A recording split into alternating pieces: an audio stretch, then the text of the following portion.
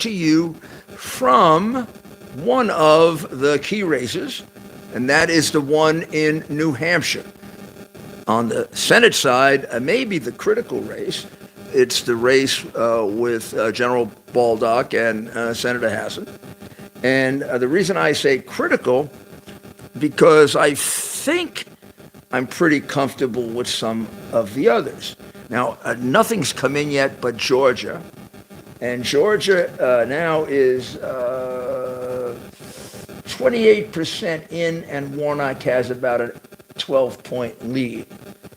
Now, that doesn't mean anything unless you know where in Georgia that vote came from.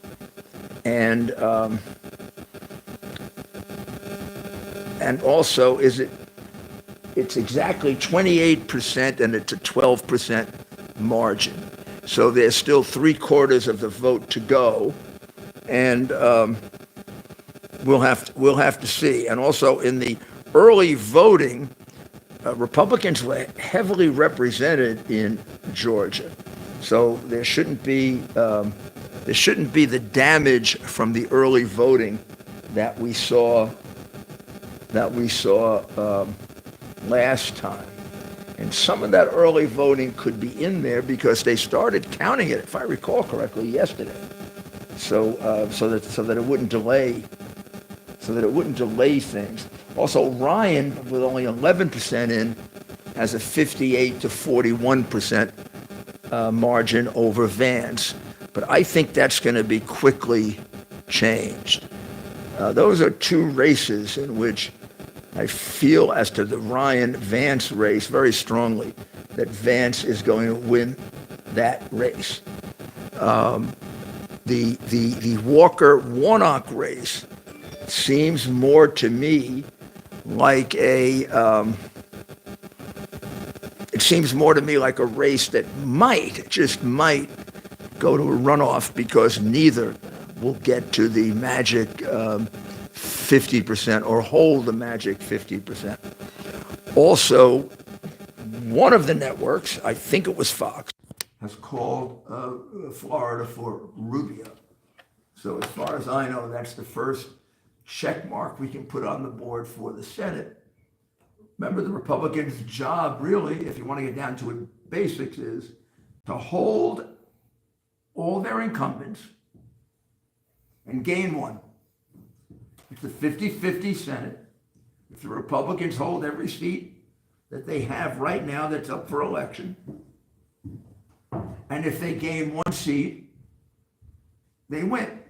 So that's why a race here is critical. If they hold every seat and they only win here as against Democrats, meaning in New Hampshire, then they have the Senate. If they win here and in Georgia, they have 2 votes then in the Senate more. So these races are all important, but they mean different things. Thanks for joining us live with America's Mayor, Rudy Giuliani, election night 2022. Polls are starting to close on the East Coast. The mayor is following all of the close races in real time. We've implemented a live interactive screen behind the mayor, which we will give you live updates as we get them. Comment below who you are and where you're commenting from. And we will be sure to shout out throughout the evening. Stick with us all night. The mayor will be following these results starting on the East Coast and heading west. Mayor, as polls start to close, what are you going to be looking for from some of these early closings? Does turnout matter? Turnout matters, but given how politics is changing, you have to know where the turnout is. For example, is the turnout, if you tell me turnout was heavy in New York City, then I want to know, what was it in Staten Island, Southern Brooklyn, Northern Queens? Was that more than the rest of the city? Because those are Republican areas that can keep down the Democratic vote. But if the turnout there was average or moderate, and the turnout in Manhattan or the west side of Manhattan, or the Bronx, or the middle part of Brooklyn. If that were heavy, then that's going to mean good news for the Democrats. So turnout can be very, very deceptive. It's who's turning out. So you have to know geography to understand that. The early voting, although dominated by Democrats, did involve the most Republicans ever. So yes, it's going to be an advantage to Democrats, but it's not going to be the advantage that it was before. This is going to be a tough election for prognosticators because there are a lot of new things about this election. This was an election also in the wake of the heavy allegations of fraud in the 2020 election. So the real issue is, does that create a certain discipline in this election so people are more careful because people are going to be looking more? I tend to think that's right. I do. And if it isn't right, then we are in serious trouble. You want to know about whether we have problems with our democracy. Well, that's what one would call a core problem with our democracy, if that's the case. So let's take a look at what we have so far. Georgia seems to be stuck at 30 votes and 12 points for Warnock. Blumenthal in Connecticut, who is expected to win, has an 11-point lead. My recollection is I thought they closed in Connecticut about 7:30. They must close early in Georgia, like at 7, for there to be 30% of the vote in, and now of course the West Coast is not in at all. So now Georgia has moved to 31%, and Warnock maintains a 12-point lead. And of course, again, that's going to depend on who that vote is.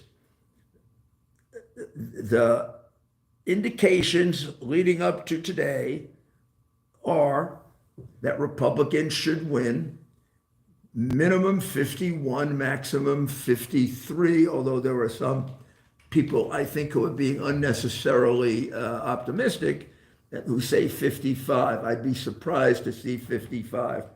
When a few of these early races are decided, we'll be able to tell how powerful, I guess the question, the way it's put is, how powerful is the red wave? A powerful red wave will carry across the country. If it's just a red wave, average one for a midterm, average one for the kinds of problems that this administration has, then it's going to, the returns are going to be a little more mixed. And the Democrats are not going to see the defeat that they worried about. Although I think, to be honest, the first and major defeat, before you get to any others and the rest is a little bit more consolation, is to lose the leadership. So, I mean, the most important question here is who ends up with the leadership? Interesting, when people vote, one of the things that I try to emphasize about people voting is you're voting for leadership. I mean, it isn't without any disrespect to any particular senator or Congress member, even the powerful senators and Congress members. The leadership is more important than you. The leadership really decides what gets voted on, what becomes law, what doesn't, what the position of the party is going to be. So, Mayor, we are tracking live results right alongside you in Georgia with 33% of the vote in.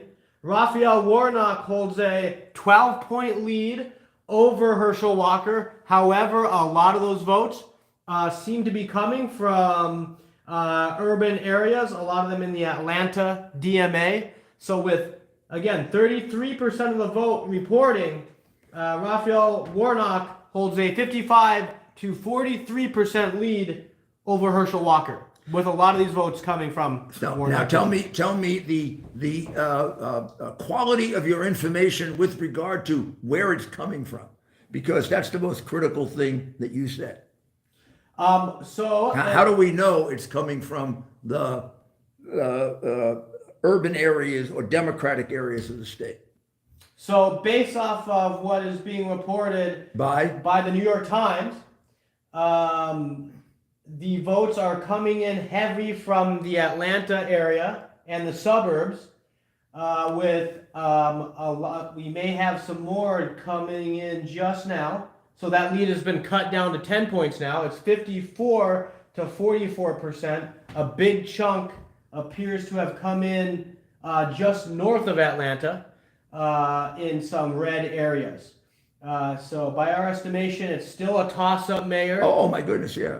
Because of where the votes are coming from. The only election that I can see that's been called right now is Rubio. Rubio has been declared the winner. in Florida. So as far as I know, that's the only one so far that's been declared. Mayor, our first numbers are coming in of Pennsylvania on the Fetterman-Oz race. Mm-hmm. So with just 5% reporting, and these votes are coming again, heavy Democrat area. Pittsburgh and Philadelphia have both reported some of their votes, only 5% in statewide. Fetterman up big, but again, a majority of these votes coming in. Probably too early to even report these numbers, but we have them up on the board behind you. Fetterman up big, but again, these votes coming from solid blue areas. Probably too early to talk about Pennsylvania. So as we look at these here, yeah, it's pretty hard. It's pretty hard.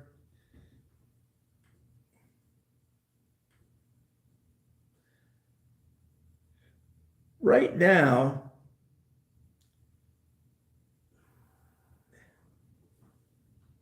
here's an interesting result. See this one. Again, still very early. Again, for example, in Michigan, just 3% of the votes in. Gretchen Whitmer with a wide lead. Probably too early to really read too much into that.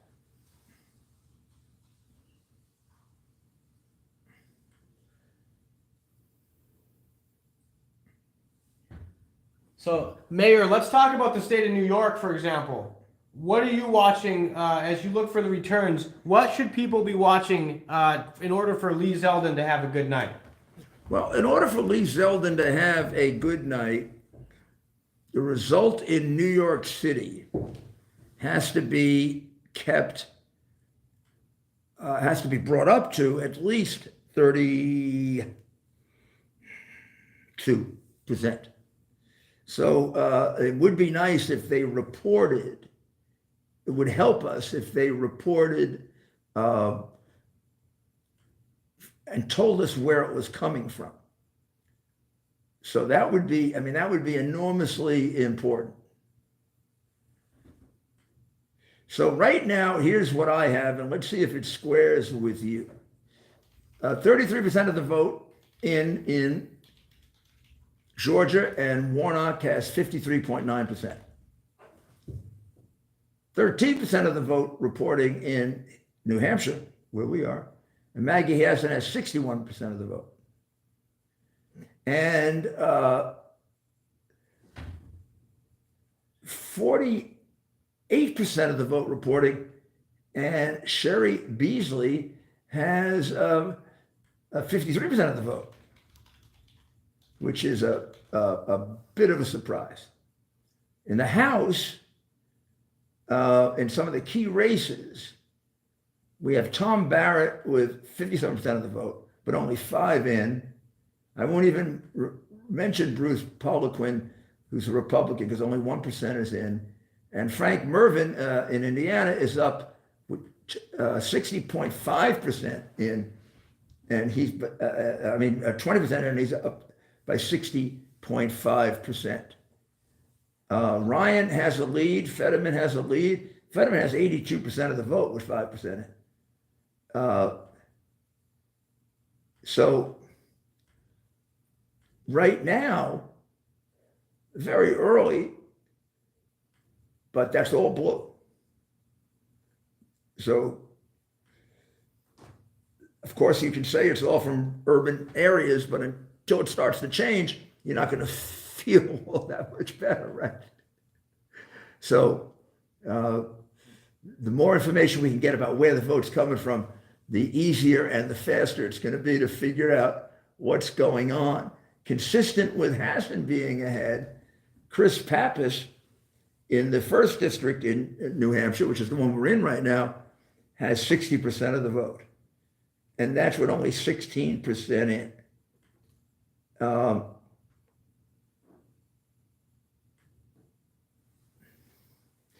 When you look at the numbers in the early returns, the Democrats are doing very, very well. Now, some Republicans that are doing well with even less of the vote in, but two very critical races. Alan Fung, only 9% of the vote in, has 56%. But now the vote in, oh my goodness, the vote in Virginia with 33% in, Jen Kagan has 57.8% of the vote. Of course, that's against one of the January 6th committee members.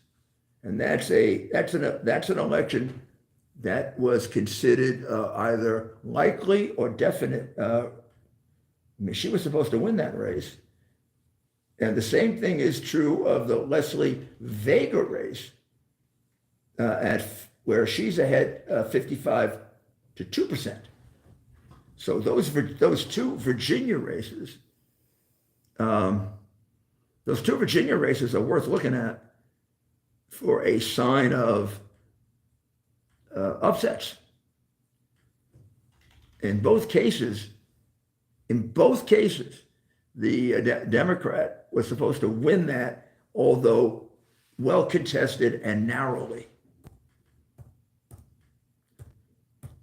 So you see if you can get a little more on where it's coming from and what we have up here right now.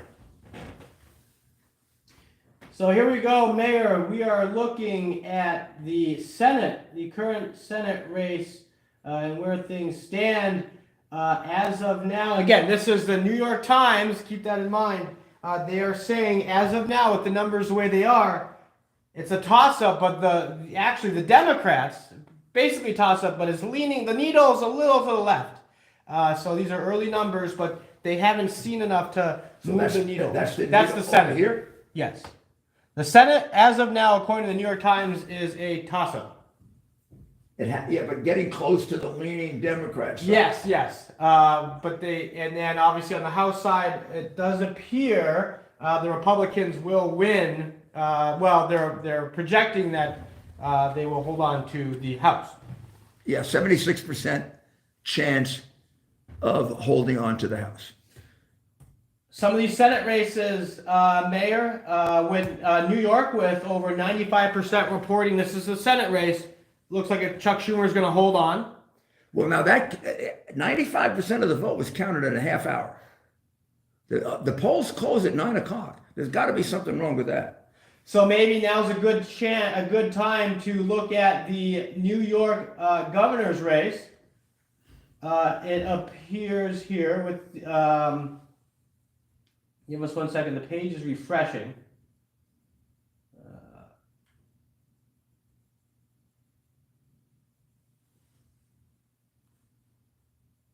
We do not have numbers yet for the governor's race. However, it appears that the Senate race, they're doing. So in New York, some of these polls are still open. So probability of winning, they're saying. 98% has to be in the Senate. No, it's not in yet. That's the percent of Chuck Schumer holding onto the seat. My apologies. Okay, so as far as where some votes are coming in, we can now say in Georgia, 37% of the vote is in, Mayor. Maybe New Hampshire with 14% of the vote. We'll take a look there. All right, is that on the board? It is on the board. Here we have with 14%. Here is the Senate race in New Hampshire.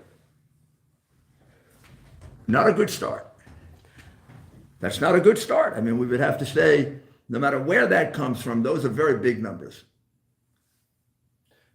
Big numbers for Maggie Hassan, Mayor. These votes that are being reported, they're coming in from Manchester, Concord. Hold it, go slow. Okay, Democrat. Pretty much Democrat. That's the capital. Go ahead. Nashua. Leaning Democrat. And over in Dover on the East Coast. Okay. They are not the Republican part of the state. In fact, all of the votes right now that are in are coming in Hassan's favor, or is bringing in. As you see, all the blue areas on your left, and the outstanding vote, a lot of red areas left. So it might be easier if you could show this to me here, so I can see it and not have to turn around and look away from the audience. Sure. Is there a way we can do that? Yes. Yes, there is. Because right now I'm looking, and before you, as you set that up, I'm going to tell you a little something about Virginia that could give you a little insight if it turns out the way I think. So the two races in Virginia that were bellwether races were Kiggins and Loria in the second district in Virginia. Both Navy veterans. Loria is on the January 6th committee. She's a seems to me to be one of the Democrat hysterical members who believes that she's investigating one of the worst insurrections in the history of the country, which would be the only insurrection in the history of the world where people didn't carry guns. But in any event, she was supposed to win that race. She was supposed to win that race by a little bit. It was a tough race. Kiggins is beating her right now with 60% in by 12%. That's a big number in Virginia. That district, don't remember if it's a +1 or 2D or +1 or 2R. Very close district. I believe it voted for Biden last time. The Republicans winning that by 12% in Virginia. Now, remember, Virginia is also the epicenter for the battle with the parents. If these two races I'm looking at right now come out this way, Virginia may be moving more from purple to purple almost becoming light red. Because also in the other critical race of the other critical race where Yesley Vega is running.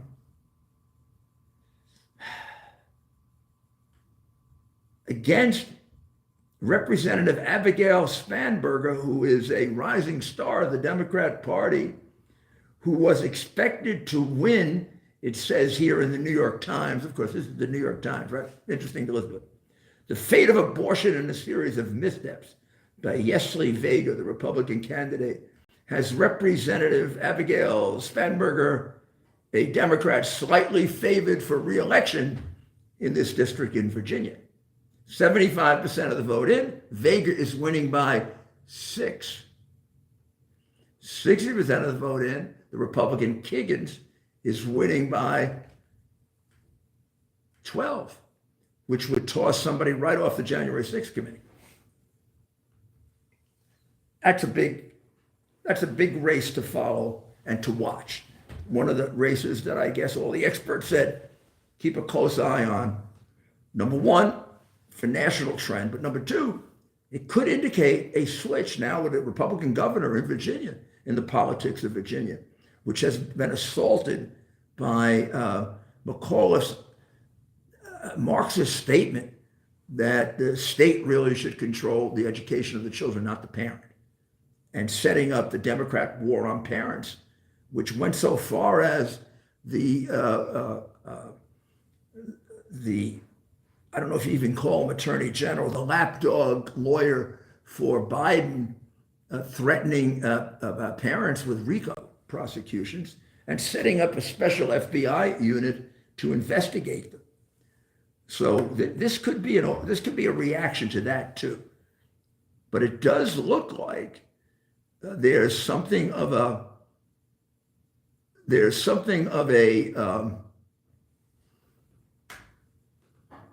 I guess you would say a movement back to Republicans.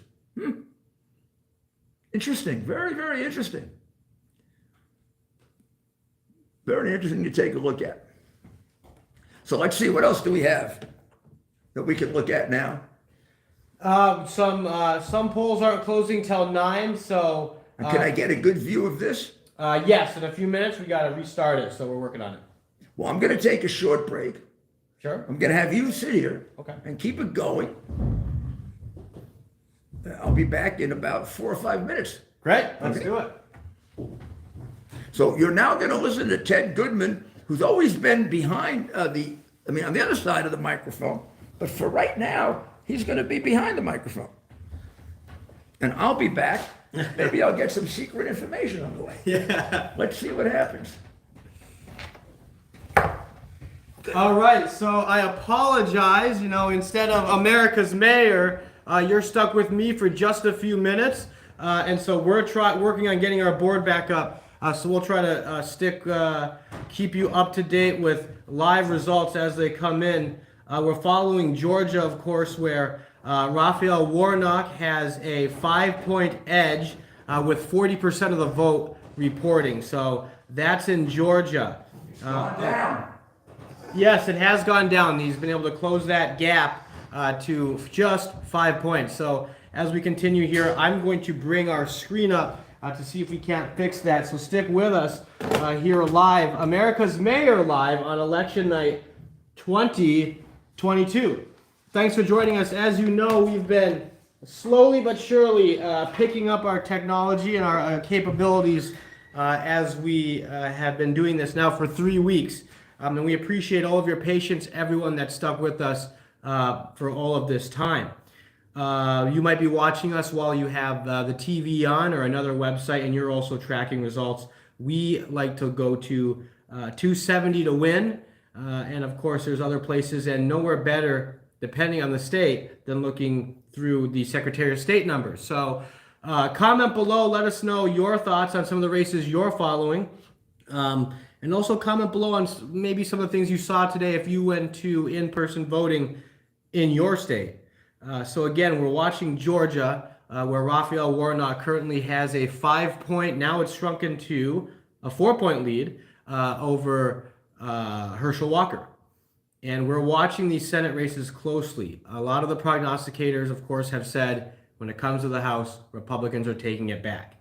The Senate has been the one we've all been closely watching. And of course, as we move along here east to west, a lot of polls close at 9. We head west. You start to see some closing at 10, and then 11, of course, on the west coast. As we watch for these results, it'll be interesting to see the numbers and the turnout and just how many Republicans are coming out to the polls, because if you look at that in some of these early states, even states like, for example, Indiana or Kentucky, yes, there may not be contested races in those states. However, based off of turnout, compare turnout from 4 years ago and 2 years ago, and looking ahead, compare those turnouts to this year. That can kind of tell you what kind of night we're in for the rest of the country. If a lot of people are coming out and the numbers compared to 2 and 4 years ago are high, even in states like Kentucky and Indiana, that tells us there's going to be a big turnout and voters are coming out and voting against the party in power, the Democrat Party.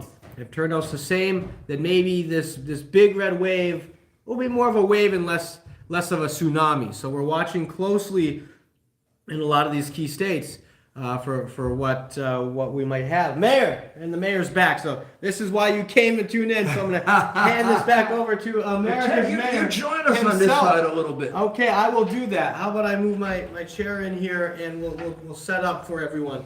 I want you to take a seat and fill them in. Let me get the board back and fill that up. Get that back up and running. Would you rather move in closer to here so you're near the board? Yes, let's do that. I'll sit here and then you'll move over. There we go. I'm gonna move the chairs, and We're doing this as we go here, folks. And again, thanks for joining us and sticking with us. Tell them where we are. We're in a wonderful barn in an undisclosed location in the Granite State in New Hampshire. Yeah, we're in the woods. We are out in the woods as well. So thanks We're close again. to Manchester. We're within striking distance. We're within striking distance of the headquarters for both candidates. Some great candidates in New Hampshire, of course. Dawn Bolduc at the Senate level, and Caroline Leavitt, who, if and when she wins tonight, will be the youngest congresswoman ever elected. So as we look here, So we're going to use this rather than the. we're going to get this back up and running in a minute. It's taking a second to reboot. In the meantime, we're following this. But yes. So let's see what we have here on the Senate results so far. I'll bring this closer to here, You put that on your side. and we can take that out for now. So let's see what we have so far. 14% in New Hampshire, right? Yes. That's what it says here, 14% in, just 14% in New Hampshire. So we're not going to get much of a read there, right? Not quite yet. Thanks again for joining us. Comment below on where you're tuning in from and what you're seeing in your neck of the woods. Of course, a lot of polls are closing or have closed. 9 p.m. we'll see another host of states close their polls. And if you want to get a larger read for the night, kind of look at turnout. Whether there's a competitive election or a competitive race in that state isn't necessarily what you're looking at. You're looking for how many people are coming out and voting to really show you what kind of red wave we may have. Is it going to be kind of a little wave, or are we talking tidal wave? So let us know what you're seeing. And again, thanks for joining us. Nobody works harder than America's mayor when it comes to getting out the vote and getting out the truth on what's happening and talking to real people, real voters each and every day. I mean, since we've started this program just a few weeks ago, right, our main focus has been this midterm election. And there's so much more we want to talk with the mayor about, and of course his past as a crime fighter and his time as mayor and just so much. But I think my past as a crime fighter has become much more relevant. I think so. Somebody's got to fight crime. Someone's got to fight it. And, I don't want to make this all about the mayor tonight, but This isn't about the mayor. No, This is but- about the races that are going on. right now, tonight, So and this is their Hassan focus. Hassan is now 61-37, but with only 15% of the votes in New Hampshire. And it looks like it's from the downstate part of New Hampshire. Tell folks who aren't from New Hampshire what The that means. downstate part of New Hampshire would be the more Democrat part of New Hampshire. Think of it as closer to Massachusetts and therefore influenced by a good deal of cross-pollination with the socialist state of Massachusetts. Hard to understand, though, when they come to live free or die state where there's no income tax, how they remain Democrats. Sure. Because they probably left Massachusetts because Massachusetts is stealing their money. Sure. Massachusetts is one of those close to 50% where the government takes more of your money than you get to keep, which makes it, to me, always a socialist. And then talk about Vermont. Enterprise. How is Vermont different than New Hampshire? Well, Vermont, first of all, in terms of the economy of Vermont, there's two different economies. And New Hampshire is one of our stronger economies in the United States, and Vermont's one of our lowest economies in the United States. Vermont is entirely socialist. And Bernie Sanders, the home of Bernie Sanders. And New Hampshire is, even on the Democrat side, a free enterprise state. And it's kind of like, not as stark, but it's like the comparison you could make between East and West Berlin. in East Berlin, people were starving, but communism was wonderful. And all our young people are taught now how wonderful communism under which people starve is wonderful. And people in West Berlin, it was one of the leading economies in Europe. Well, New Hampshire is one of our more successful economies in the United States. Low unemployment, very, very solid wage base. Vermont is falling apart and has very high taxes and an enormously self-important, typical liberal elites. Two different places, and right across the border from each other. I mean, one believed in dictatorial mandates, and the other didn't. You could go back and forth with the whole thing. And right now, it remains at 15% in, 61-37 here in the state of New Hampshire. We take some of that. Okay, so now, Mayor, we're going to get this up and running again behind me, so I don't want to be in the way of that. The big board. So we're going to get that up and running, everybody, so you can follow along with us. And of course, we are watching live results here. We're using the New York Times website. Of course, we know there are others that are just as good, if not better. We kind of like how the presentation is here, so we'll stick with it. But we are fact checking everything we see. We'll look at several others. You can begin with the Senate races they're expected to win. So the Democrats say that the Times says the Democrats are expected to win, and I think we have to agree with this, right? In California, in Hawaii, in New York, and in Oregon. Although there may be a race for governor in Oregon.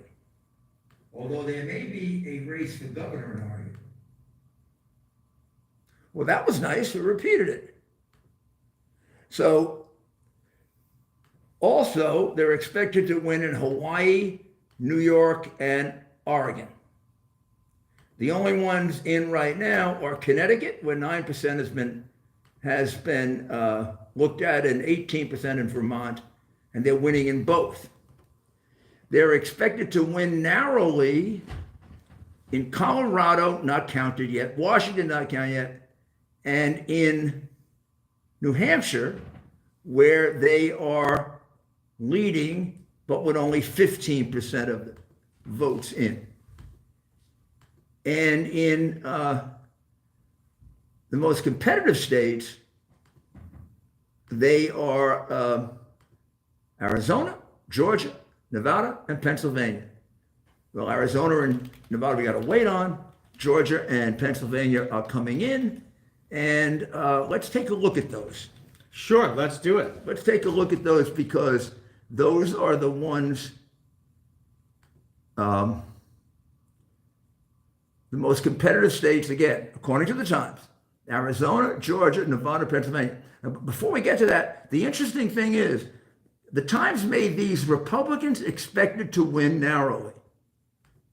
So Florida, they were expected to win narrowly. 87% of the vote is in. Florida is in the bag. And they didn't win narrowly. They won big. So they outperformed the Times expectation there. Sure. So Florida is over. Okay. North Carolina, is that over yet? North Carolina with 60% of the vote in, and now this is a Senate map with 60. Let's see, North Carolina. So the North Carolina Senate race. It looks like the Democrat is up 2 points on the Republican Ted Budd with 60% of the votes in a state like North Carolina. Of course, really matters where those votes are coming in from. That matters a lot. That's not, 2% is not decisive. And and the Times, we'd have to say, in the case of Florida, they were wrong. Republican was expected to win narrowly. Republican won big. In the case of North Carolina, it looks like if the Republican does win, it'll be narrowly. So they were right about that. And then they listed Ohio as a state where the Republican would win narrowly. And 34% of the vote is cast there, and the Democrats ahead by 9%. Oh, wow. Which is not good news. Every state the Republicans were expected to win easily, they have double-digit leads in. So it doesn't look like the only one that I can see here, because this, you got to see what they're going to give back, right? Will the Republicans give a seat back? In which case they have to win 2. Missouri, Republicans were expected to win Missouri easily, and right now the Democrats ahead by quite a bit, it looks like. Mayor, why don't we do a quick update on some of the key Senate rates and get your live reaction? How does that sound? Yes, sir. Let's start with New Hampshire with 16%. Now, who are we looking at? What map are we looking at? Senate race only. We're looking at the New York Times up-to-date map. We can have it right here so our viewers can tune in and watch behind us if they can see it. New Hampshire, 16% of the vote is in. However, it is too close to call. Hassan is up, but too close to call. How do you feel about that race right now? I think it's too early. I think that I think if I were a Democrat, I'd feel good. You always like to be ahead in the early voting, but again, it can be illusory. It could definitely be illusory. In Georgia now, we have about half the vote in, 49%. Raphael Warnock holds a slight advantage to Herschel Walker, 50% to 48%. Okay, now extremely important. Remember early on, Warnock was ahead by 12 points at about 22% of the vote, which means that the vote has shifted. 50% is the magic number. Below 50%, you have to have a runoff. Now, once again, it becomes a question of where did the vote come from? So that vote is, give me the vote again. About 49%, and Warnock at 50%, and Herschel Walker at about 48%. Those votes are coming in. Let's see if we can look exactly where those. Do they give you a map? They do give us a map. We do have a map. This is early voting. So when most of the vote reporting so far is early. So this is early voting, and that is favoring. Well, we have 58% is not early. 49%. It's still not early. Is that a map of the 49%? Yes, this is a map of the early vote, and obviously it's all Atlanta is coming in and Augusta are coming in heavy for Raphael Warnock. So Warnock is up, but there still appears to be a lot of spots where Herschel Walker can gain some ground when it comes to Georgia. Right. So Georgia, still too close to call. Warnock with a slight edge. Pennsylvania, just 9% of the vote is in. And with 9% of the vote, Fetterman is up 75% to 23%. But here's an example where these votes are all coming in from Philadelphia and Pittsburgh. Right. As we move here, like you said, Florida has been called. Let's talk about some of the races that have been called. You want to quickly go through that? Yes, good.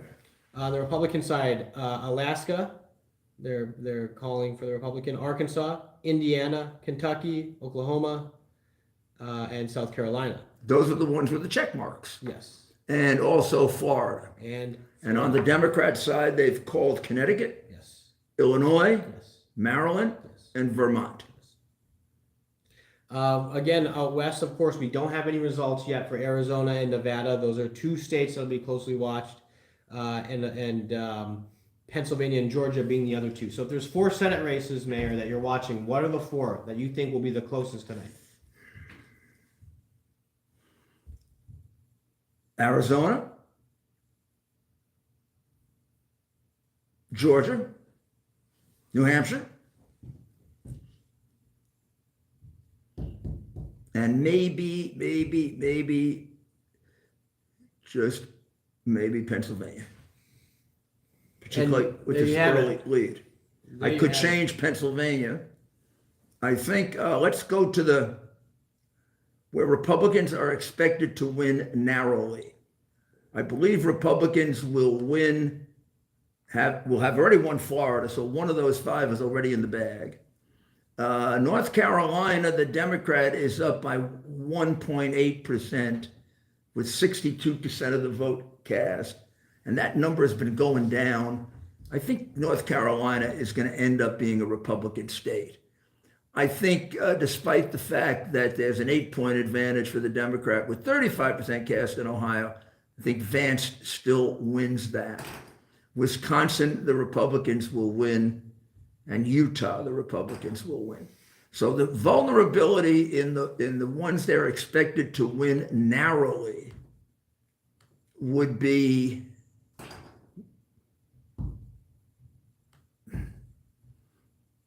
probably still Ohio.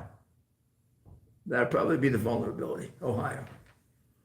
Thanks again for joining us. Comment below where you're tuning in from and any questions you may have. We're going to stay on longer tonight than we usually do. Of course, this is exciting. And the 9 p.m. hour, as the mayor knows from experience, that hour we can often start to see some results take shape. Is this correct, Mayor?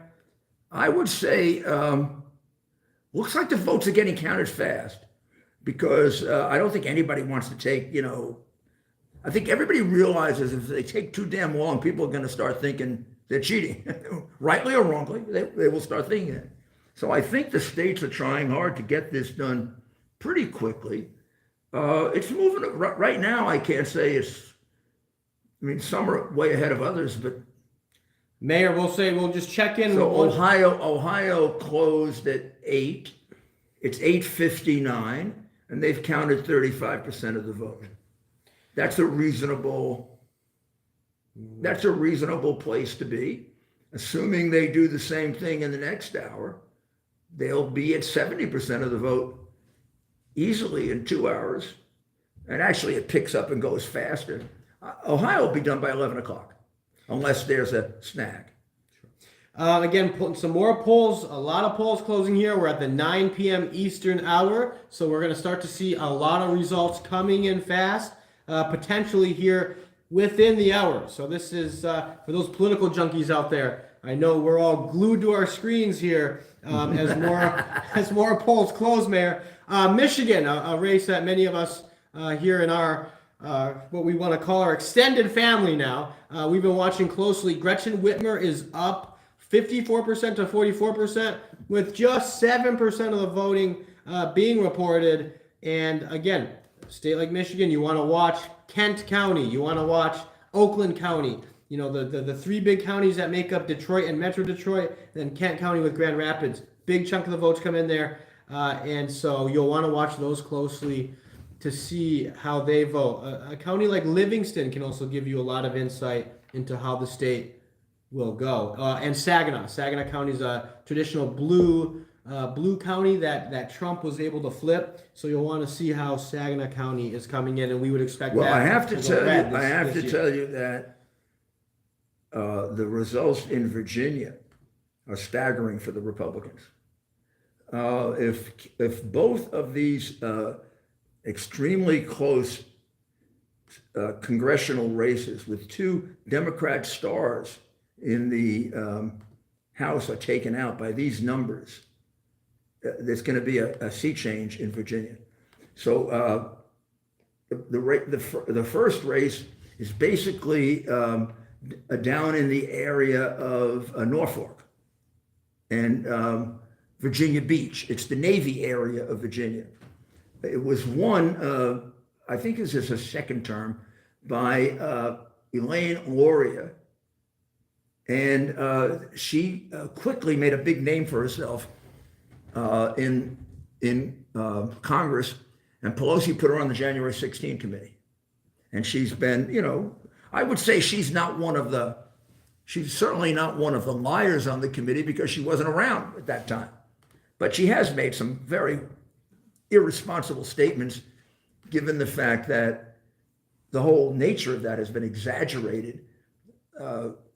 Yes, there was a core of wrongdoing, But the core of wrongdoing was no guns were brought there, nobody was shot except for Ashley Babbitt. Nobody's paying attention to Ashley Babbitt. You would think if this Lauria person were the patriot she claims to be, she'd be insisting that they investigate Ashley Babbitt. But in any event, she's a star, a Democrat star. She is now losing by over 11%, with 65% of the vote in. And it looks like... Of course, that's Elaine Lauria taking on Jen Higgins, who is also a Navy vet. She is. There are 5 counties, and Higgins is winning in. I'm sorry, there are 6 counties. Higgins is winning in 5 of the 6 counties by numbers like 11%, 27%, 33%, 40%, 43%. The only place Lauria is winning is in Suffolk County, which virtually encompasses the cities. So these are the numbers here that we're talking about. Virginia's 2nd congressional district with Elaine Lauria, who joined the January 6th committee, is now trailing challenger Jen Higgins, who's ran an amazing race.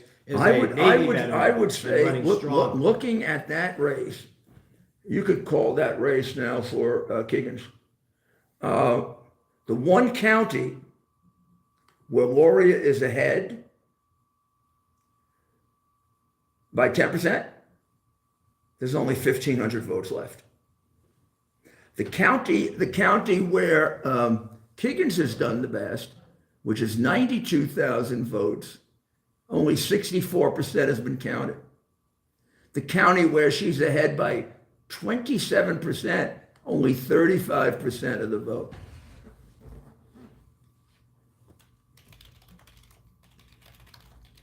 So once again, I don't know if I've explained this to you correctly, there are 6 counties in the Virginia Beach area of Virginia in a critical county and a critical congressional race.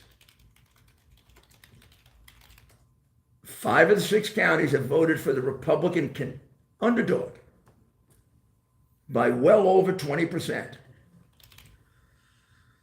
They haven't been fully counted yet. The one county that Lauria has won by 10%, 95% of the vote has been counted.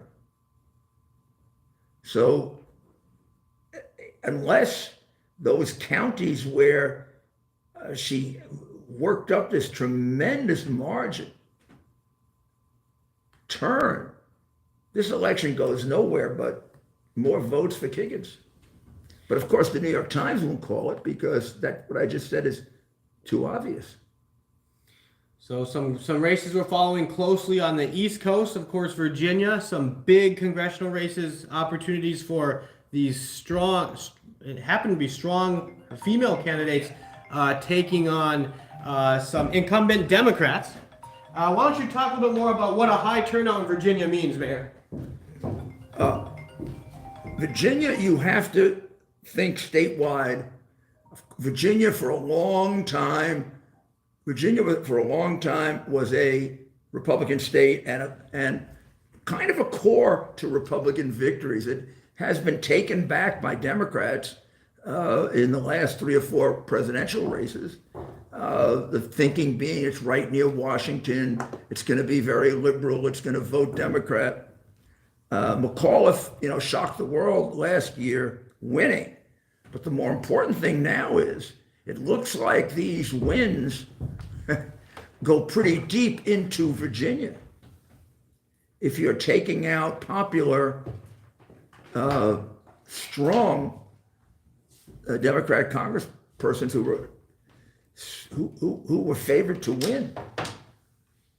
And these were strong incumbents for the Democrats in Virginia. I would say those were their 2 strongest members in Virginia, particularly Lauria. I wonder how much of a price Lauria is paying for the irresponsible statements she's made on the January 6th committee. And the margin has now gone up. Higgins was ahead by 10 votes. She's now ahead by 12. Here's another vote coming in. And we go to and she's winning by, again, 11%, with 67% of the vote in. All right. Thanks again for joining us. And may I say, with the remaining vote coming almost exclusively from her counties, it would have to be some strange occurrence for this election to go some other way. Thanks again for joining us, Mayor. We are breaking records in terms of the number of viewers we have. Of course, we're in just week 3 of America's Mayor Live, featuring America's Mayor, Rudy Giuliani. And tonight we are covering the election results, live election results coming in across the country. A lot of polls closing on the East Coast. As we get into the Midwest and the Central Time Zone, let us know in the comments below, what's the biggest surprise so far? For those of you who follow this as closely as we do, any surprises so far? What are you seeing in your neck of the woods? The surprises are so far big picture, explainable, and we got about another half hour before they get explained or not. The New York Times actually provides, and this would be very useful because they don't like to provide information like this, that the Ryan lead over Vance and the Warnock lead over Herschel, which may now have changed, by the way. I'm not sure if he still has that lead, is caused by the fact that almost all of the results in Ohio came from disproportionately Democrat districts, and that the votes that remain come from overwhelmingly Republican districts. Very similarly in Georgia, because of the obvious situation that rural counties, unless something funny is going on, will generally report slower than urban counties that have more automated ways of counting. So let's see what is the overall vote in both those places now, in Ohio and in Georgia, because we're coming up to 909, which means a whole group of other results will be coming out, including my hometown. So that's right, Mayor. So in the Ohio race, 41% of the vote is in. Tim Ryan maintains a slight advantage. Now, this is a 10 to 12 point lead that's Yes. become a 2-point lead. Yes, that's right. It's now closing in. We got to put that on something. And we'll put the phone on mute. Tim Ryan holds about a 2-point lead and some change, but it's closing. And I think, as the mayor had said, a lot of these votes starting, a lot of the votes that are coming in from Columbus, Cleveland, Cincinnati, that may show a Tim Ryan early advantage. But as more of the votes come in from the rural and suburban areas, that closed very, very quickly, as did the, and we'll look at Georgia, because I think Georgia and Ohio are going through the same thing at the same time. It's interesting to look at them together. And of course, they're both critical states. That's right, Mayor. So with 59% of the vote in Georgia, Raphael Warnock maintains a 4-point lead, about 1.3 million votes to 1.2 million. Again, that's with 59% reporting. So yes, there's still a big chunk out there, but there's, now we're down to 41% remaining. What are your thoughts? You feel that you'd feel very comfortable in the Walker camp at this point, or now are you starting to think, okay, when are we going to continue to gain ground here and close the gap? I like the closing. I mean, it was 11, 12 points, and it's now 4. But Walker's got to get to 50, and you have Chase Oliver holding almost 2% of the vote. What it looks like now, the chances of nobody getting to 50 starts to increase. So if Chase Oliver, the Libertarian, can maintain about 2%, I'm sure. That could be enough to keep either candidate. Let's assume that Walker closes a little more ground, as he has. He's closed a lot of ground in the last 25% of the vote. That's right. Now, if he closes as much ground in the next 25% of the vote, he's going to go ahead. Sure. If he doesn't, and it gets close, then they're both going to slip below 50%. That's right. And then nobody is going to be at 50. So you have to look at the Walker-Warnock race two ways. Can anybody get 50? Can we get to 50? I would say right now, if you had to make a guess, that may be where that race is headed. So again, the two states we're closely watching, we've been talking Here comes about some the more last few votes. minutes, Let's is see which way it went. Georgia and Well, Ohio. New votes just came in, Mayor. Some more for Raphael Warnock, some less for Walker. So Warnock's sitting pretty here with about a 4.4 point lead. He gained a little bit. He gained about 0.1%. Gained a little bit there. Still a lot of outstanding votes. And again, we do feel a good amount of votes in Georgia that are outstanding. Maybe Walker-friendly areas. Yeah, there's no question about that. That Walker. There's no question that 51.3 and 46.9 is going to close. But the real question becomes now, if it closes, Warnock goes below 50. Does it close enough so that Walker goes above 50? Or do they both get down to 49-49? That's right. And if this guy starts to pick up some votes, that'll be a killer. So it looks like now Walker made a teeny increase in votes. He did. It does appear that. So he picked up about 0.3%. So he's every vote counts. And what's the percentage in? 59% of the votes in. Okay, there's a long time to go. go. A lot of vote left, so we'll be hanging tight when it comes to Georgia. And again, in Ohio, it does appear, you'd much rather be J.D. Vance right now than Tim Ryan.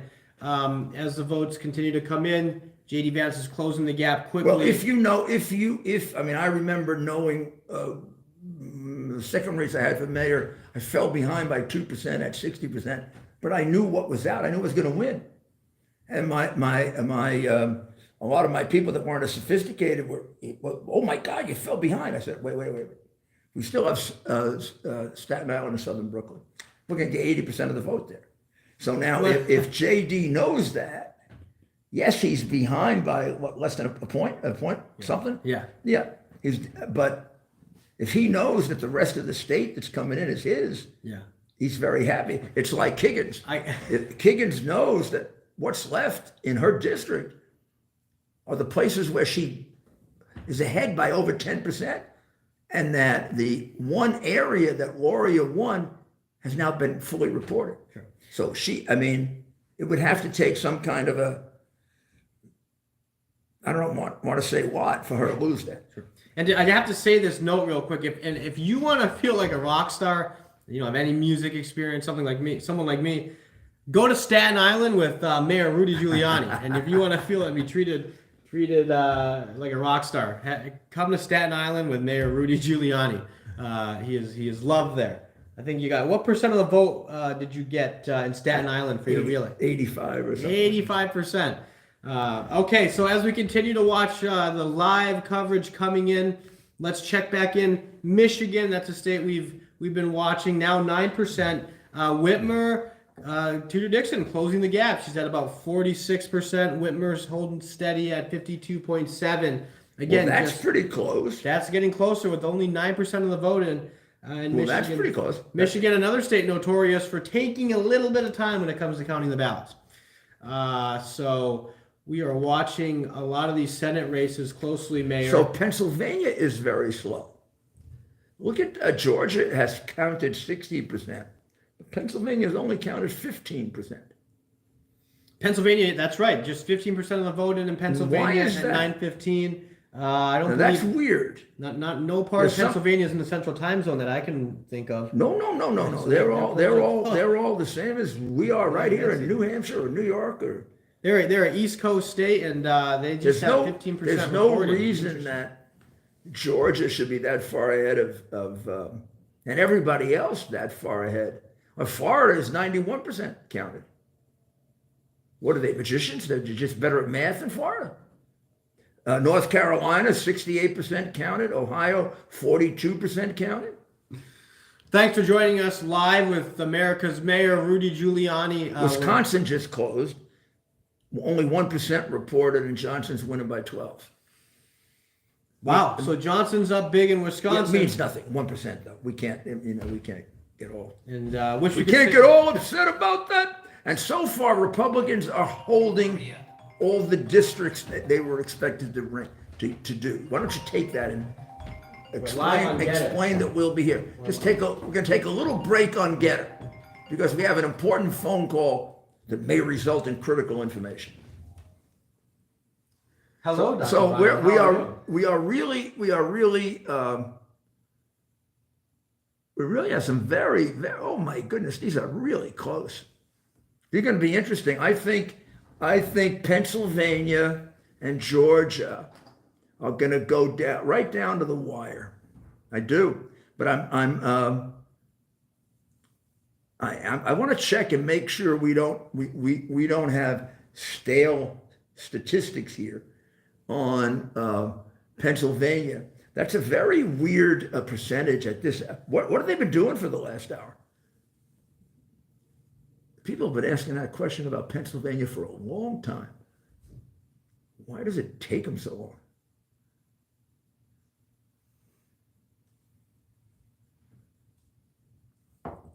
Well, if you want to know where we are right now in terms of elections called and seats held in the Senate, we have 41 Democrats and 40 Republicans. That's what we have. I don't know if you can see the one in back of us, ladies and gentlemen. Dr. Ryan. This is probably one of the most interesting charts to We're look still at. live on the air. And it will become we have more viewers than we ever had. It'll become extremely important. Okay. I will let him know. I'll let him know. Come on over. Okay. We'd love you to come here. Okay. Everybody should come here. This is a much better place than any place. Got it. We got more information than anyone. All righty. Sounds good. Thanks, doctor. All right. So as we Is she going to come? Nope. She is at the party, and we are obviously invited. We're going to interrupt the party. Let me have the phone. She's off the phone. We'll get her back. Okay. I like that win. I like the win in Florida. Wasn't he supposed to win close? Rubio? He won by 16%. I wonder what DeSantis won by. We got to go see what DeSantis won by. He probably wiped him out. North Carolina, the Republican has pulled ahead at 70%. Wisconsin just changed. Remember I told you? Just changed, and the Democrats up by 41%, with 2% of the vote cast. I don't think that's going to remain.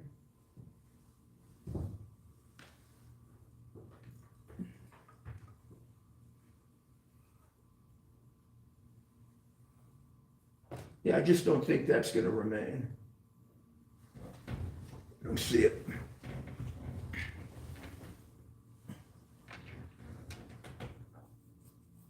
Well, let's take a look at some of these.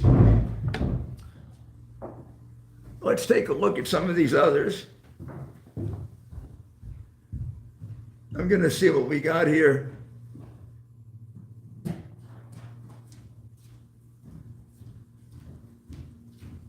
think it's time to see some of the others that have come in.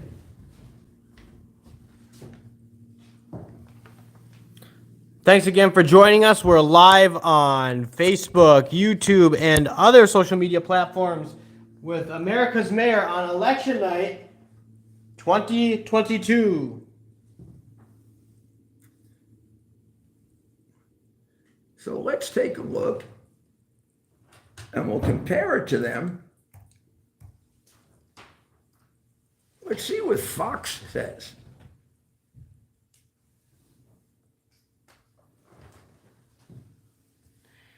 And let us know what apps you are tuning in on. And Ryan has pulled ahead. Ryan has pulled ahead by a point. Barnes is leading Johnson by 19 points, but only a few in.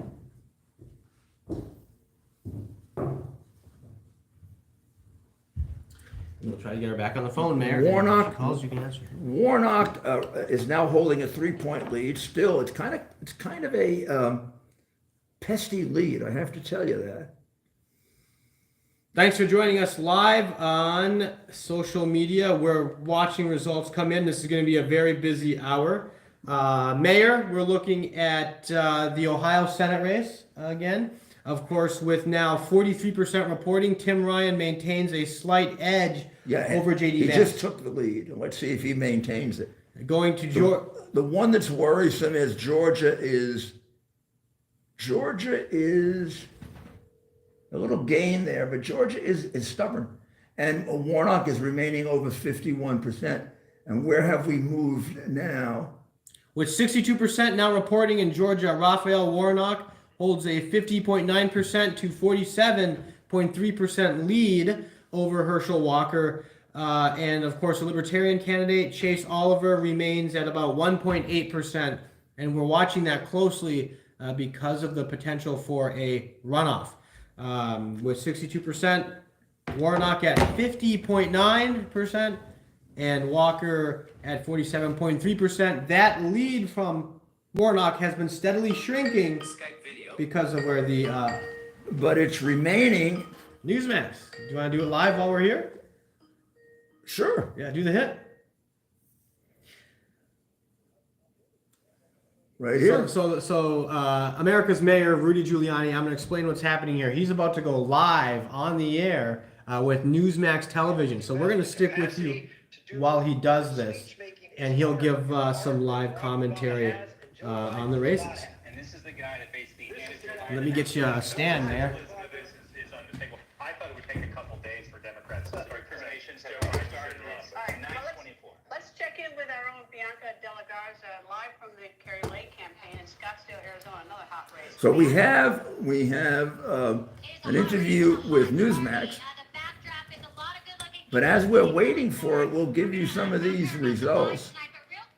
Barnes still up by 4, which is getting to be an issue with the 50% because Ryan has taken a lead. Walker's still at only 47.4. Looks like Blumenthal will beat Levy, although she put on a great race. She's got 43% of the vote. We'll take one more look at the. They remain this. I mean, the one to keep looking at. The one to keep looking at is that Warnock race. Because again, as the opportunity to gain votes narrows, the opportunity to get to 50% shrinks dramatically. 4% in Wisconsin, and Barnes is winning by about 4%, which has narrowed it substantially. Thanks again. Bud is now taking the lead over Beasley in North Carolina, which is what people expected. Bennett has quite a big lead in Colorado, with just a few votes in. They haven't started counting in Utah, Washington, or Alaska yet. Bud has taken a bigger lead in North Carolina now. Fetterman has a substantial lead over Oz. And we'll go through this one more time, and then we'll take a look at the House, just to see. I'm trying to see if that Warnock thing moves at all, and it doesn't. So we're looking at the Warnock Senate race again now with 62% reporting. Warnock sits at 50.7%. Herschel Walker coming in at 47.5%. And that's with 62% reporting. Warnock now with about a 90,000 vote lead. Probably you can chalk that up to the power of incumbency. And of course, say what you will, but Raphael Warnock hasn't ran a terrible race, right? I mean, compared to some Democrats, I mean, He's been very quiet. he's been quiet, which as a Democrat this Looks cycle like may have been the Barrett best and strategy. Slotkin in Michigan. Barrett's got a nice lead. Well, that's interesting. So we're watching closely. Waller is beating Maloney in New York by 1%. Of course, that's very, very tight. So we're watching some of these House races now. Of course, there's just so many of them, right, all across the country. But some of the ones we've been watching and following, the Barrett-Slotkin race in Michigan, one of the most expensive races in the country, considered a bellwether district. Tom Barrett, a combat veteran conservative state senator, appears to be slightly up on incumbent Representative Alyssa Slotkin. And that's a race people are watching closely. A lot of money has been spent It looks there. like Salazar has won in Florida over Tadeo. That was a race people were looking at That's right. quite closely. That's right. So let's check in now while the mayor continues to watch for these results. Let's look back at Michigan, see if we have any updates there. And Mayor, just every once in a while, make sure you're paying attention to this screen in case they call our name. I kept it a little lower. Because Yes. Well, how do we know they're going to call our name? So maybe we'll turn up a little bit, but I want, we're staying live with our viewers here. As this is a very important hour, but we want to make sure. So Charlie Crist defeats, Ron DeSantis defeats Charlie Crist. That looks like a pretty big win. Let's see if we, just for the heck of it, get the percentage on that. For those of you who can't see, the mayor is going to go on Newsmax here shortly. And so there's a camera right there for that. And They haven't given us the... So he's about to go live. So, we're multitasking here tonight. Thanks for joining us. Of course, a lot of you have been with us from the start. We are kind And of if you building have this races rocket you ship want as us we to go. pay attention to, Comment, and we're watching the chat. The mayor can see the chat just right tell here. us right over here, and we'll put them in our my races, and we'll keep a watch on those. Somebody said, my goodness, why are you trying to blind poor Rudy with all that unneeded light? Well, for those that don't know about TV, why don't you Well, I share need with it. them? I need it for. Is it better this way? Yeah. What is it? Right? Is it better that way? You let us know. We turned off the light. People were getting No, very concerned. We turned it that way. We're going to turn it over that way. Okay. Sometimes it's best when you turn it in back of you. That's all right. What do you That's think? right. Turn that away. What do you think of that? That's right. That is right. Now I know how he feels, right? The bright, shiny lights. Oh, that's America's mayor. He's used to these lights. Come on. We're doing this from a rustic barn in New Hampshire. We're doing it and we are enjoying ourselves. I have no my races down. So let's look at these hot races. And let's see if they're calling us here. We see the anchors are now on texting, so I feel like they might be ready. Oh, would they like me now? Hello? All right, they're quiet. That's good. We'll come back on when they're ready. Okay. Hello? Can you guys hear us? Oh, Warnock just dropped down to 50. Yeah, we can hear you. 2. Now, Warnock has just dropped down to 50.2. Just let the mayor know when you're ready. He's going to interrupt a live stream he's doing to come on live with Newsmax. The last 40% may become an exercise in can Herschel get to 50? Isn't that interesting? Very, very interesting. So I just noticed here, you might want to pick it up if I go on here, that finally Warnock is down to 50.2, which means he's only 0.2 of a point, falling below 50%. If he falls below 50%, he just went down another. Oh, now it's getting very interesting in Georgia with about 64%. So now they're one. Haley from Newsmax, we got to answer this one. Now they're one. We're on. Haley, we're on with Newsmax. We're on right now. Oh, amazing. Then bye. Okay, bye. Hi. Are we on? Well, that's me in the corner there. How many minutes before he goes live, just so we're prepared? That's a close one, 50.2. How many minutes before he goes live? Okay. So bear with us, folks. The mayor's in high demand. We've done a lot of local media and national media today, and we want to stay, try to be accommodating so folks can hear from the mayor, but we don't want to give up on our live stream and what we've been doing with all of you. So thanks again for dealing with us throughout the last few weeks and sticking with us. This is kind of like building a rocket ship as you're taking off. We're doing it as we go here, but the mayor, with all of his experience and knowledge, right? We didn't want to waste any time in getting this thing up and on the air. The mayor just has so much to say. So we're going to be quiet here for a minute. Well, we put it up. Is that as loud as it goes? Yeah. And we're going to tune in here as the mayor does his Newsmax. We don't have a microphone stuck Leading in into it. tonight, both Republicans and Democrats made big pushes in their closing arguments, but which side made the better play? Let's bring in Republican strategist Aaron Perini and Democratic strategist Bill Caruso. All right, Aaron, who did the best job closing this out? Well, I think it's very clear that Republicans had the stronger message closing this out. So we're not on Newsmax yet, but we're keeping that open, and so we are ready to go. Thanks for joining us. We're following some of these races very closely here, and some of these races are getting very interesting. Of course, we have the Georgia Senate race with 65% of the vote in. Warnock sits at about 50.3%, and Walker's at 47.9%. And that is with 65% of the vote in. As we shift over, we've been watching, of course, Ohio as well, where J.D. Vance has now taken the lead with 52% of the vote in.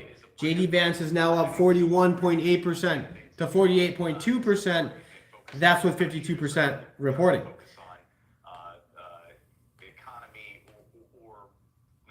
As we continue to look at some of these close races that people have been watching, let's take another look at Michigan. Of course, the Michigan gubernatorial race is one people have been watching with all the lockdowns under Whitmer and the strong race being ran by Dixon. With just 10% of the vote in, just 10%, Whitmer holds about a 6-point lead. Now, in a traditional year, that's something that we would expect. In 2018, when Whitmer's first race, she won that mayor by about 8 points. So, coming in as an incumbent with the Democrat Party, they portrayed her as this, potential next president. Yes. So where have they voted so far? Do we know? They may have asked. Did you ask for the mayor?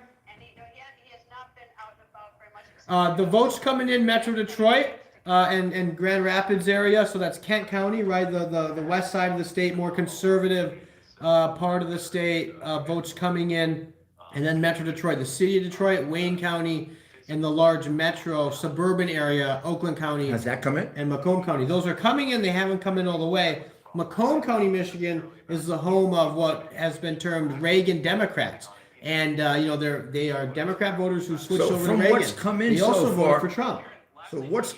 So from what's come in so far, Dixon should have done better. From what's come in so far, we really got to study these numbers here. Let's look at the congressional districts. That's a good way to do it. 23%. Up by 17. Barrett's up nice. Now that 23%, a lot of that might be coming in the more rural areas. Gibbs, so this is one to watch. John Gibbs, right? He took on Peter Meyer in a primary and unseated Meyer. Yeah. So he is another conservative that they've told us can't win a general who's doing very well right now. And an election denier. And they call him an election. So here we are. Look, let's see where these congressional districts where the votes are coming in from. Barrett, that's good, and that might be good for Dixon. Here's one we're watching. So half the vote is in. This is a suburban Detroit district. Half the vote. Haley Stevens has beaten challenger Mark Ambrose in what you could call a suburban Detroit district. So with 50% in. Interesting that Whitmer's up 6. I would say Whitmer's about where she may want to be, right? Right. So you can't glean too much. The votes A lot of the votes are coming in from the Detroit suburbs, and she should be up there. You know, her to be up about 6 with that vote coming in, not the worst for her, right? Right, right. Not the worst. I mean, this is an area Republicans have tried to make major gains. John and Greta, good to be with you. I was just standing next to the RNC chair. Hi, Mr. Giuliani. Can you hear us in New York? Yes, I can. About tonight. All right, sir. We're going to get you checked in here. Just stand by. With some of That the is running out of power. and delays. So the mayor's gonna we'll get you plugged in. How about that? Momentum. The stage behind me is set for So, yes, back the House and Are you hearing their program okay? I am fine. I can hear your program. Excellent. Very good. Stand by. majority, much more than House Speaker Nancy Pelosi. There should be something around And they it. have quite Does literally it reach? been banking Yep. on a big victory. The Congressional Leadership Fund, super PAC linked to Kevin McCarthy, they have poured millions of dollars into Is that good? states Yeah. that Yeah, we can frame it, President yeah. won by double digits. But there's Thanks for joining us again. We're live, and the mayor is gonna go live on Newsmax. So maybe we'll that he was keeping an eye on let's let you We'll find out what they're see in thinking, on this and we'll right report here. it to you.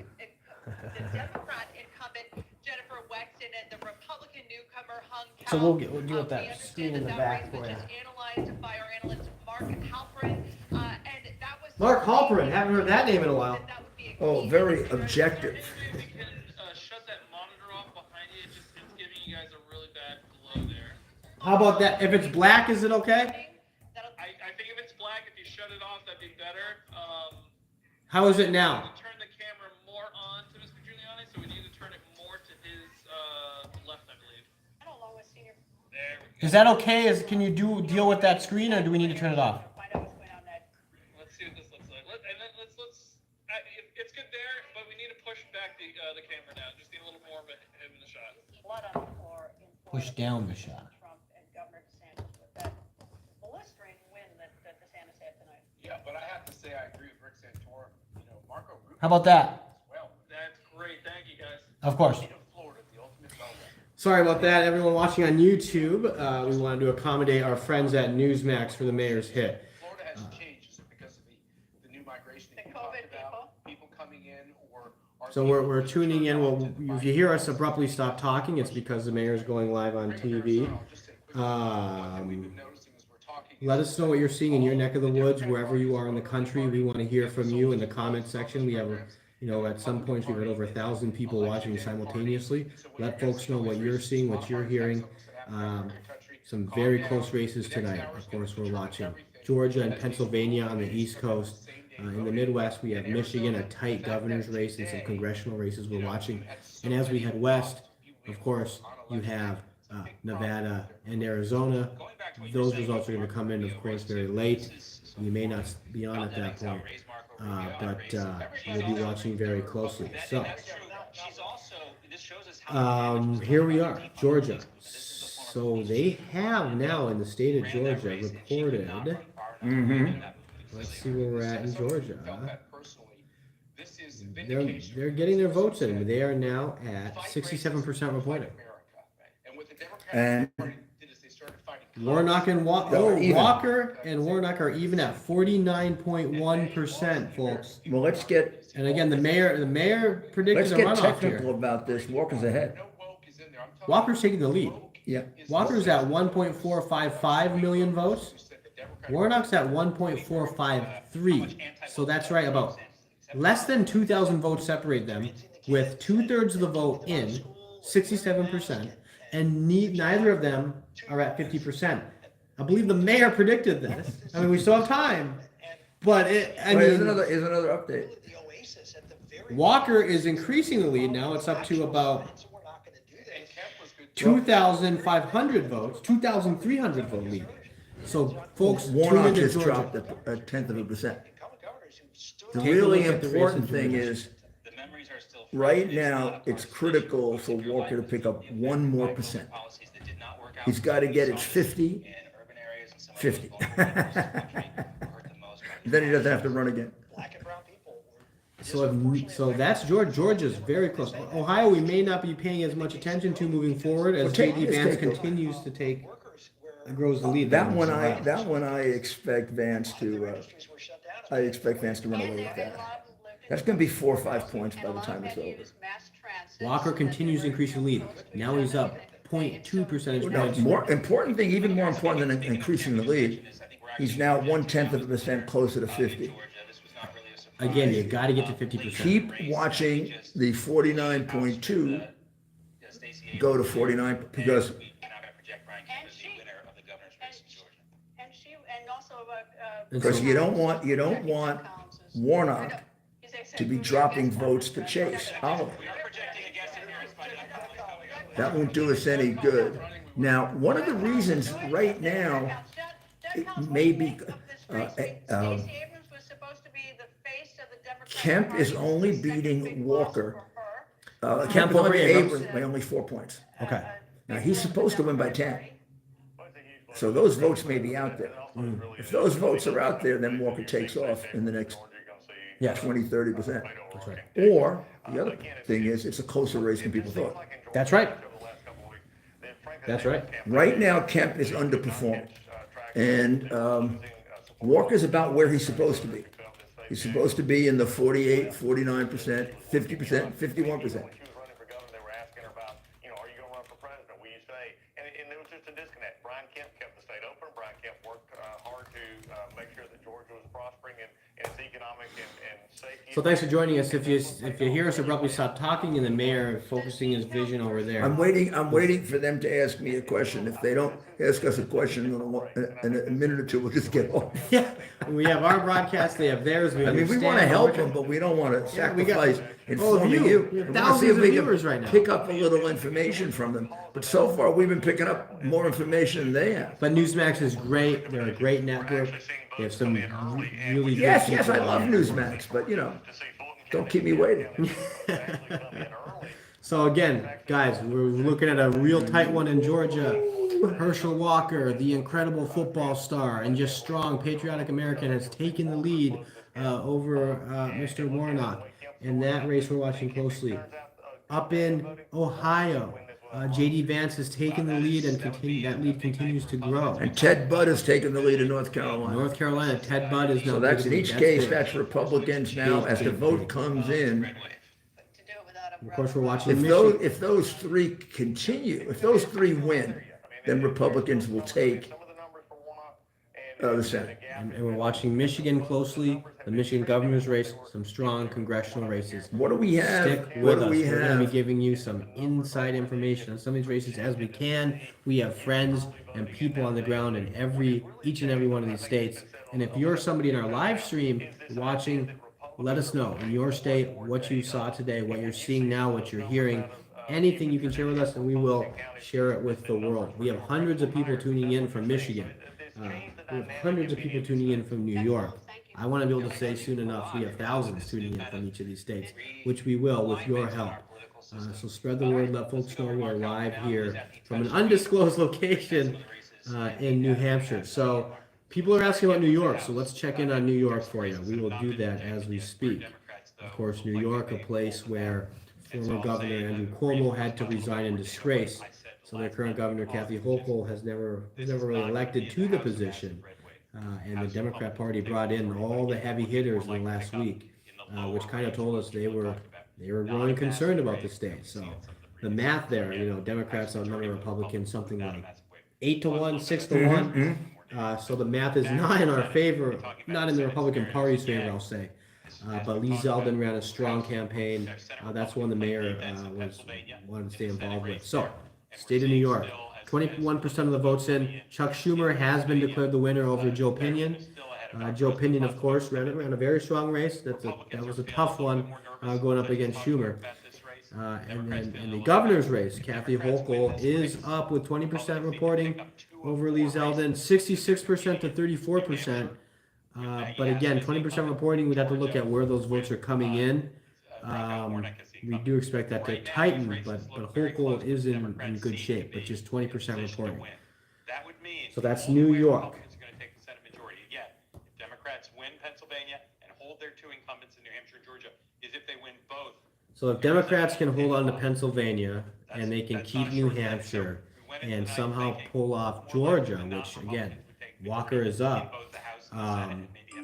That's what Democrats are hoping for. They know it's not going to be the best night for Democrats, but they'd be very happy after tonight if they were able to hold on to Pennsylvania and Right. keep Georgia. Correct? That's right. Good evening, Eric. Hey, Greta, how are you guys? So again, we're watching live here. The mayor's about to do a live television hit with Newsmax, but we're going to stay live with you as we continue. The race in Wisconsin with 30% cast has Barnes ahead 51.9 to 48.1. However, the analysis from the New York Times is that Johnson will win. It's our best estimate based on the places that have reported votes so far. So, the Republican way, and especially what they're looking at is Herschel Walker against Reverend Warnock. So I think the 7 number is good. Sorry, guys, we're a little bit distracted, but we want to make sure that we're ready for the mayor's TV hits. He doesn't stop working. He doesn't stop. He can be doing a TV hit, radio, talking to a reporter. All so while let's take a calling look. voters. While we're waiting for them, let's take a look at Pennsylvania. Let's take a good look at Pennsylvania, which right now, Georgia has become now a question of can he hit 50? Pennsylvania, this is interesting. Ohio looks good. So with about a third of the vote in, Mayor, Fetterman's at 53%, Oz at 44%, with 32% of the vote in. Fetterman's up 10, but of course, we really got to see where these votes are coming in. No, but I would say, we would have to say that at 1/3 of the vote, You want to know the governor's race there right now? it's not insurmountable, but it's a big lead. The governor's race is probably 20%. I would Yeah, say. it's about 20. So the governor's race is about, that's interesting, almost double the difference. Yeah, that'd be about right. But the governor has to be helping. The governor has to be Shapiro is helping. helping Fetterman. Right. And how much is counted there? What percentage is counted there? Thank you, Dave. Dave Whalen says this is the channel to watch tonight. What Mayor Giuliani, we're coming to you right now. Senator, for analysis, let's bring in former New York City Mayor Rudy Giuliani. Great to see you, Mayor. how are you? We are doing great. We are doing great here. And what are you hearing about the New York governor's race? Still very early this evening. Yeah, sure. It's pretty early to really take a look at it. It's going to take probably about another half hour to figure out where the vote is exactly coming from, and all of this will be a function of where the vote's coming from. I've been looking at the Georgia race, and up until halfway through, Warnock was leading, and now all of a sudden, Walker has taken the lead, and that's a function of where the vote's coming from.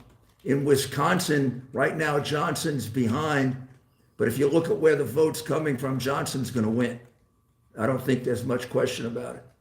Vance was behind, he's now ahead. So you've got to take a look. Also, what kind of turnout was there? The critical thing for Lee will be what kind of turnout in upstate New York. George Pataki, who is the model they used, really won because he got an exceptional turnout in upstate New York, because upstate New York was disgusted with Mario Cuomo basically never doing anything for them when they lost all their industries. And he won a disproportionately high vote. And Lee has to match that vote. If he can, he's going to win. If he can't, Do you feel like then the intensity is similar to that of the wave that George Pataki rode to the governor's mansion? there is. I'm not saying that means he's going to win. If you're asking me, is the intensity there? You're darn right. The intensity is there for a different reason now, though. The intensity in upstate New York in '94 was all about the economy. Now it's all about crime. Upstate New York has more crime than downstate New York. The highest city for crime in New York is Rochester. Buffalo is number 2. New York is number 4. That's unprecedented in New York. In New York State, the crime issue was a New York City issue, not a suburban or upstate issue. Because of our incompetent, criminal-loving governors, Cuomo and Hochul, they've made it a statewide problem. And it's all them. It's all their policies There's no other reason for the heavy crime in New York than Cuomo and Hochul. They put the laws into effect. There are probably 7,000 to 10,000 criminals on the street that weren't there when I was mayor and when Bloomberg was mayor. And they're the people who are killing, raping, stealing, and frightening the people out of New York. Another thing that Kathy Hochul has tried to do is spin this back and claim that the whole crime spike is just a Republican conspiracy theory, but the data does not back her up on that. Mayor Giuliani, always great to see you and talk to you and get your insights. Thanks so much. Thank you. Let's bring it back out to the panel. Matt Schlapp and Rick Santorum. All right, ladies and gentlemen. Well, there you have Well, it. now you heard my analysis of you heard my analysis of New York. You don't have to hear that one, but that's absolutely true. It's a different race than it was before, and Things as these votes come in. so we'll go back now to our friends at Getter, who we've ignored. Our poor friends at Getter. So thanks again for joining us. Some of these races we're I watching hope closely. you're all staying with us. Of It's a course. little different. It's a little more homey a show because we're doing this all by ourselves. Notice So, we just got we got a big, beautiful barn here for ourselves. We could stay here all night doing this. You may see, you guys maybe can stay up with us tonight. stick with us all night. We are watching these. These you remember election where results Getter coming in was? live under your social media tab, Mayor, right Oh, here. it's too small. Right here. Well, we gotta exit out of there. We don't want to do that. There we go. Here we go. Getter. So we're going back live on Getter with all of our friends. Maybe let's see if they'll take us because we have not been nice to them. Here we are, and we're lit up nicely too. Did you see that? That's right, and we'll go live right here, Mayor, and we'll keep it on you exclusively. So So now let's get this all set up. Way far away over there is Facebook. hello Facebook over here. This is the Facebook shot right here. You see it right here, Mayor? Yeah, that's a good shot. That's us on Facebook right now. They see the whole thing with the thing in the back. They see it all. They see it Now all. over here we've got This is YouTube. This is YouTube right this here. is YouTube, and here's our friends. Here's our friends from Getter. That's right. The gang's all here. As Now they they say. don't get to see the board. I'm going to see if I can angle this so they can see. Oops, it's slipped okay, a little. that's okay. You want to do it this way? Yes, I would like to do a landscape whenever we can. Yeah, let's do it that way. Video, as long as the problem is the video may not rotate. So how about this? Oh, I like it the other way better. I agree. It should be like Let's this. do it that way. As long as this isn't auto rotating though, so it's gonna be. It won't auto rotate. You got to lock it or something. But okay, right now it's doing very well. Yes. We like that. We have the background. We have the whole thing. Hopefully you can see some of the board. I'm gonna go live. We're just gonna actually there. Now it'll rotate for us. Now we'll do it again. So thanks again for joining us. Tune in live to the mayor's social media. See how it's still like that. Got to rotate it somehow. And we are just gonna play with some more social media here. Thanks for joining us. We're tuning in. While you're doing that, I'm gonna see if I can bring them up to date on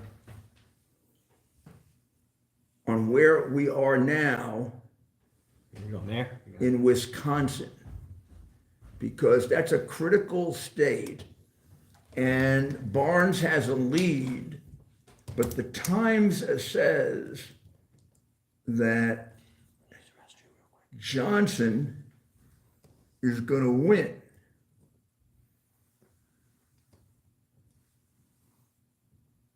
They're already calling it?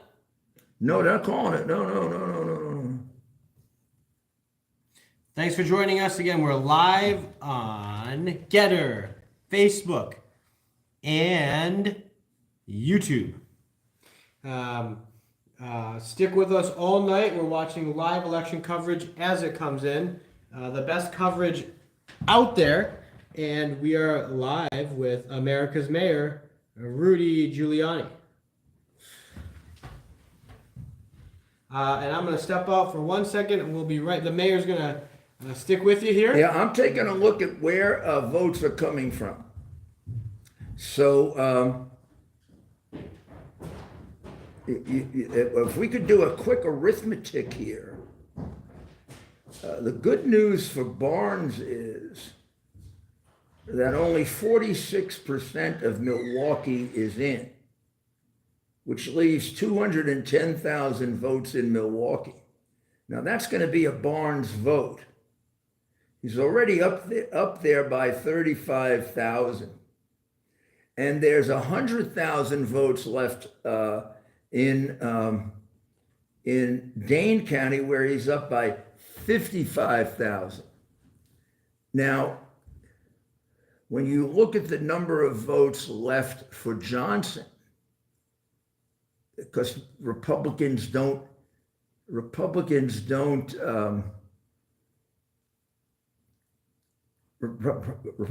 run in those big districts as well. You'd have to do some real arithmetic here to figure out who's got the most votes out right now. There are some very small counties,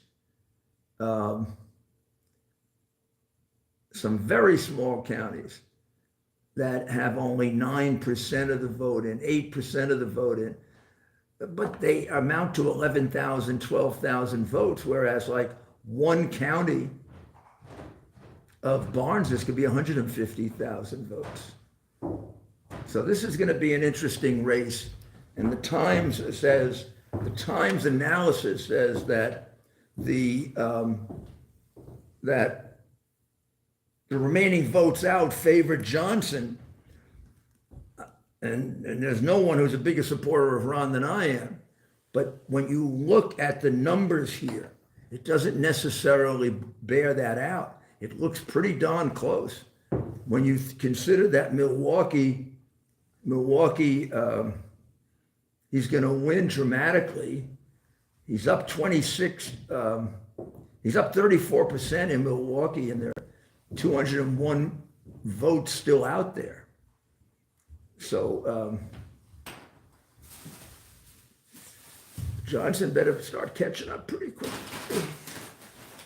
Well, okay, so it's now a 1.6% election. Right now, Barnes is ahead by 1.6%. Does the 40% of the vote is cast. Does the mayor drink Gatorade? Occasionally, yes. Yeah. One of those nights, right? Sure. Like game time. Sure. Election night. So we're going to have to look at Wisconsin carefully. Wisconsin, I mean, is an important state in the sense that that would be a give back to the Democrats, which means you have to win 2 from the Democrats. So Georgia is the win from the Democrats.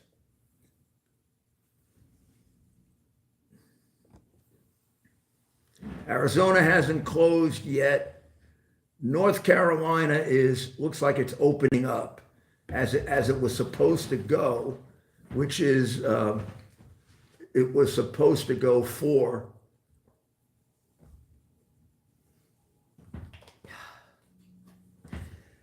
the Republican. All right. Well, let's do a quick whip around mayor if you think that's appropriate. We're getting some questions. People want to check in on some of these. What would they like to know? Which one is mine of the 2 Gatorades? I opened the white one. Okay. So are you okay with blue? I should have asked, but I did go ahead and I open should the get white red, one. really, but for tonight. But Red is my least favorite Gatorade, if I'm honest. It's a great color, but when it comes to Gatorade, it tastes too much like reminds me of cough syrup. Cough syrup? It tastes terrible. So here we are. They'll never be a sponsor. Gatorade overall is fine though, right? I do drink a lot of it. It's one of those things that actually does quench my thirst, right? Water can be boring, but it's very healthy. Okay, so Michigan mayor with 16% in Tudor Dixon is closing the gap. She is now at 46.9%. Gretchen Whitmer at 51.6%. That means that is less than 5%. And well, we saw now it's back up to about 4.5% race with 70% of the vote in. Yeah, that's very good. Tudor Dixon's in a very good spot. That's not a bad spot to be in, with just 17% of the vote. Although we'll see when some of these places sometimes they report. What's going on let's look at the Georgia. Let's look at the Georgia gubernatorial race, because that can give us some idea of what's going on in the other race.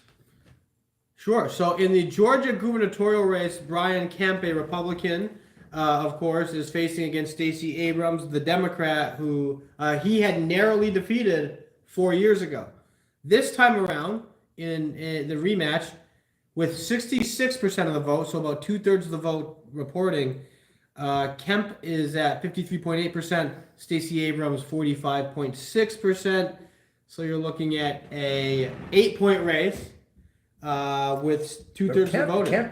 Kemp is getting closer to where he should be. So Kemp should be should win that race by 11 or 12. Now, what's fascinating, and Walker has now taken a lead. But by how much? 1/10%. 49.1 to 49%. But he had been, I would prefer 70% of the vote reporting. if he had been at 49.2, because the real trick here is right now, can Walker get 1% more? He needs to gain. He just went up to 2. 49.2. He needs to be at 50%. Believe it or not, a little 1%. That little 1% gain was significant. He expanded his lead by a teeny bit over Warnock, and he got closer to 50%. So he was 0.9% away. Now he's 0.8% away. So he's what percentage is he at? 70. So with 29% of the vote cast remaining, his job is to pick up 1%. Can he do that? And again, it'll depend on. That would mean he needs to get a significantly larger number of votes than Warnock here down the stretch. So where are these votes coming from? What's left? Is it evenly distributed throughout the state, or have some heavy blue areas reported all of theirs, and there's still much more outstanding red regions? That's the question, and so we can really dig into he's that. Ahead of him by only 400 votes right now, right? Is that it? 400 votes, or is it 14? He's ahead by about these numbers they keep. Or it's going to bringing change in again. numbers. So he went down. Now he went down a point. 1.530 million. He went to down. 1.5. He went down 1/10%. About a 3,000 vote difference. Okay, he went down about 1/10%. It was 71%. Just 3,000 votes separate these two Then individuals. he's only 1/10% ahead. And Chase Oliver coming in now with 1.9% of the vote as a Libertarian, almost 60,000 votes.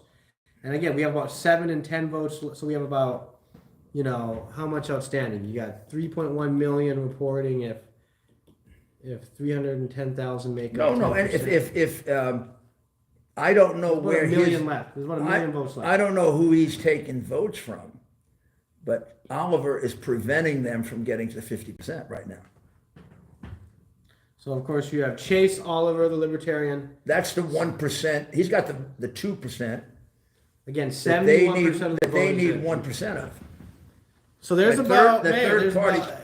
sorry, go ahead. The third party candidate is making it right now is blocking them from that 50%, unless one of them breaks out a little. And breaks out a little isn't much. Breaks out a little means by 3%. Mayor, so 1% of 3.1 million, right, is going to be 31,000 votes. Right. He has the Libertarian candidate has double that, so that is showing how he's making a big difference in this race. If the Libertarian candidate vote went to either one of them, right? Yeah. Or if half of it went to them, the other half stayed home, which is what often happened, then they would be at 50%. That's interesting. So the mayor he just made an interesting calculation that I haven't thought of.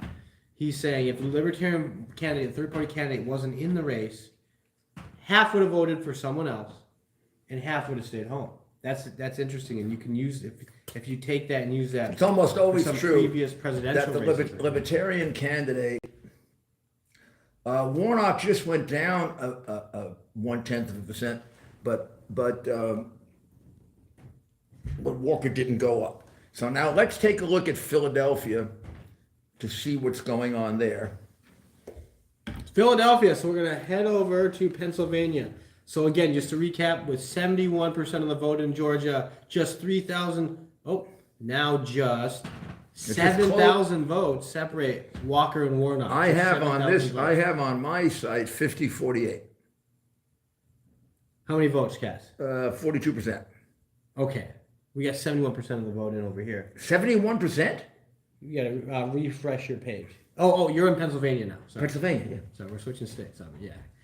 So with 42% of the vote, repeat the numbers you have, Mayor. You have 52? No, you were right. 42% of the Yes. vote, 50-48. How many for Fetterman? How many for Oz? Raw numbers. 1,156,000. Now it just changed again. 1.2 for Fetterman, 1.1 for us, Okay, so and 1% for Gerhardt.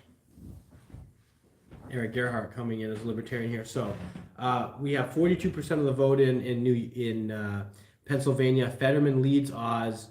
New numbers just coming in: 1.258 million to 1.124 million. So And what percentage you at? that's a 51.6 to 46.1% lead for Fetterman.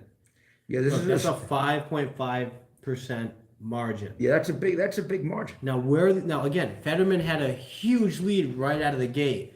Where were those early votes coming from? Chances know, are but heavy blue areas. We're talking This is Philadelphia and Pittsburgh and the surrounding At area. half the vote in, or not half the vote. Yeah, 44%. That's pretty bad. But Well, we got to watch and see. But votes in a state like Pennsylvania come in they're not way off. I mean, it isn't like they have very remote counties. So it's unlikely that it's too terribly disproportionate. Let's see.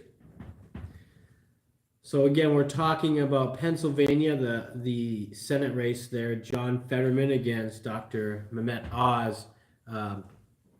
But we still have about a 5.5% race. Fetterman holding a lead. But again, this race started out, Fetterman was up 80% to 20 with just a few votes in. So early on, a lot of these votes, Mayor,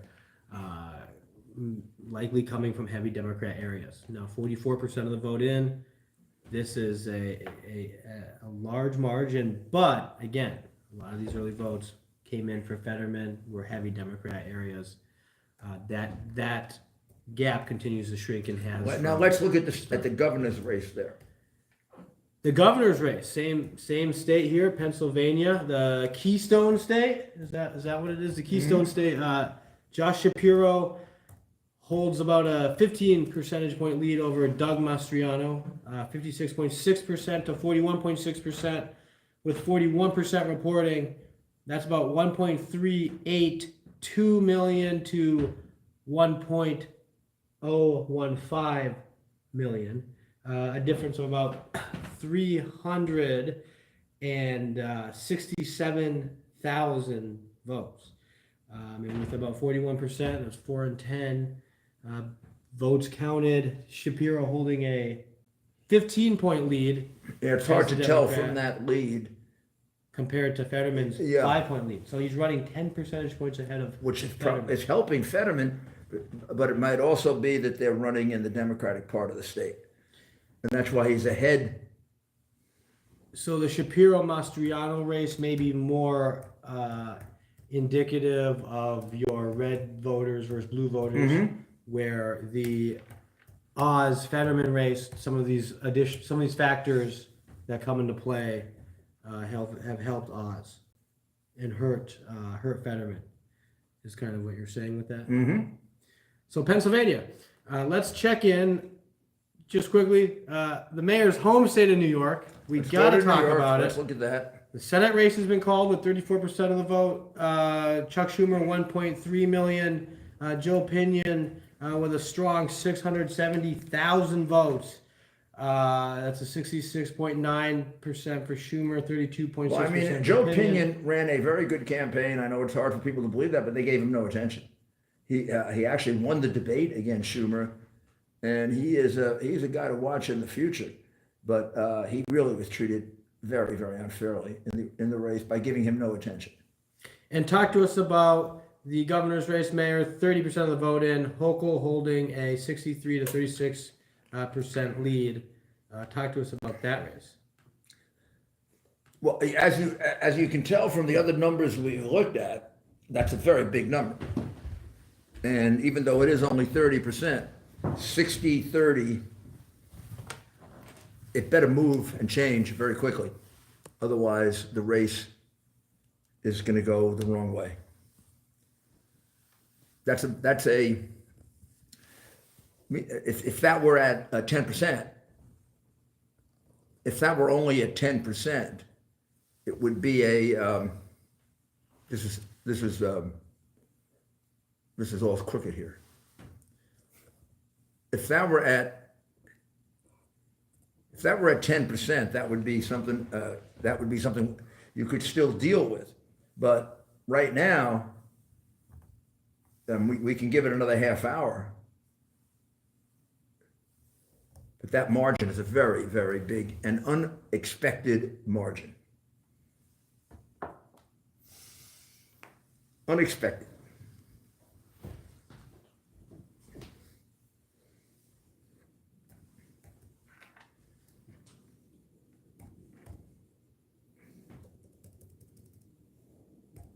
So let's see how we're doing in the House of Representatives.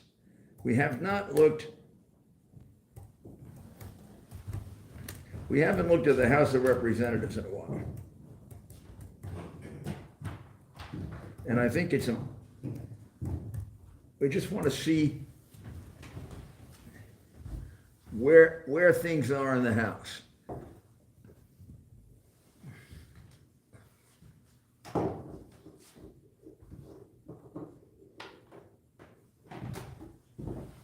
Early voting in Arizona, just in case Mark Kelly is winning.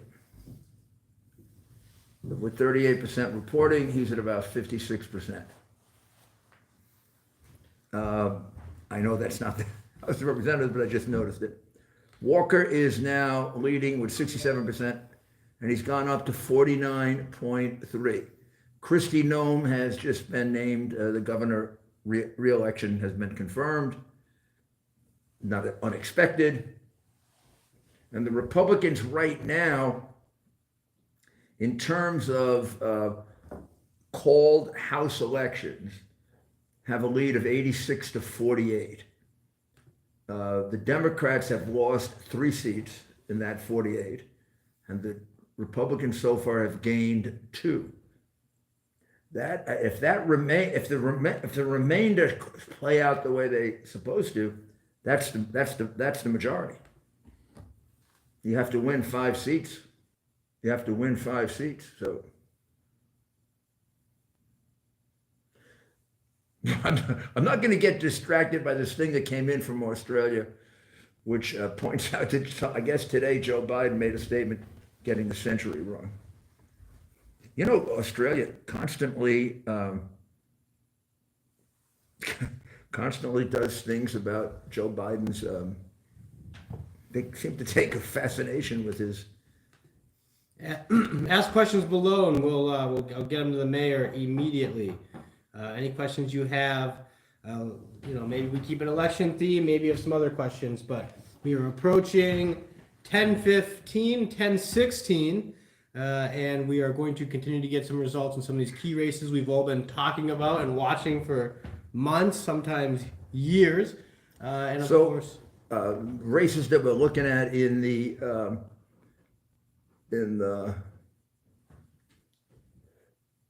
Chris Pappas right now here in this district is at 56.5%. with Oh. 28% of the vote in. Wow. Well, that's not a lot of votes in. Robert Zimmerman in Nassau County, a race that was called even, and also a bit of a bellwether on Republican Democrats in Nassau. The Democrats winning, and so far they're winning both of the races in Nassau County. Who's that? The Democrats. Did you expect Zimmerman that? and Gillen. Did you expect that? Well, Zimmerman was a toss-up, but Gillen was an underdog.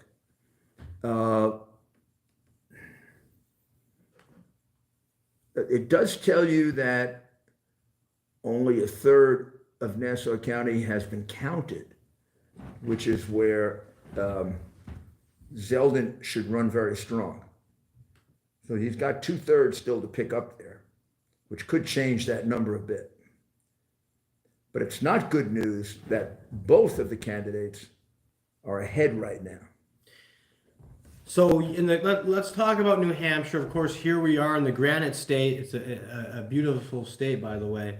And you have Chris Pappas, a Democrat. Kind of seems like you're a traditional Democrat congressperson.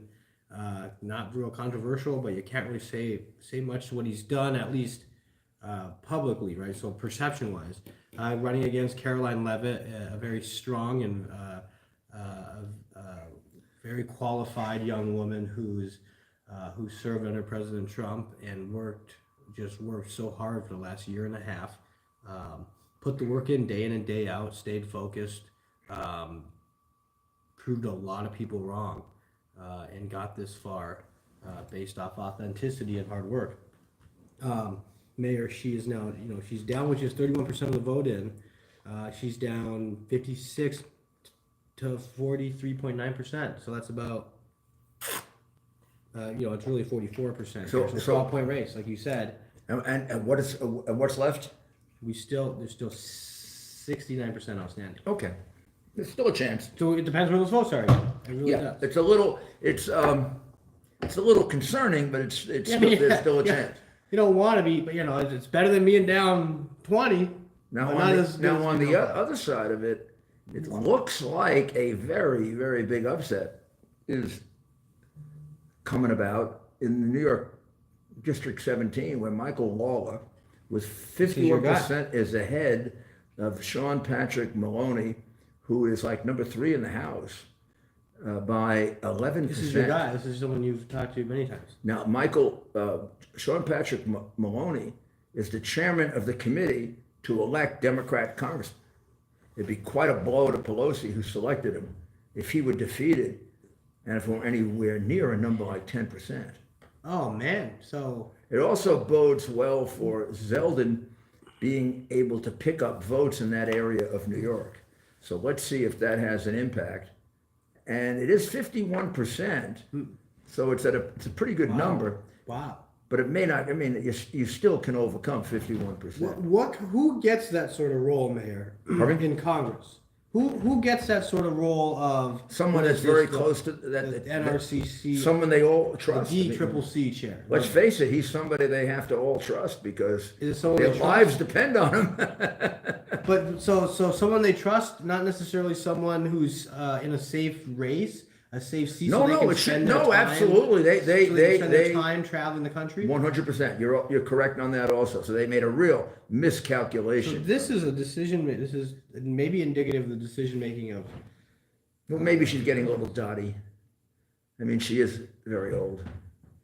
Does she want to be the ambassador to Italy? I don't think she can make it over to Italy. You think she can make the trip to Italy? I mean, she made it. It's She apparently made the it. Italian press She is- made it to China, but I don't If know. you're tuning in from Italy, let us know. Apparently, the Italian press is talking about it as though it's a done deal. Oh, they want. Do Yeah, they? Nancy Do they? Pelosi. Do they really want her? Someone's telling the Italian press that the speaker, maybe soon to be former speaker. I don't know. I think it wants really. to I think it leave should be. us. I think it should be a requirement that if you're a ambassador, you have all your natural facial body parts. I don't think she has a natural facial body part at all.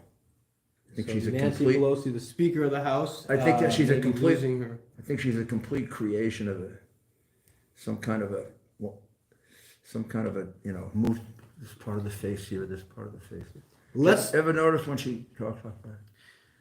Let's look at New Hampshire's 2nd congressional district. You have Representative Ann McLean Kuster, a Democrat seeking re-election, running against Robert Burns. And again, I love how this is the New York Times with these outlets, right? It's always, a far right or a right-wing right-wing candidate. You always have incumbent Democrat moderate, and it's always a right-wing, a far right, some sort of nationalist, right? It's always that. But anyway, Robert Burns is another came in as a strong candidate. That race, Kuster running about similar to Pappas, running, and she's running even further ahead here in this one, almost 14 points. Well, she was supposed to win. She was that would be a big upset.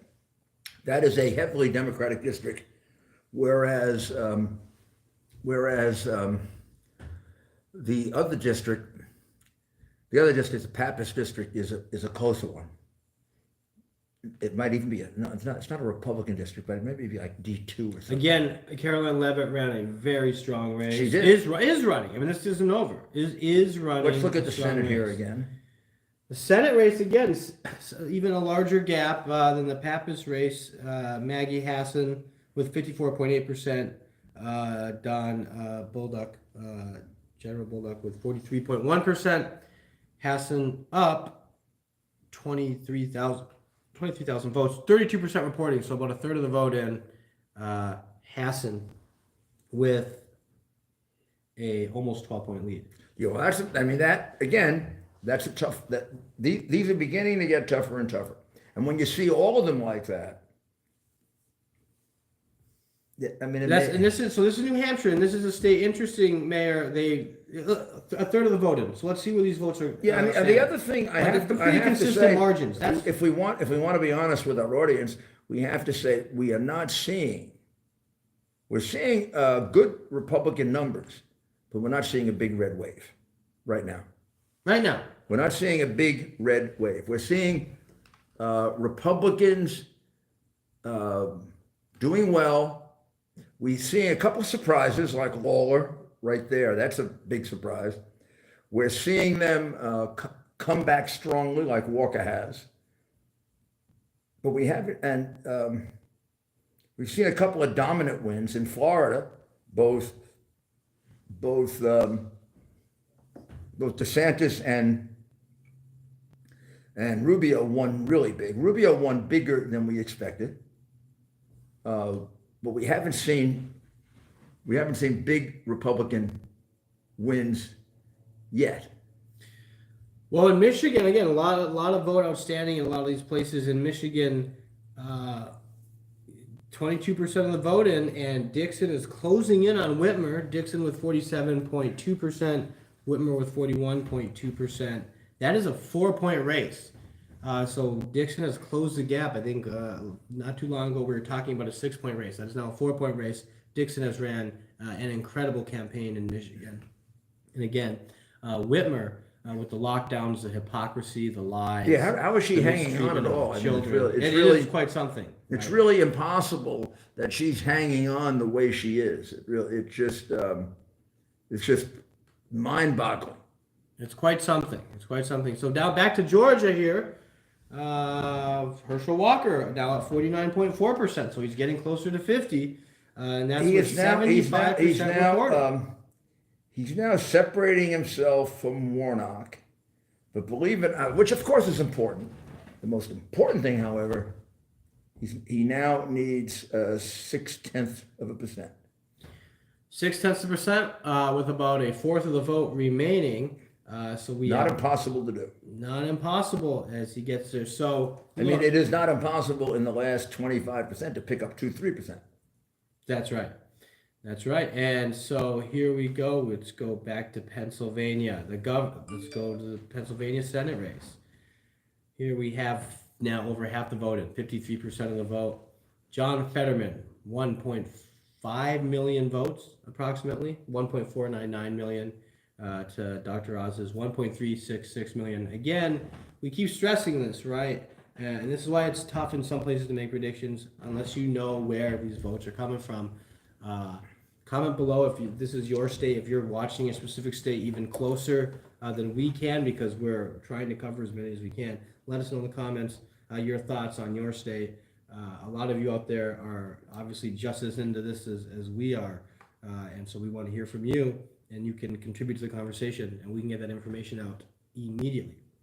So if you have some insight on some of these states, please join the conversation. This is what we want to do with everyone here, and the mayor loves reading comments and catching up with everyone. So Fetterman holding okay, so it's a 4.5 point race, 1.5 million to 1.39. So, about 150,000 votes separate them, with over half of it in. And depending where these votes are, this race is far from over. It's far from over, but we'd have to say it's going better for Fetterman than anyone thought. At this point, you'd rather be Fetterman than us. How many of these are the early votes? Don't know. We don't know how many of those are early votes. At 50%, you want to be within 2%. 2, 3, and not worry about it. When you start getting to 4 and 5%, when you start getting to 4 and 5%, and the percentage of the vote counted keeps going up and up and up and up, obviously you're running out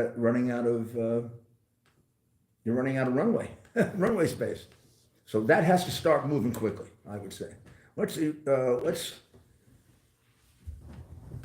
give.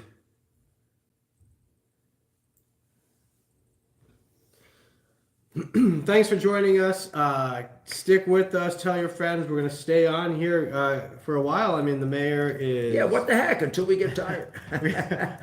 Look, there's a lot to cover. A lot of you are here joining us and staying with us. So If please tune in, you tell us you're tired, we'll get off. Yeah. You're sick of us. Of course, you can always just turn to another channel, but we appreciate you being here with us. You could be anywhere. But we're looking at all the channels for you, Yeah. and we'll give you the best and most honest look at it. I'm taking a look right now at Ohio. Michigan's looking good. I will say that. I'm from Michigan. Dixon is looking strong, and honestly, it's one of those situations where. So Vance is moving in. I would say towards close that'll to be this. called soon. That'll be called. Yeah, except that it's Vance. He's got a nice lead now. He's got a 9-point lead, 8-point lead. And it looks pretty strong. Mark Kelly, with 39% reporting, is at 56.2%. We've already mentioned Walker is at 49.4%. Maggie Hassan with 32% reporting is at 54.7%. Ted Budd with 75% in is at 51.1%, and Vance is at 54.2%, which should, I would say that Vance is pretty close to winning it. Fetterman is at 51.1 with 31% reporting. Now Barnes is at 51.1 with 53% reporting. So it's getting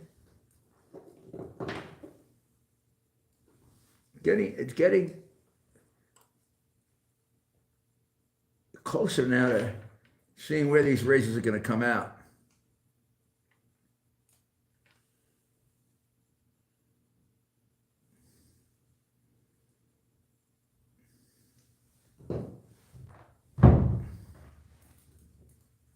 I mean, one of the problems, Fetterman is only at 50.9%, but there are 3 extra candidates in the race that are taking up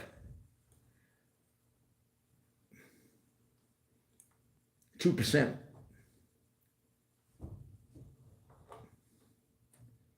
So I would say in Oz's case, it's time he's got to start showing a move. I would say in the next 20%, if he wants to stay in the race, he's got to, the next 20%, he's got to cut that in half. Who? Oz. You can do it. You can't go into the last 20% down 4%. Makes sense.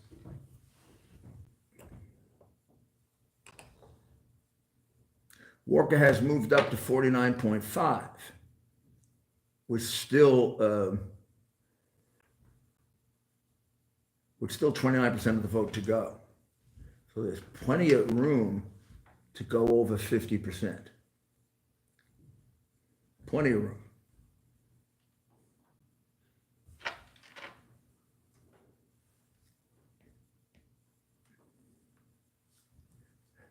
Walker's victory would be important because it's a pickup.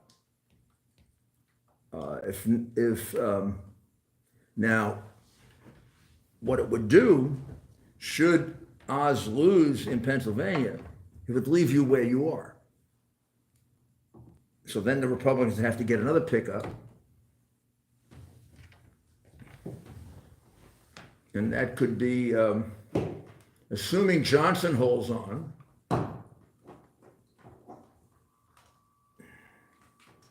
and assuming that, well, then it would go out west. And the race that would be really important is the Nevada race, because that's another pickup. It's another opportunity to pick up. Some Nevada numbers have come in, which, let's go take a look at the Nevada election, because it may turn out that becomes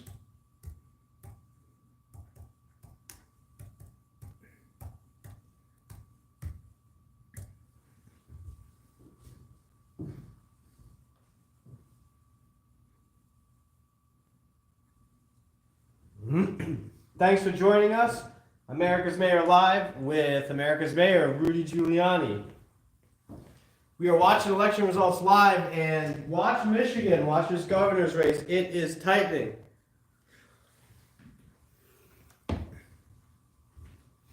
Thanks for joining us. So we've got this screen behind us. We're still working out the the specifics on how to make that best for all of you. We obviously have to do something with the contrast, maybe darken it, obviously. So we'll put some work into that in the coming days, and we'll make that better. So bear with us when it comes to the screen. We wanted to use it tonight, though, right? It's election night. Wanted to give it a try and see what happens. We got that, and it's working great. See what happens. We've used it, and people have been happy with it. Any more questions? Lots of questions. I just want to say Rob from Sea Caucus says hi. Rob's a longtime listener and caller for a radio show. Let us know where you are. I'm reading these comments to the mayor as we speak. Jeep Girl is asking about Nevada and Arizona. People are commenting on our Gatorade choices.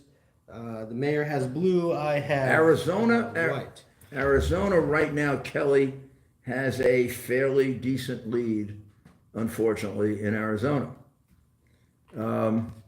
They haven't reported any votes yet on Masto and Laxalt, because I'm not sure the polls have closed there. So we're still. Do you have any Nevada results? Yes. So let's in Nevada. We're looking for Nevada here. I believe we still have a little bit of time before we see Nevada come in. I do think so. Let's look at Michigan. Whitmer, that lead is shrinking. We now are at, it's a 47.5 to 50.9%. Right? A little over 3%, with how much to go? Now, a big chunk just came in, so the lead for Whitmer kind of expanded big time in that last drop. 45.4% to 53%. So right now that has expanded to a 7.6% but only 25% in? So only a fourth of the vote in, but Whitmer is at. That's a big lead, yeah. That's a big lead, but because it was closing, right? We're approaching, folks. We were at a 3% race, and then a big. Yep. That's how it works sometimes. Yep. So yep. But let's see. We'll see what that one happens has there. that one Michigan's has always been tough. that one has time to go. Just check and make sure that Nevada. If not, it's going to close in a short while. Well, let's take a look. Let's head over to the Silver State. Nevada. Nevada. Is it Nevada or Nevada? Either way, Either way. you can go either way, like Missouri or Missouri. Missouri or Missouri. Either. Okay, so we have Mosto and Cummins Nothing in Center. yet, right. Nothing in against. So they must close at 9 their time, which would be 11 our time. Are they Mountain or are they West Coast?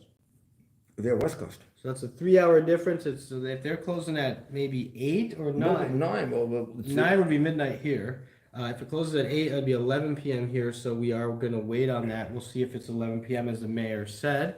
We'll know at 11 p.m. I can't remember if they close at 8 or If you're in 9. Nevada, let us know what time are the polls closing. Yeah, let us know what your time they close. and Eastern time. Has any of California come in yet? Unlikely. Let's take a look at California. These western states, we are likely going to expect some of these coming in at 11 p.m.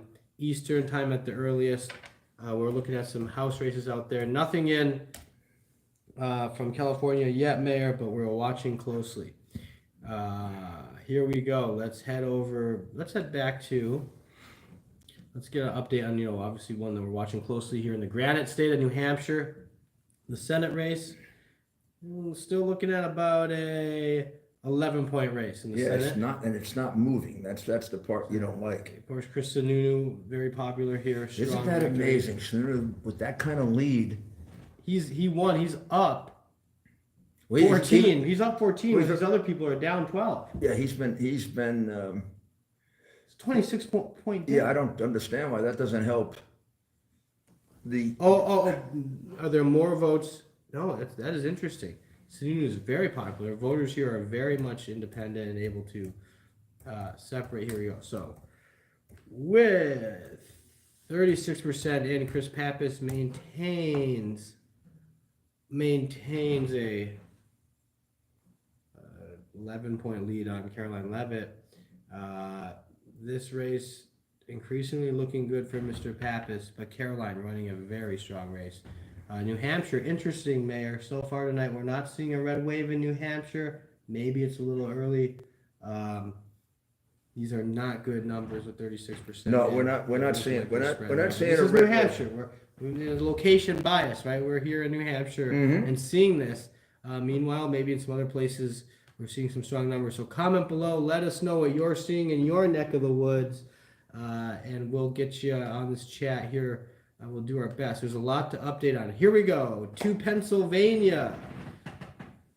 Dr. Oz is continuing to close in on Fetterman. Dr. Oz with 47.1%. Fetterman sitting at 50.5%. Getting closer. With 59% of It's the a little vote. over 3%. 3.6, right? That's right. We're looking at 3.4. Sorry, 3.4. raised, well, 1.6 million to 1.5.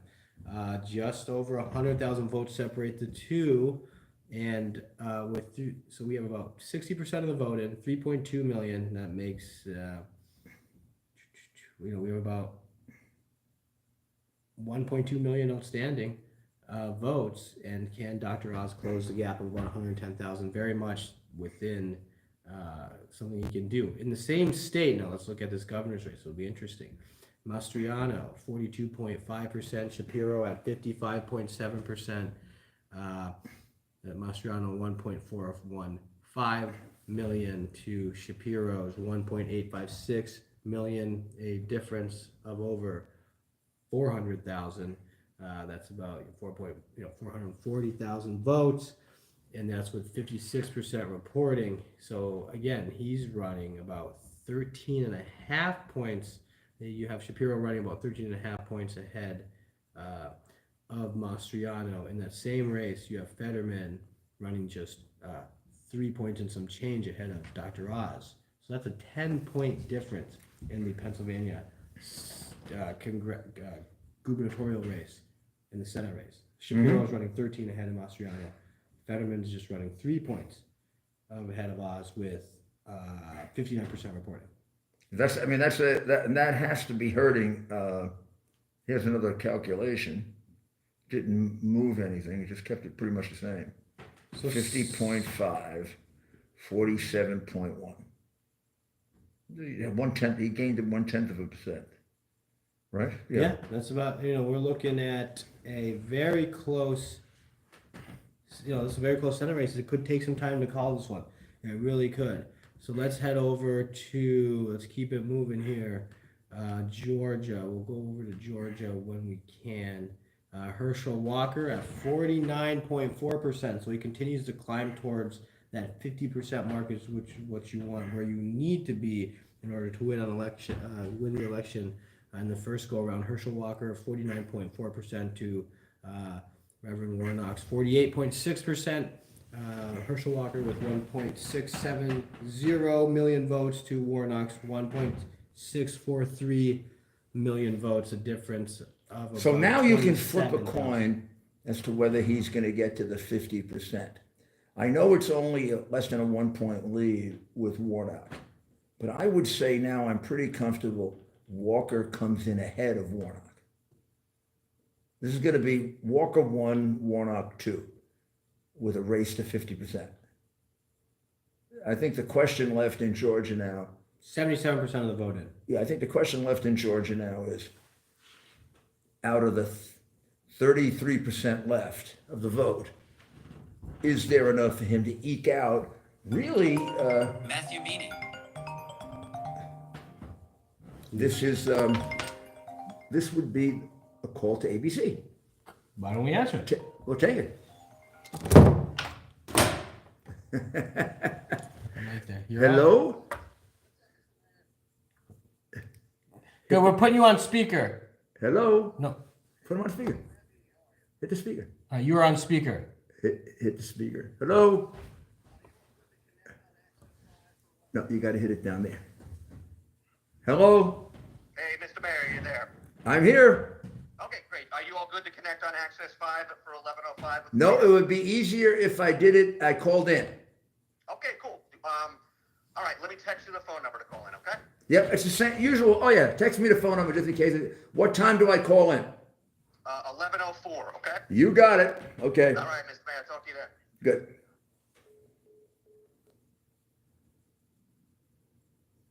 All right, so you saw once again the mayor's in demand. He's going to go live on the radio, and you'll get to see that with us. Maybe you give me some suggestions of what I should say. So what should the mayor say live? I could use on some the help air, here. WABC radio. I could use some help.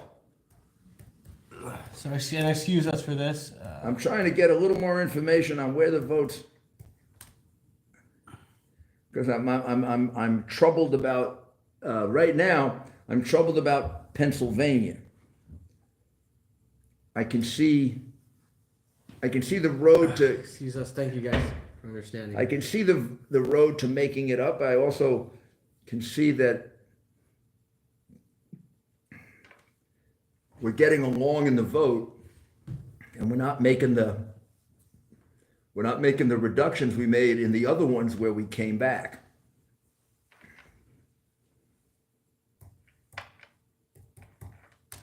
But let's take a look what we can figure out here.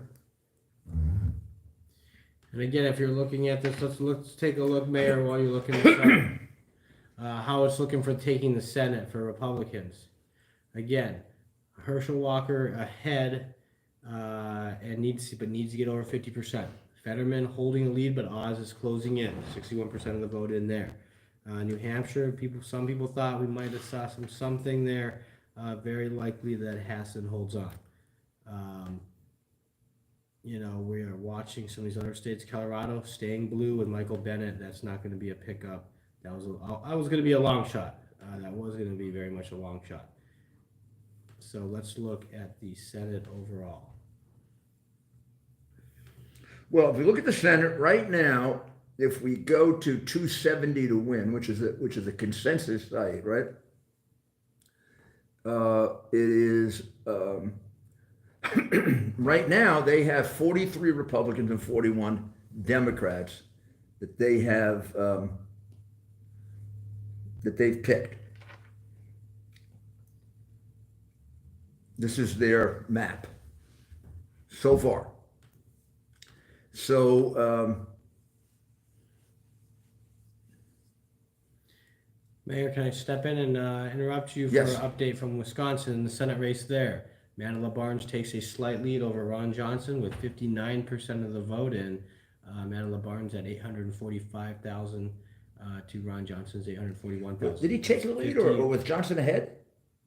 Johnson was never ahead. Johnson was never ahead. He's been always closing in on this. I believe so. Okay, so if that's the case, Barnes still holds a slight lead, but Johnson is very close to charging ahead. I Is wasn't. there any way you can take a look and see? Well, that may be the case because that's what's happening in Michigan, right? Where Whitmer and even in Pennsylvania, where Fetterman jumped up to a huge lead, but as more votes came in, they started to close the gap. For some reason, I thought Johnson was ahead earlier. I But if don't that was never the case, I then, think so. then that So changes at everything. 10 p.m., the Wisconsin's polls are looking going good. to close in Nevada and Utah. So if that's the case, if it's 10 p.m. Eastern time, we should be getting some results from them.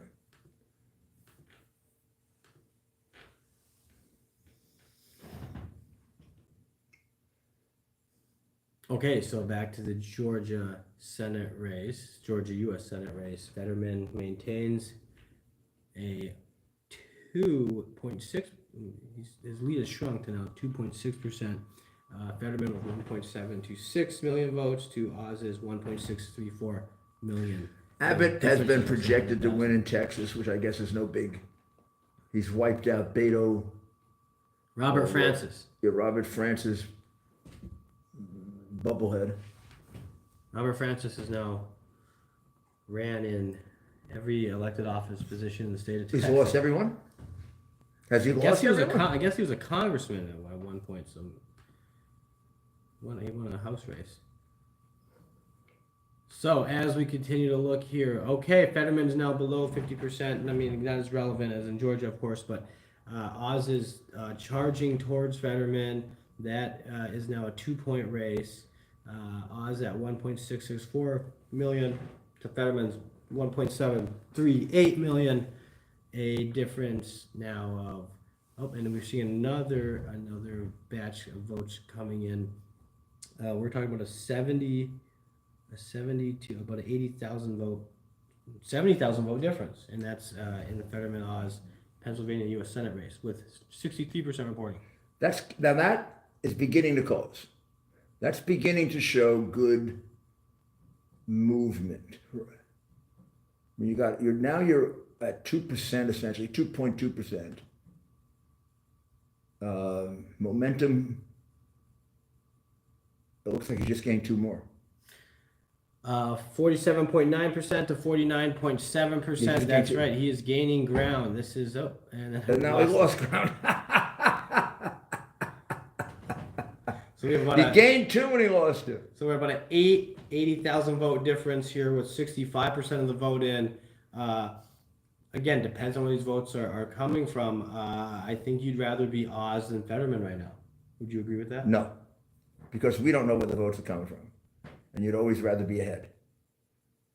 Where the votes is coming from is a speculation, unless you absolutely know it.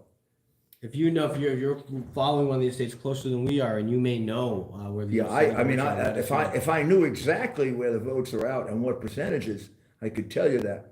But when you're behind by 2.1%, was 80% in already, or is it 80? No, but see where we're at in Pennsylvania. What would you say? 65. Okay, so at 65% of the vote, I want to give you a little perspective. 4 years ago, or 2 years ago, Donald Trump was ahead in that state by 800,000 votes. Wow. In 2016, he was up. Should it have been called for? He was ahead by 800,000 With votes. 65%? He was ahead by 13%. And they It was didn't call it? 67% of the vote cast. And they didn't call it? No, but they called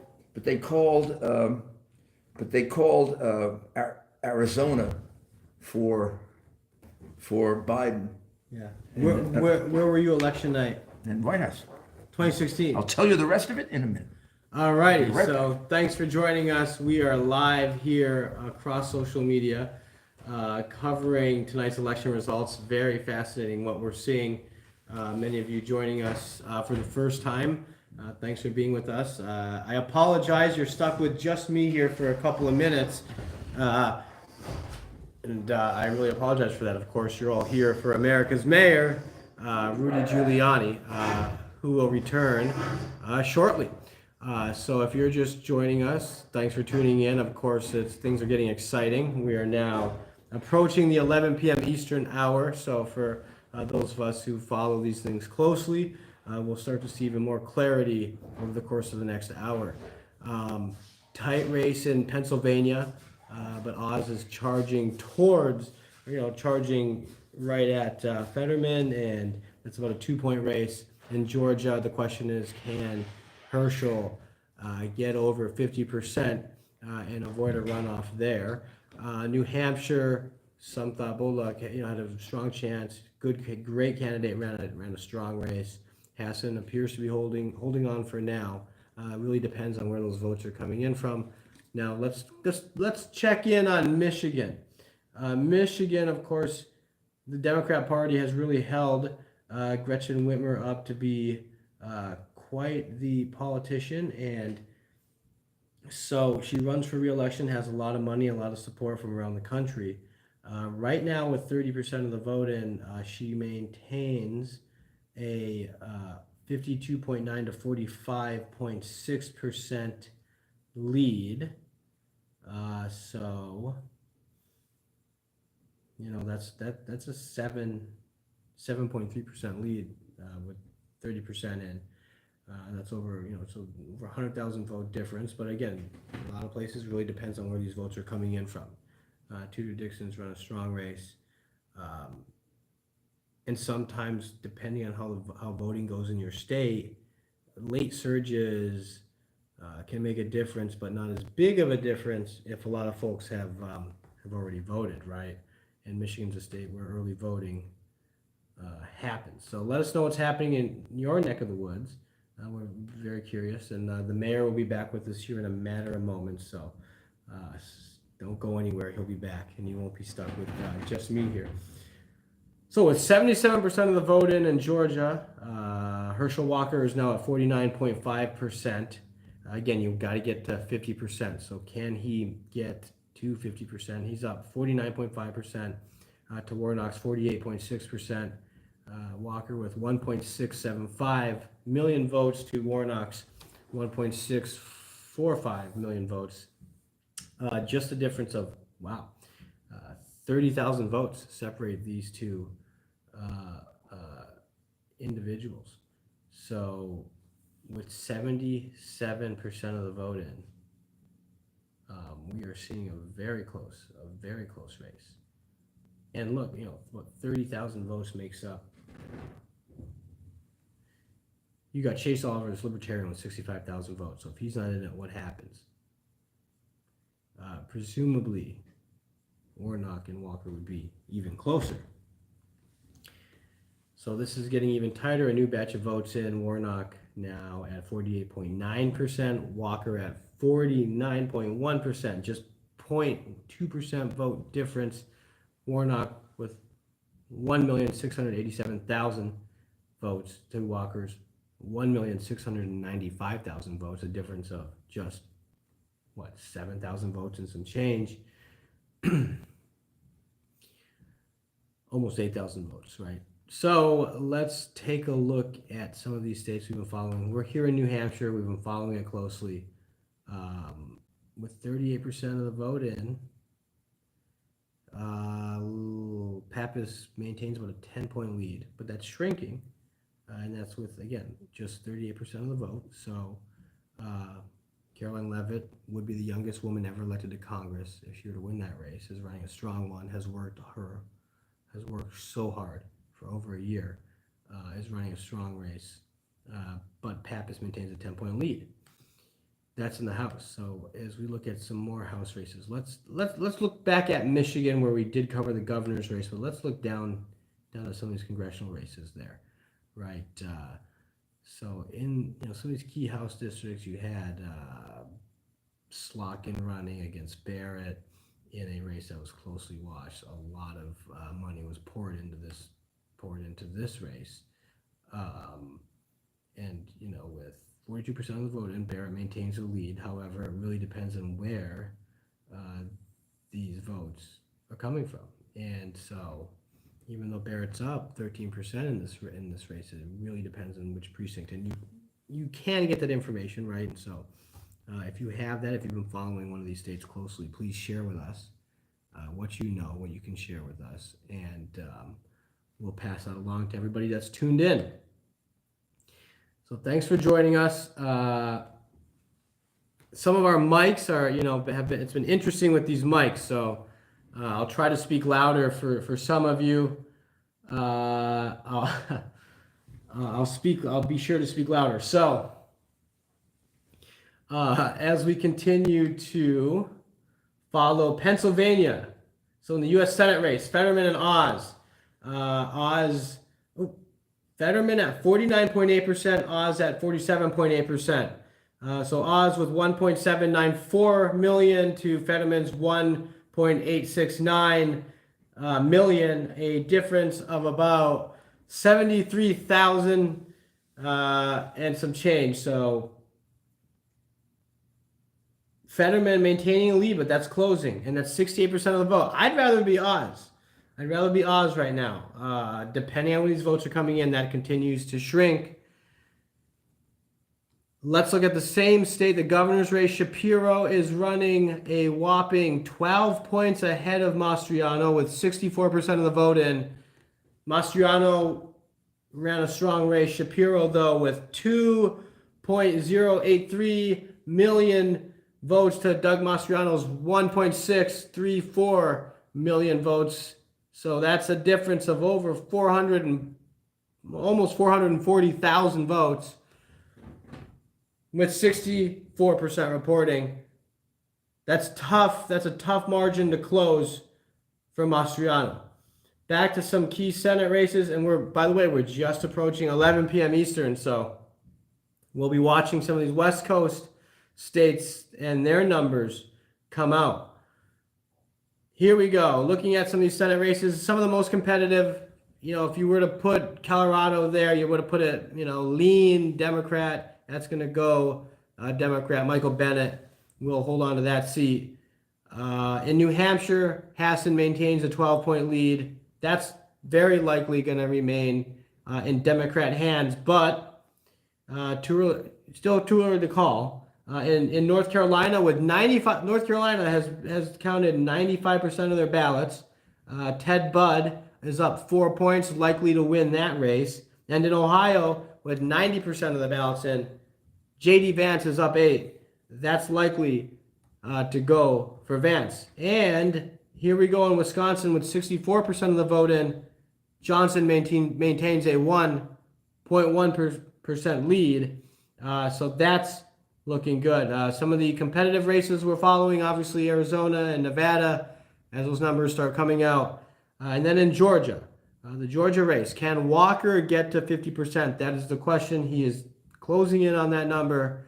I would feel good if I was in the Walker camp, but admittedly, I don't know exactly where these numbers are coming in. It's tough to really get into details as you're reporting this live for everybody. So let's look back. Let's bring it back to Georgia. In Georgia, Walker at 49.2%, Warnock at 48.8%. That's 1.703 million to 1.715 million. So again, interesting what we're seeing, right? We're seeing a strong night for Republicans. Too early to call it a full-blown red wave, but it's looking good. Arizona and Nevada, these Senate races will be closely watched. In Arizona, you have Mark Kelly say what you will about his partisan politics and label as a Democrat, you know, he's an astronaut.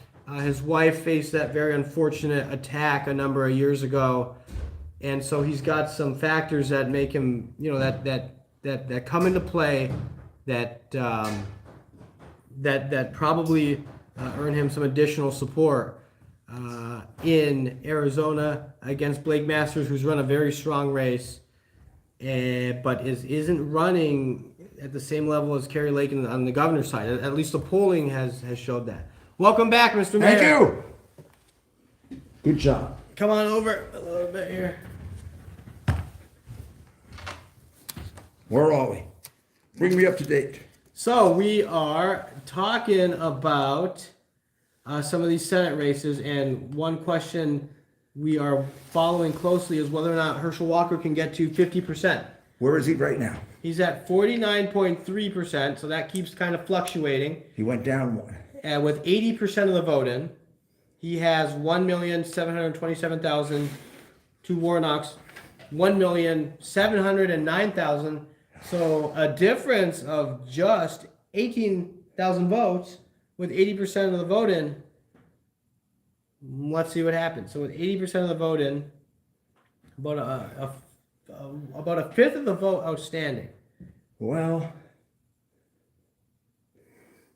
almost doesn't matter now how much they're separated by. The most important thing is, can you get to 50%? That's the key, because no matter how much they're separated by, we're going to have a runoff. And it's a whole new ballgame with a runoff. Always. Always a whole new ballgame with a runoff.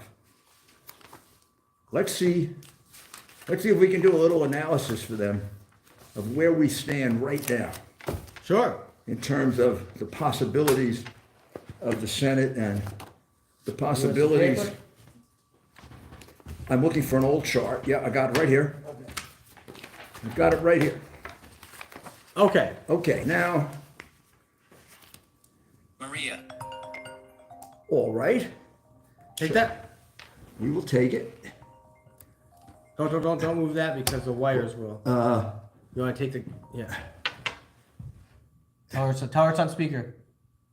You're on speaker. You're on You're speaker. live on our social media. You're on Doctor. speaker, and, It was You're- closed for Hassan. We weren't even close. oh, Okay, you're live on the air right now.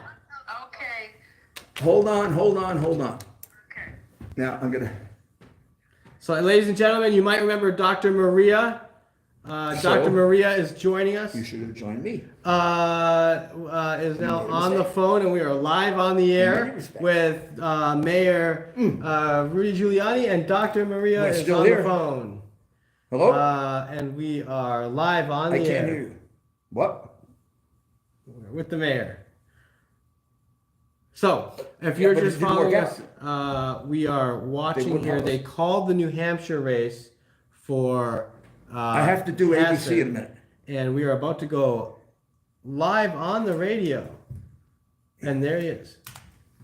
So we are live on the radio, and we are live on our social media. All right, Matthew? Matthew? The audio source. Here. You're on speaker. Matthew, You're on speaker. I am here. Can you call into the number I texted you? Sure, right now. Absolutely. Okay. So you're gonna watch as we call in live. We call in the WABC. You're on Getter still too. All right, we'll have to get off for a minute, and we'll come Well, back. let's get back on. Bring that up so we can get off. All right. We're gonna end that live stream. And get her. End the live stream. There we go. We were live there for a while. So Confirm. okay. So now- thanks for joining us. The mayor's going to call in now to WABC Radio. You know where Rush Limbaugh spent a lot of his time, and Sean Hannity. It's one of the largest radio stations in the country, right in Midtown Manhattan. Fantastic. The mayor has a show weekdays from 3 to 4 p.m. Yeah, we'll put Eastern. it on speaker. And so we're going to be live Make it all on here. speaker. I'm right here. Listen to the newsroom. All right, we'll put you on hold, bring you right up, all right? Good. And everybody can hear also. Policy, whether it's with oil, gas, taxes. So That is Rita Cosby. And we have it all Rita covered Cosby. on Rita Election Cosby. Central. And now let's go to our election results desk with Noam Layden. Noam, what's the latest from there? We can tell you in California, Gavin Newsom easily sailing to a That's second term. It's gotta be loud for the radio, for the camera. It's gotta be loud if you. Yeah, that's as loud as it gets. 2024 White Yeah, House yeah, waters. turn it. We don't know if he will run or not. I guess he's waiting to see what President Joe Biden is going to do, but it's rumored that he is definitely interested in running for the White House. Easy win for him. In Give me some Pennsylvania, pens over there. we have about Give me some 71% of the pens over vote there. in that Senate race between We're live John on. Fetterman and Dr. Oz. Fetterman has about a 70,000 vote lead. This is a really close race. Don't know if we'll have the final details on that before the night is out. We will. The votes are coming in more fast and furious in Faster, Pennsylvania not than more they faster. were when the polls closed at 8 We're o'clock. live. All right, Noam, thank you very much. Keep us posted. And again, as you heard from Noam, just about 70% in, all eyes on Pennsylvania and so many other key states tonight because a lot of them are still up for grabs. Arizona's, of course, another big one. So we are waiting to see what happens there as well. Kerry Lake, Katie Hobbs going neck and neck. And joining us now is former New York City Mayor Rudy Giuliani. Rudy, first I want to get your reaction to what we were just talking about with Noam. We are still waiting to see what happens in Pennsylvania. Fetterman Oz. And right now, it looks like a 70,000 lead by Fetterman, but a lot has not come in yet. It's only, in fact, I'm looking right now, 67% of the vote has come in Pennsylvania. What are your thoughts about Pennsylvania and some of these other races around the country? And then I want to get to New York with you, too. Well, I would say the races are closer than we thought in some cases.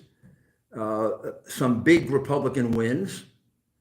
I think Rubio won by a lot more than I thought. Florida was a wipeout. Some big wins in Virginia that people aren't noticing at the congressional level, which kind of indicates Virginia may be going back to becoming a Republican state, which is extremely good news.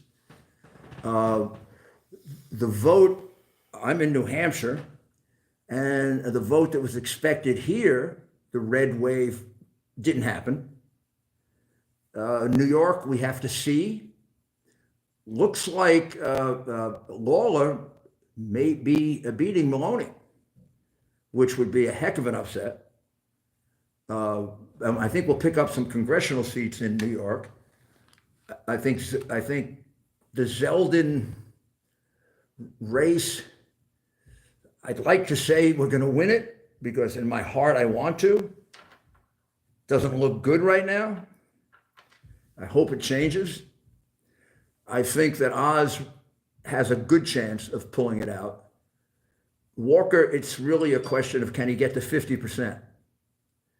If he doesn't, then the Republicans will not have the Senate until December. And I think if the Republicans get the Senate, which I think they will, it'll be by one vote, as opposed to the 3 or 4 that we thought it would be. The House is finished. The Republicans, I think, will do as well in the House as they thought. I think that expectation will be fulfilled. I think the expectations with regard to the Senate at 53, 54, we're going to be lucky now at 51. And I think the stretching of the red wave into deep blue states like New York, maybe at the congressional level, but I don't know if it's happened at the level we thought it would happen. And now, Rudy, to your point, I want to talk about Sean Patrick Maloney in New York. We're still waiting on results. Earlier results are showing that Lawler is ahead on that one. Again, it hasn't been called. That's still early. But that was an interesting race, too, because Maloney famously said just a few days ago when he was asked about what's your advice to people about inflation, I couldn't believe he gave this answer, Rudy. He said, well, we used to eat Chef Boyardee. In other words, it seems so disconnected from the, average citizen. And right now, again, we're waiting for results on that race. But the fact that Lawler, there's a chance he could take it, depending on some of the polls. That really hurt, I think, Maloney, and he's one of the head guys at the Democratic Campaign Committee. Yeah, I mean, although I have to tell you, Rita, he's been in trouble all throughout. Lawler has really run a very, very good race. And also, he's not very popular in his district. I mean, he's another one of these guys that went Washington and forgot that he came from Central New York,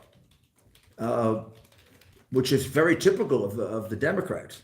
I think so far this looks like not the big giant red wave that we thought would happen, not an insignificant one. It does look like good news for 24. It looks like the party is expanding. It's expanding in very, very sensible ways. When you look at how we're doing in Virginia, how well we did in Florida, it looks like we have Florida may no longer be one of these back and forth states. When you look at the congressional seats we picked up there, we're picking up some congressional seats in New York. It looks like 2 or 3. So, and if Virginia is back as a viable Republican state, the electoral map changes dramatically. So there's a lot of good news for Republicans. Rudy, what do you think? Sorry to interrupt you, but what do you think in terms of the Senate again? Do you believe that even if that it could be a 51-52 Republican night in the Senate? Yeah, I would. I mean, I'd be very happy with 52. I think we go to bed tonight and we're probably 50-50. I mean, we're at what will look like 50-50, unless, and we won't be able to tell that because it really depends on whether Walker can get to 50%. And what is he about? About 0.5%, about 0.5% away from that. But it's very close, and he may not get. And there's a third party candidate taking 2%. So right now he's at 49.3. So he's leading Warnock, but that almost isn't important now. Who's ahead, Warnock or him? It's who gets to 50%. That's the important thing.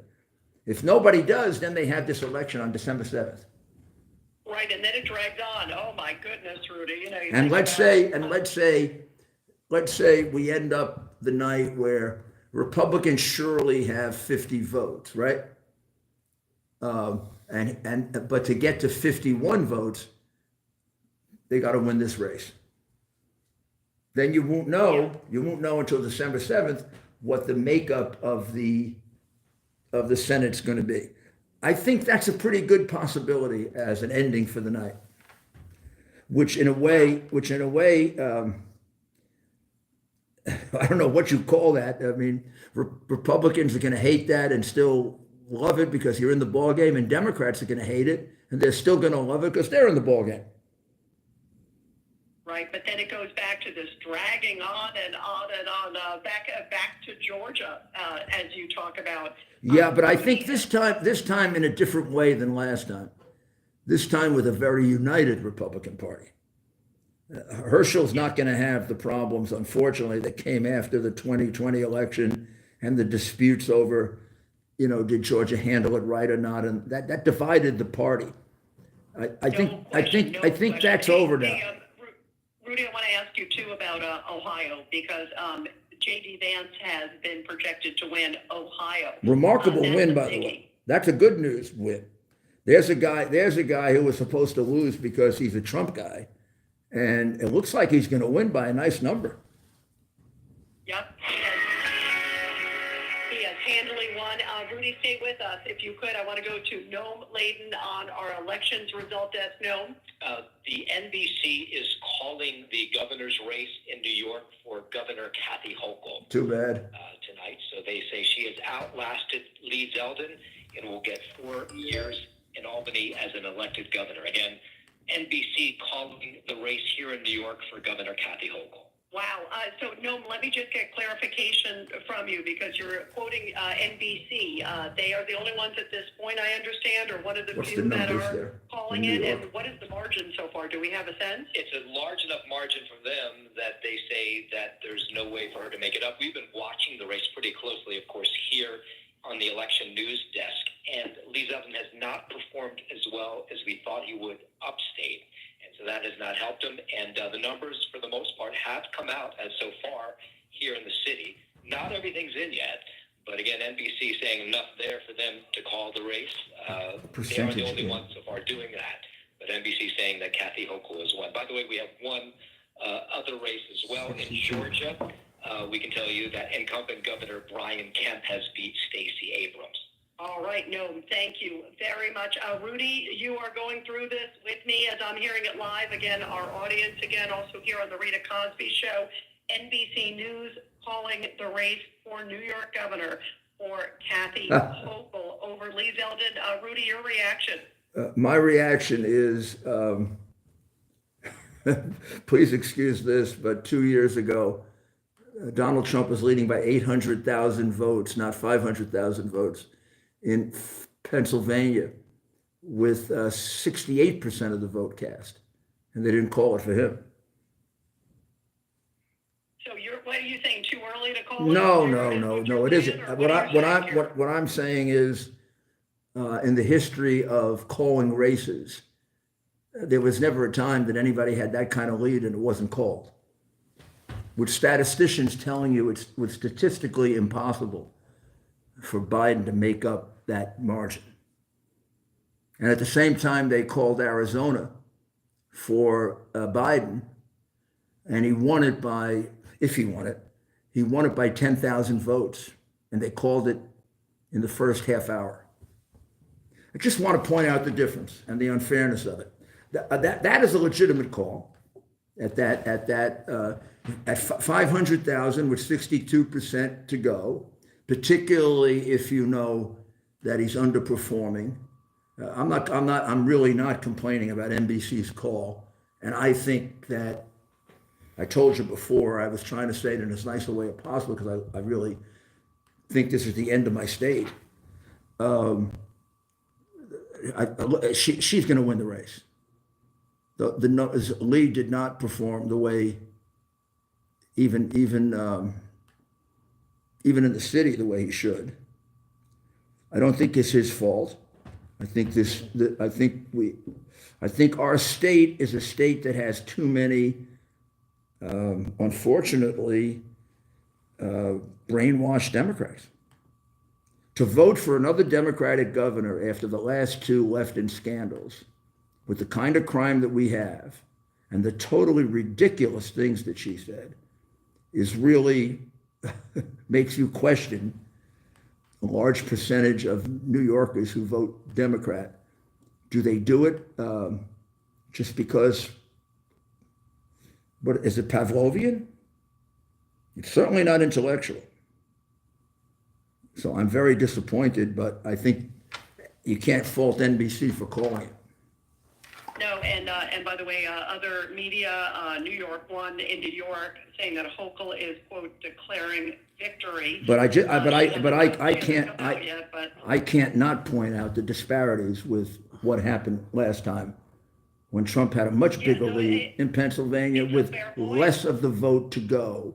The same thing is true in Georgia, and he was ahead there by margins. I went back to look, by margins that exceeded calls that were made in the past. So when people say that there are people that are very upset about the election, they have a right to be upset. And by the way, and Rudy, by the way, I hear you what you're talking about with the different standards and the way the mainstream media has coddled many Democratic candidates and not grilled them, as aptly on many issues. Being the vice versa too as well. Rudy, thank you. You're very welcome. And I think when we go out west, you're going to see a little bit more of a large Republican showing. I expect to see Laxalt. Yep, we're waiting on that one, and we're waiting also on, of course, Kerry Lake in Arizona. So many coming in. Rudy Giuliani, thank you so much. Thank you. Oh, awesome to have you with us, too. Thank you. Here on the Rita Cosby Show. To go NBC News now, again, calling the New York governor. Well, that was too bad. Well, now we're going to do an analysis. Well, you were live on air for that. I for know. the New York Yeah. for the New York call. Yeah. Well, so now we're going to do a little analysis and see what our chances are of holding the Senate by my own little method here that I have. So if you give me 2 minutes to do that, I will give you a result. Where are we in Pennsylvania right at this moment?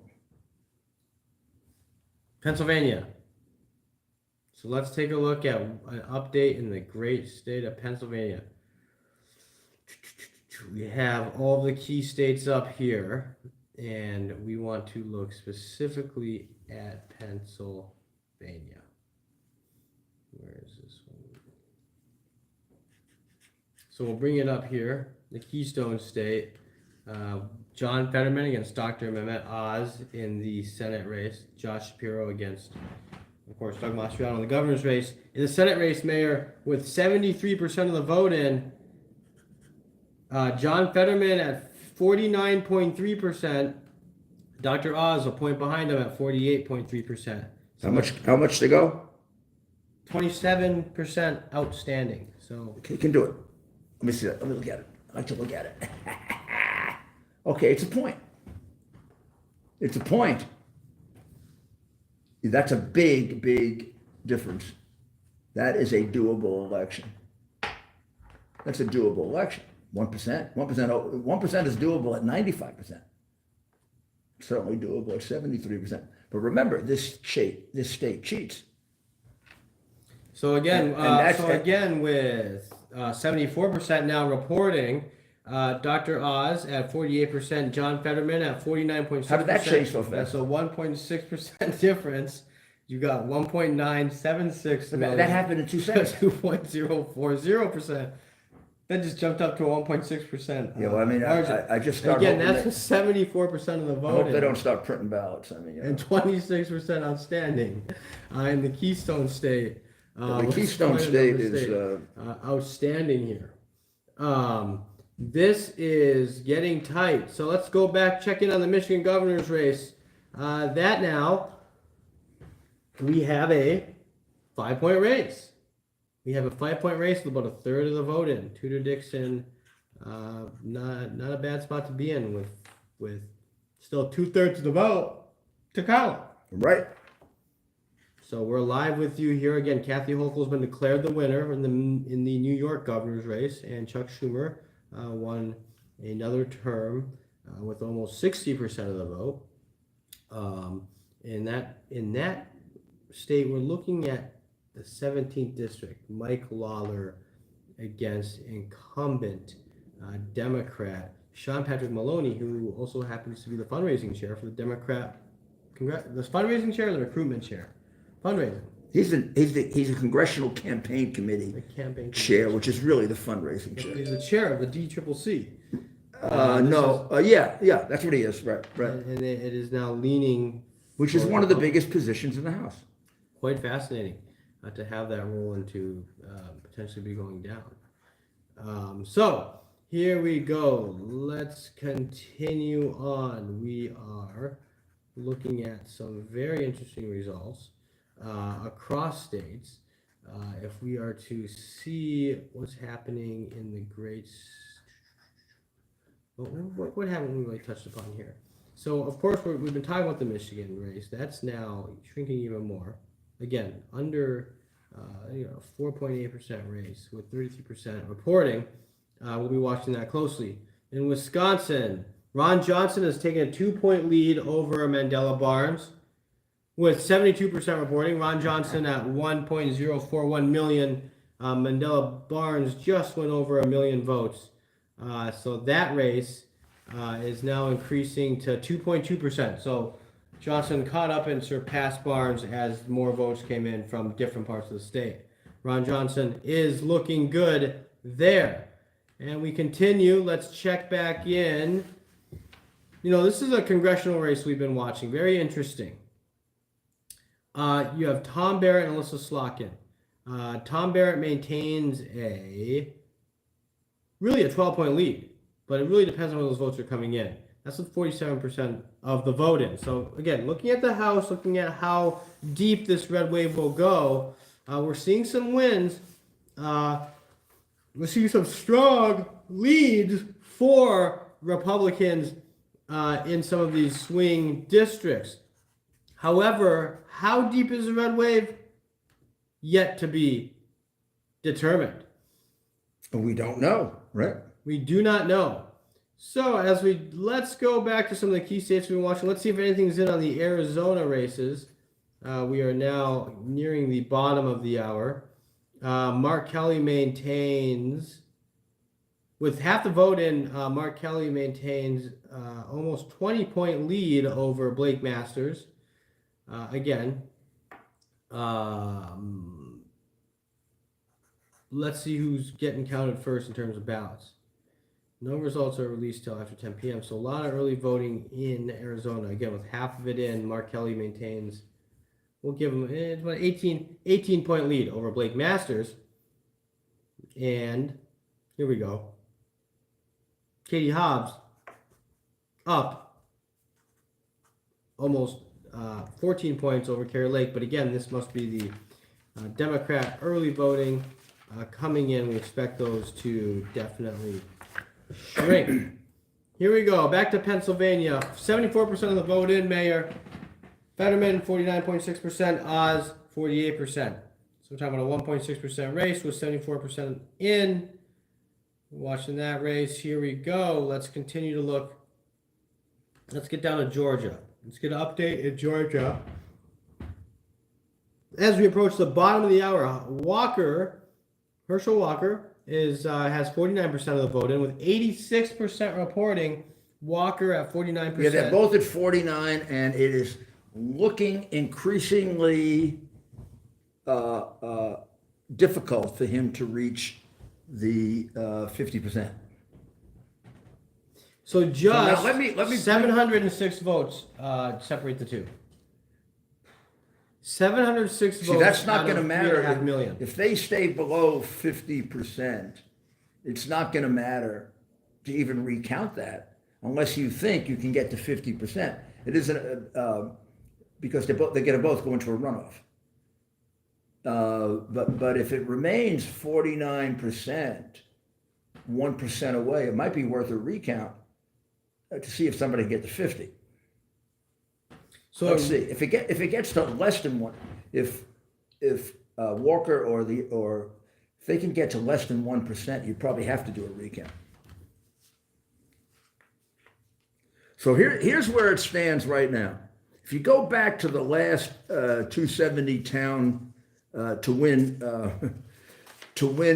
map, which we used to analyze this for you, it was 51 Republicans and 48 Democrats that they assumed for their numbers, with one toss-up. Now, if we had a whiteboard, we could make it really fun for them. We have a whiteboard around? We do. Okay. Because some of you are probably going to want to go to sleep pretty soon, and if you probably we do too. Oh, what do you mean? This is like the Super Bowl, man. But I thought I would let you know what the odds are of a Republican Congress or a Democratic Congress, because I doubt we're going to know the answer to that. Well, we can look at some of those, what we have up there already, and I'll use my blue. And really, we can move some of these mics. Well, we can, yeah, I can just hold it up high. Okay. No, they want to be able to hear me. Stay there. Don't worry, boys and girls. We'll do it. Ouch! All right. Now, I need an eraser. I got a nice clean spot here. Okay, good. So let's start off this way.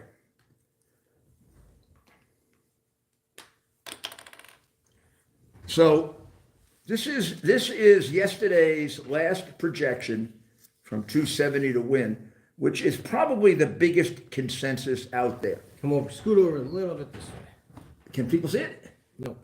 All right, Dem. I'll write it out and then I'll That's put it. okay. I'll put it over here. And Republican. Dem and Republican. So we start off 48, 51. The 48-51, and I'll have you write on it now.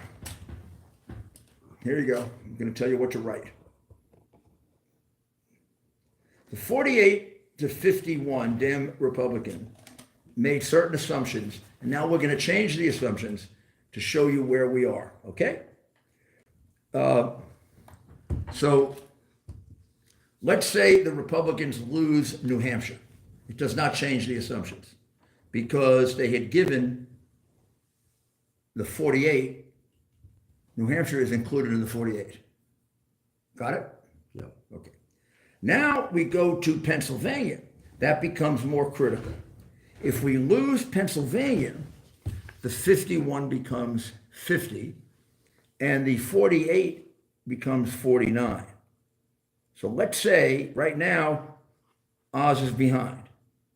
He could win, he could lose. Let's say he loses. We are now at 50 Republicans and 49 Democrats. So put down 50, 49, and put down minus Oz. That's if Oz loses. Now we got to look for other surprises against this projection. North Carolina was projected for Republicans. We're going to win North Carolina. South Carolina, Florida, Alabama, all Republican. Let's leave Georgia for last, because Georgia was included in the 51. Middle of the country, Iowa, Missouri, Arizona, Louisiana, Indiana, Kentucky, all assumed for Republicans. Ohio assumed for Republicans. Looks like we're going to hold Ohio. Now you get to another, and Iowa. Now we get to another state that could be very, very crucial, Wisconsin. If we lose Wisconsin, Republicans go down to 49, and Democrats go up to 50. Right now, well, basically just on right now. Right now, Johnson's behind. Correct? Johnson has taken the lead. Johnson is taking the lead. Yes. So let's leave that as a Republican win. Yes. Okay. Republicans hold on to Wisconsin. Doesn't change the numbers, but we don't lose anything. Now we move out to Arizona. If Kelly wins Arizona, it doesn't matter because that's been projected in the 48 or 49. If we were to lose Utah, well, then we would lose another vote and they'd gain a vote, but we're not going to lose Utah. So we got one state left to decide this, Nevada. Nevada, let's see if we have any results in from Nevada.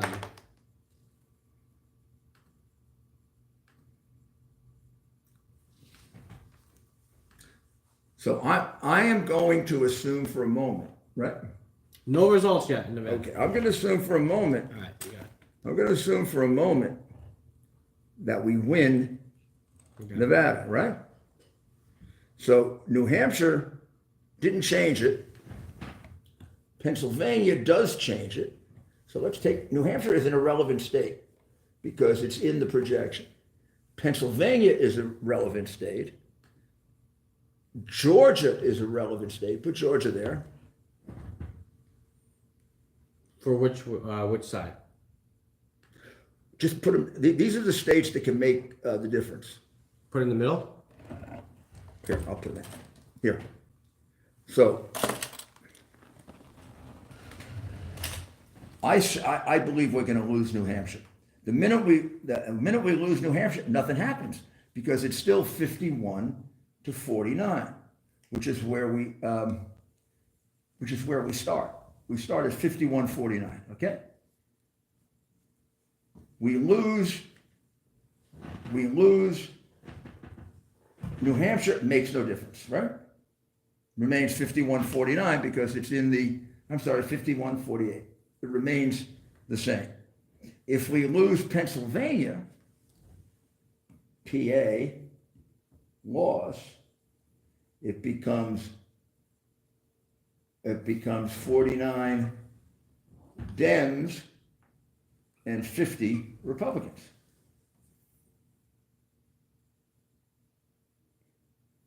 We're all, no matter what happens, we've lost the Senate. Even if we pick up something with a Pennsylvania loss, now, where else are we vulnerable? In Georgia, right? But Georgia, we're not going to know. That could be a one we have to wait. I don't see how Georgia, I say Walker wins, or we're not going to know. So now the only other states that make a difference, we've held on to every state we have to hold on to, except for Pennsylvania, if we lose it, right? Right. So now to lose another vote off this 50-49, we go out to Arizona. Right. But Arizona was built into the 51-48. So if we lose Arizona, it's not going to matter. Right. If we lose Utah, it will matter. But we're not going to lose Utah. Nevada could save us. If we win Nevada, Nevada's a toss-up state, here's what happens. Okay? Okay. We go to 51, and they remain at 49, and it doesn't matter what happens in Georgia. That's right. And then if we win Georgia, it becomes, no, they stay at 48. It becomes 52 to 48. That's right. So the states that matter now, are Pennsylvania, which we have to hold, right? Mm-hmm. Pennsylvania, Georgia, which we have to hold,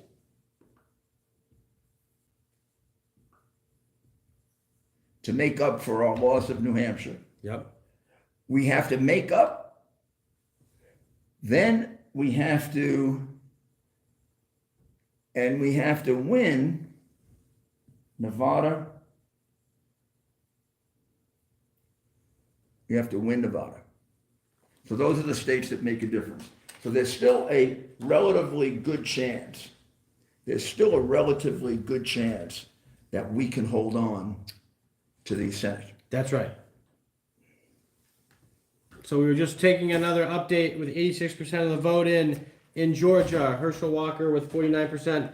Raphael Warnock with 49%. Get this, Mayor. Just 1,000 votes separate the two. 1,757 to 1,758. You're kidding me. Yeah. How could that be so close? It's very close. How could it be so close? Very close. This is a difficult night, I'll tell you. It really, I mean, we were expecting, we have to be honest, right? Weren't we expecting a bigger red wave than this? Mayor, I think so, but I think there's a lot of time left. So we'll see if some of these races are tightening. We'll see kind of what happens here. And as we approach midnight, I'm not sure how much longer we'll stay on, but we want to thank everyone for sticking with us. I think the mayor and I could keep going throughout the night. We could. I wouldn't mind seeing a few more. I'm going to stay up anyway, so if you guys want to hang in with me, you can. I wouldn't mind seeing a few more results. Let's stay on. I'd like the states to watch. I think I've listed the states to watch, right? The states to watch are, they keep changing, so from earlier polls. Not tonight, they don't keep changing that much, but they keep changing from earlier renditions and polls. And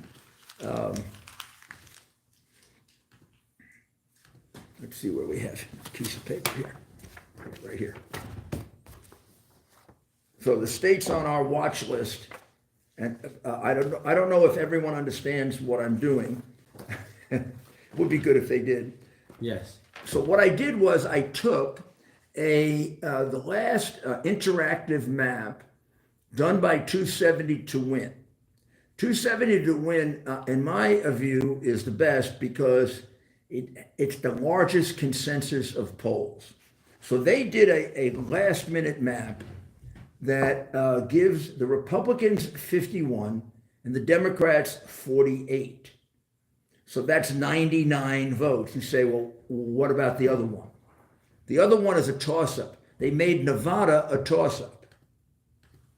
So in order to change this map, right, you have to have a result different than what they projected. So you want to change 50. Too bad we don't have, fancy equipment we could put up there, because you could show this beautifully on an interactive thing. Yeah. 51-48. So, and what the interactive map allows you to do is to actually just change it right in the map, and then you see the change. It's like a little game, like you compress a little. Like, for example, let's say Pennsylvania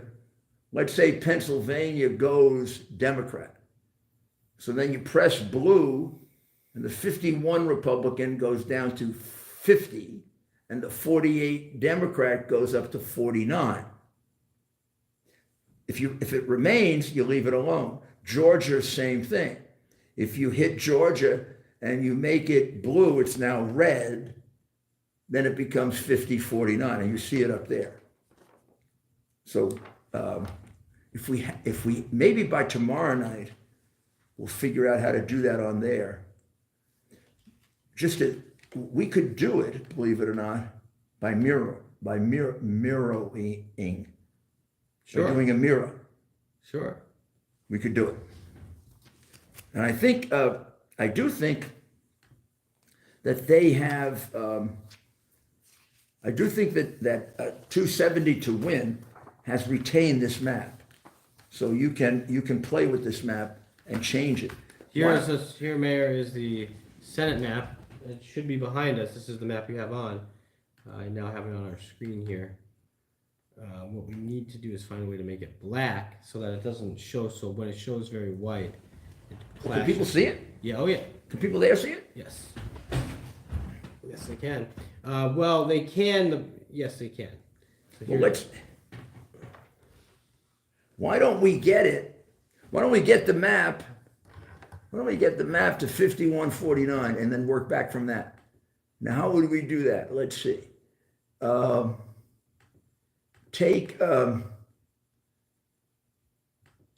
me see the top of the Dems.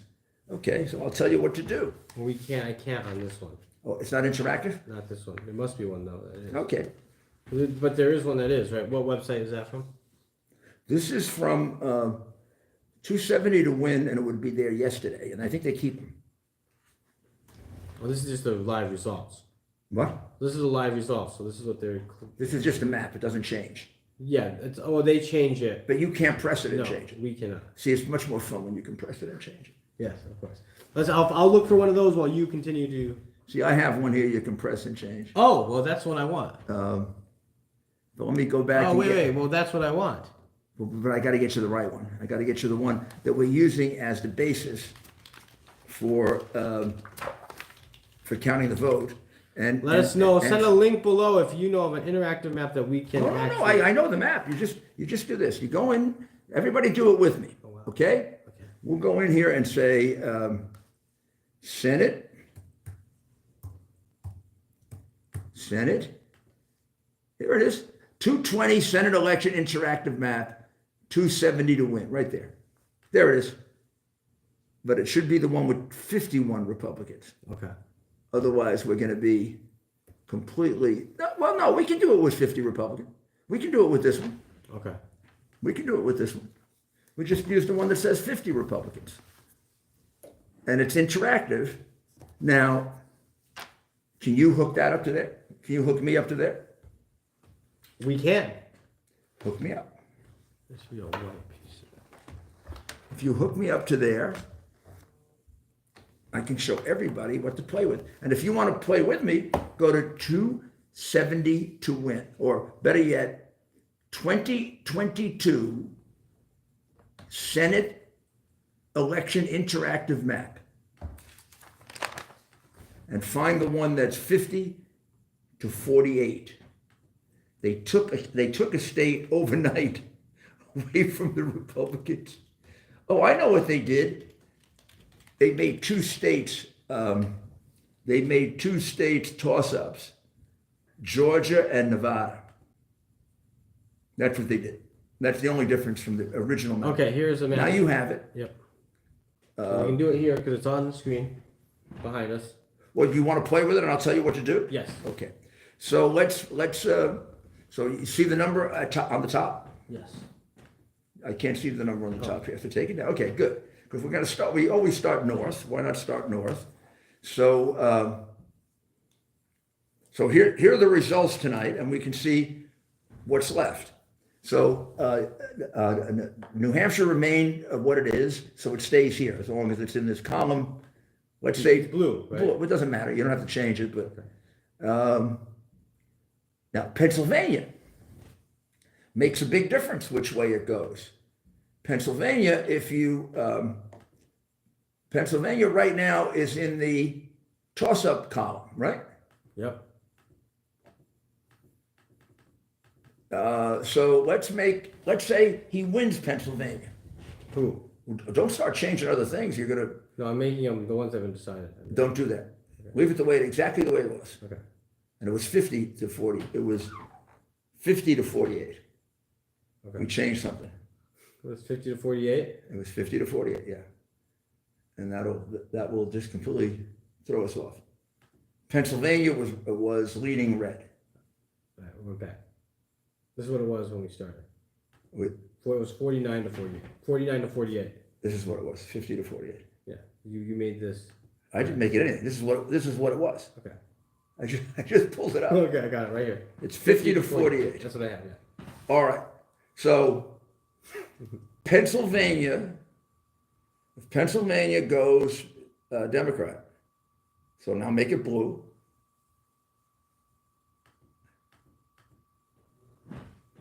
We go down to 49, right? Yes. Then we get to the other states coming down. North Carolina is going to remain Republican. South Carolina.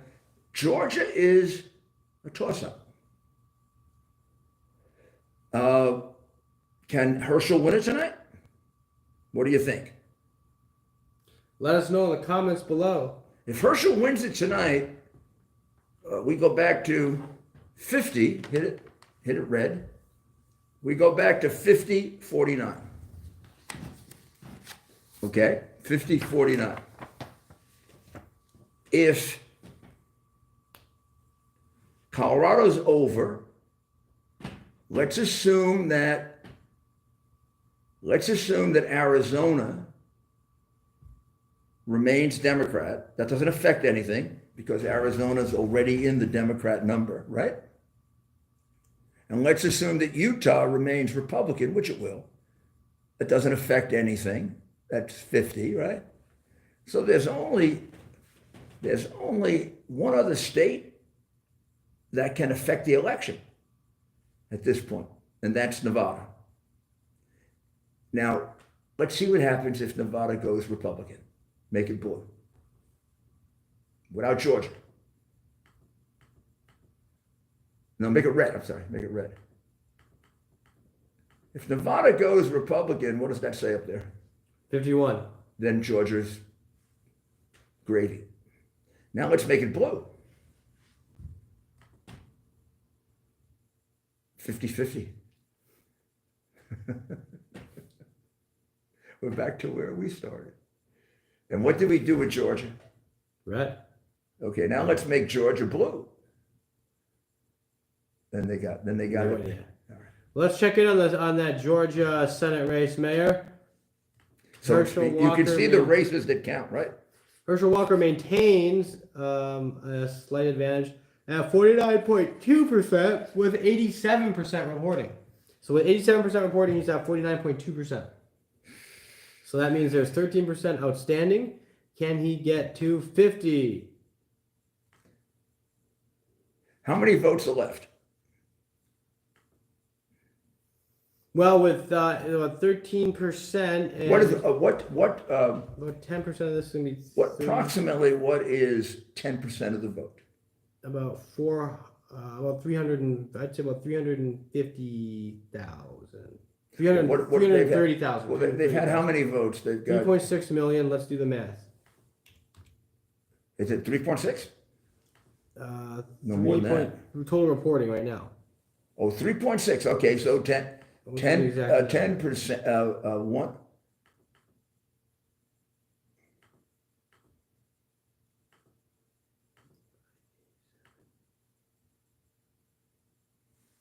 Divided by point divided by point.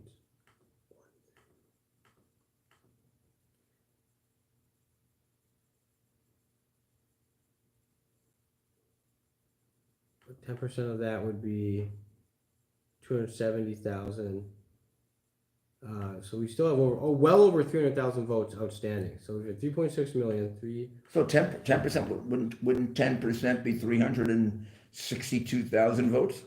Yeah, divided by 362,000 votes, or plus another, it's how much is out? about 416,000. Another, About 416,000 votes outstanding, at least. Well, over 400,000. yeah, over 400, almost half a million. Yeah.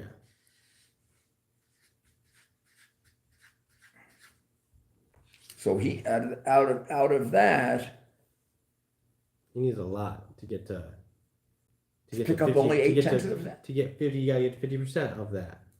If you want to get exact, right? You gotta get. He's got it, in order. You're saying this, so there's about 416,000 outstanding. I'm gonna say that means that the total number of votes is gonna be, it's gonna be over 4 million. So half of that, he needs to get to probably needs to get to 2 million, right? Probably needs to get to 2 million around, I would say, to get to 50%. If he got 50%, if he got 51% of the remaining vote, If this is the remaining vote, he would win. Times 10. He would get 50%. If he got 51% of the remaining vote, he would get over 50% of the vote. You think? Okay. Yeah, if he got 51% of it. Right? If he got another over 250,000 votes, he's going to have to get more than half of these votes. Well over half in order to gain Well, ground. I don't think he's got a well over half. To gain ground, you're right. Not well over, but you would. He The only has trend to- would need to change. he only has The trend would need to He, change. he only has to You need to overcome. widen the gap. He only has to overcome 0.8%. Yes. Not even a full percent. Yes. 0.8%. Yes. So he could do that at Combined, his opposition is 50.8%. right. So yes, so you're right. They need to really, again, he's going to need to widen. He's going to need to widen the margins a little down the stretch. It's amazing how close it's remained, though. It is quite something. And I think the most likely outcome is that neither one of them reaches 50%. So we end up with Pennsylvania, Georgia, All right, Mayor, I'm going to let you close this out. and Nevada. I'm going to step behind the camera. Those are the three states that are gonna decide who has control of the Senate. And for Republicans to have control of the Senate, they have to win 2 out of the 3. That's right. They got to win 2 out of Pennsylvania or Nevada. Because if they lose Pennsylvania, they go down to 49. But if they win Georgia. Thanks for joining us. We're live here and on our 4th hour, entering our 5th hour pretty soon of nonstop election coverage of the key races happening across America. Again, we are really watching Nevada. We'll expect some results there, probably just over the top of the hour. Out west, we're really going to start seeing some results there. That'll be interesting to see. Again, Georgia, a real tight race with 87% of the vote in. Herschel Walker at 49.2%. Warnock at 48.8%. That's correct. So they're at 50.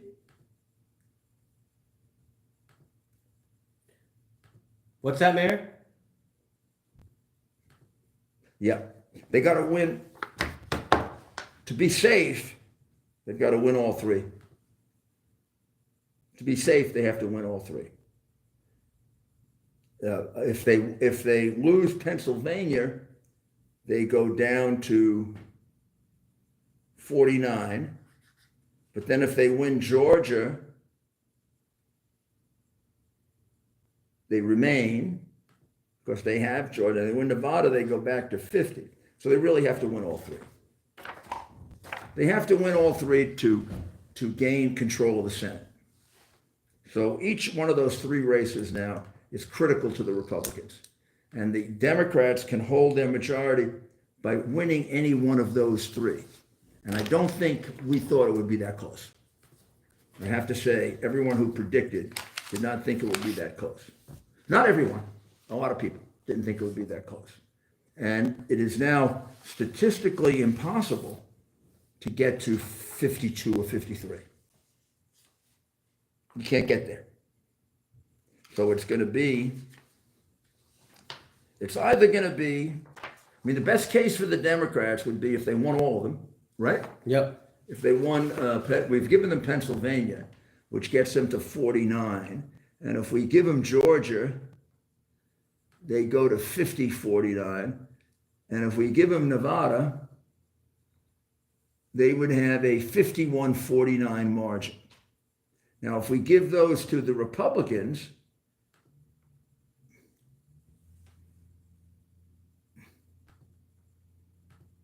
if we give each one of those to the Republicans, it becomes 52-48.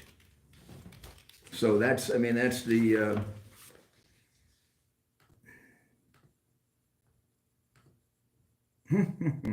very interesting. Very close, very close. This country we can lose Pennsylvania if we win Georgia and Nevada and still retain the majority. So that's where you are. 3 states. Let's take a last look at the 3 states. I just wanted to make sure I was absolutely right. I'm going to do it one more time just so that I'm right. 51-49 Republicans. If we lose Pennsylvania, which I've given to the Democrats, but we win Georgia and Nevada. So if Georgia goes,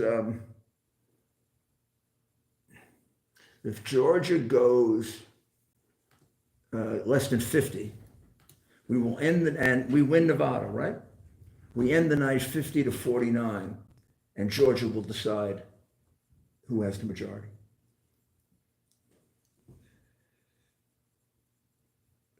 In order to accomplish that, in order for the Democrats to accomplish that, they have to win Pennsylvania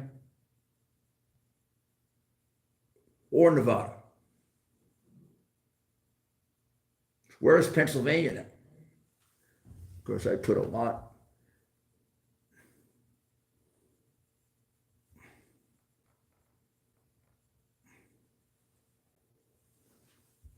Where is Pennsylvania now? Pennsylvania, checking in 84% of the vote in. Fetterman with a now just 1 point lead over Dr. Oz with 84% in. Fetterman at 49.3, Oz at 48.3. Fetterman with 2.286 million. Oz with 2.241 million. A difference of 45,000 votes. It's a 1% election. 1% difference. Yeah. So this race, 1% is about 46,000. Yeah, almost exactly. Yeah. So with just 16% left, this could be a situation where Shapiro really helps Fetterman. He got him over the top. Well, I don't know. That's a little too close. it's tight. It's a tight. I mean, it's just 40. It's just 45,000 votes, right? And there's still, well, there's still 84. So there's still well over half a million votes remaining. Going on there's almost a million votes remaining, really. Are we? Let's go back to the reset map that they gave us. If you hit reset map, you get the map they gave us originally. All right. Because I want to work from that. And we'll stay a little bit longer, Mayor. How much longer you want to stay? I would say we'll give it another half hour and then we'll quit. All right, so stay tuned. We're entering our last half hour. It is now midnight on the East Coast, 9 p.m. out west. I'd like So to. we should I mean, start it to would. see some results out west. We can stay on as long as you'd like. Oh, I don't want to stay. A little bit longer, we'll stay on, and we got some results coming in out west. Thanks for joining us. Many of you are staying Knowing on. Pennsylvania, they're not going to decide it tonight. I don't want to tell you what I think they're going to do, but We want to thank Molly. there's a reason I gave Pennsylvania to Fetterman. We want to thank Molly, Jet, and Steven for staying on for the entire program to this point and helping us moderate the live chat. Oh, thank you very, very We have much, and thousands. thank all of you who stayed with us. I know it can be a little tiresome. No, they're loving it, I man. hope you enjoyed it as much as we did. Well, We have any questions there that are hanging around that We have a lot of questions, I'm sure, and we're going to want to check those that out. we could. Let us know, ladies and gentlemen. He is asking for questions, and we're going to feed them right to him as we It'd be nice to feed them, continue here. We'll just in general. get a late night dinner. All right, here we go. Continuing live. Any issues yet tonight, Mayor? Anything stand out that you want? I think we got to make a little room there so my paper can come out. I'm trying to get some paper out of there. I'm trying to print something Okay. and put it on. Hit Oh, the- it's not on. You got to hit the little button at the top on the left hand side. There's a button. It's not plugged in. I'll Oh, plug it it doesn't in. matter. It has a battery. Oh no! Oh, wireless printer. But I mean, we can plug it in later to Great. charge it. Great. So stick with us. We are live past midnight now on the East Coast, 9 p.m. out west. Live with America's Mayor Rudy Giuliani from we jokingly say an undisclosed location, but a location In New here Hampshire. in New Hampshire, the Granite State. Which has been blown, we have to say. The state of New Hampshire is going to go blue tonight. Has that been called? And Has that been called officially? I'm being told live we have folks at the Don Bolduc party. They are saying that Hassan was declared the winner, Hassan was declared the winner. and so we're still waiting out on some interesting House races there. But it does not appear that the red wave was enough here in Reached that live or die state, huh? not as of now. And we can really dive into that maybe on another night. We had some candidates run some strong races, but I think, Mayor, there may be more to be said about those races down the road. Yeah, oh yeah, I think so too. And there's something to be learned about where we are with regard to 2024, because I said that the 2024 election will start tomorrow. But here's the reality of it. If Georgia becomes a toss-up, a 50-50, because we're below 50%, honestly, you don't start the election until it's important to know who has control of the Senate. That won't be decided until Georgia. And the chances of that happening are exceedingly strong. Exceedingly strong. I mean, look. This is... So again, thanks for joining us. This is really crazy to do it this way. I mean, so right now, the undecided states are, when we get it back to the reset, I'll give them what they This is what, Just another half hour, ladies and gentlemen. We'll stay on as we continue to get results here out west. We are. now, why don't you take a look there and see if we can get up to date out west. So again, we are now past midnight on the East Coast, approaching after That's 9 not p.m. We have some results coming in, Mayor, out west. Mark Kelly again with 50% of the vote. Let's see if there's anything else in there. Mark Kelly maintains a 18-point lead, and in the governor's race, Hobbs is up 14. So Kerry Lake running about 2 points ahead of Masters again. But is Kerry Lake losing or winning? Kerry Lake is losing, but that's the big chunk of the vote that came in. Well, that's a big surprise too, isn't it? That's the votes that came in very strongly. Let's see. Whitmer is at 50.8. Oh, Whitmer, this race is tightening big time with 45% in Michigan, Dixon at 47.5. That's Whitmer very at slow, isn't it? The counting there. That is, and Detroit often counts late, and that can come in later. And Arizona should be way behind. And that. well, we can really dive into the numbers there to see where Whitmer is up. You know, obviously counties like Oakland, she expects to do well. So we look at Oakland County, Mayor. 47, so 3/4 of the vote in. Whitmer's expecting to win it by 22. They're still outstanding 25% of the vote.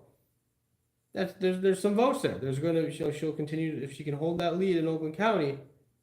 That's good news for her. She's at Washtenaw County. That's Ann Arbor, Michigan. A little over half. She's up big there. They're still expecting some big votes. Now let's really look at Wayne County. That's Detroit, Michigan. I can just pass it, I think. Wayne County, Michigan. Let's see what the turnout is there. In Wayne County, which we're not seeing anywhere. They're not in alphabetical order. They're not in order, so we went down to the bottom looking for Wayne. They might be. There they are. There they are. Wayne County. So only 8. So this is where Whitmer is feeling good. Just 8% of Wayne County is in. Well, she's going to win then. Just 8%, and she's up 8. You know, so Yeah, she's going to win. so Whitmer's in. You can say that basically by looking at Wayne, right? Yeah, I would 8% of Wayne. That's right. You're right. I mean, you're not wrong by reacting. How that many way. votes are left? Let's look at some Dixon counties. How many so votes we're are focused left? on Michigan. How many votes are overall? left? Yeah. Half the state. 55% of the votes left. However, look at How much is Dixon? Dixon County. Is that the number Ottawa. of votes cast or the number of votes left? Votes cast. This is what's in that county. So 532,000 votes are in. Is that what that? for Oakland County, that's the biggest county in Michigan, right? Right. So look, the biggest counties are Oakland, Wayne, and Macomb. Whitmer up big. Let's see what's outstanding in Macomb. So again, Dixon's within 3 points of Whitmer with 45% of the vote count, but you got to see what's outstanding. What's outstanding? Oakland County. There's still over 100,000 votes outstanding there. Whitmer's leading that by 20%. Washtenaw, that's Ann Arbor, Michigan. That's a little over half the vote in. Whitmer's up big. There's still a lot outstanding. Obviously, this is interesting. Saginaw County, Michigan, a blue district that Trump won. You'd expect Dixon appealed herself to the Trump base, some Trump voters, but Whitmer still leads Up that by county. 3. Oh, Macomb. So here it is. This is important to watch. Whitmer's up 3 in Macomb, right? That's the Trump. That's the Reagan Democrat. That's the Trump area. Depends where those votes are coming in. She should not be up 3. She should be down there. You would think, depending on where Macomb comes from, there are pockets of heavy Democrat But there's voters. only 14% of the vote. Only 14%. So this could be still Dixon County, but you'd rather be Whitmer right now there. And of course, Wayne County, just 8% of the vote. You know, that's going to be heavy. Well, she's up. She's winning that 8% by 87%. Yeah. So that could, no, but Wayne County, right? There's parts of it on the outskirts of Wayne County are Republican. Right. Downtown, the city of Detroit, varies. Let's see where in that county it is. So it's interesting. But if you look at the counties where Dixon's doing well, 79% of that vote is in, right? 76%. So her counties, there's still a lot. You know, Ionia, the big Republican counties. Kent County used to be a stronghold for Republicans, and the mayor knows Michigan. You spent some time there. Kent County, Whitmer hoping to win that one big. She's up 10. So just we want to dive into the Michigan governor's race. That, again, will still be one we'll want to watch closely. But when you really dive into the numbers, things can get interesting. Now, how are we doing in Wisconsin? That's another. So let's go to Wisconsin. The state another of one Wisconsin. that hopefully better than their NFL football team. So in the state of Wisconsin, Ron Johnson, running for re-election, is up 3 points on Mandela Barnes with 82% of the vote reporting. Well, that's starting to sound better. Ron Johnson with 1.197 million votes to Mr. Barnes 1.127, up in that race by 70,000 votes, with 82% reporting, looking good for Senator Johnson. And how do we look in Nevada? Mayor, close governor's race in Wisconsin you might want to keep an eye on. Tony Evers, the Democrat incumbent, is up, but by only 20,000 votes, with 83% reporting. That's a question of what's left. That is a big question of what's left. So we'll watch Wisconsin here. Let's take a look, because when you see how Johnson has come back, it's obviously they counted the Democratic part of the state first. Yes, early on, Barnes up big. Thanks for joining us again. We're going to stay on here for a few more minutes. Lots of results coming in. Let's go check back in on Pennsylvania. 85% reporting. Fetterman, 49.3%. Oz, 48.3%. A difference of about 46,000 votes. 1%? 1%. Can Oz close that gap, as he continuously has all night? So, Georgia, of course, we're watching that closely. The state of Georgia. See what happens in that Senate race. If Herschel Walker can sprint over 50% to avoid a runoff. It's looking increasingly tighter and tighter in this race. Mayor, this race is now under 1,000 votes separate the two men, with 89% reporting. Walker, 1,816,027 votes to Warnock's 1,815,104 votes. A difference, a literal difference of 923 votes. Out of 3.7 million, 923 separate the two. So, folks, voting does matter. And you hear it every cycle with the close races, but man, is this close. That's Georgia. We come back to, let's check out some of these House races. Well, let's get back to, so we kind of New Hampshire. Let's just see if anything's changed there. Any miracles in these House races for, we're here, Mayor. See if we give them any good luck here. With 70% reporting, Pappas is up big on Levitt. 10 points. Again, Big mistake. Look, there's a lot to be said. I think we can talk a lot about the New Hampshire races. But hard to believe with the performance of the Democratic Congress, and it's very, very hard to believe. Something we'll talk about in the coming days as New Hampshire looking more and more likely to remain blue at these congressional levels. Nevada, we're waiting for some results. We're not getting any yet. We're now at 12:15, so we'll see when they start reporting. And, of course, a close eye also on Arizona, which is keeping at the 50% number in, which may be some early voting. So all's kind of in a holding pattern in Arizona. Nevada, nothing in yet. Wisconsin, Johnson is charging his way past Barnes, holding strong. I would say that vote, that one might get called pretty soon. Pretty soon. How about Ohio? Have we put Ohio and Iowa away yet? J.D. Vance has been pronounced the likely winner in Ohio. Yeah, he has. Vance wins that one over Tim Ryan. Well, that's a good one. A strong margin. Yes, almost 300,000 votes separate the two. And how about North Carolina? I'm trying to close down the number of states at issue. How about North Carolina? And in North Carolina, I do believe Mr. Bud will be heading to Washington. We will double check that before you make that change, Mayor. Ted Budd has won. He's The won? race has been called by the Associated Press, for what that's worth. And what about Iowa and Grassley?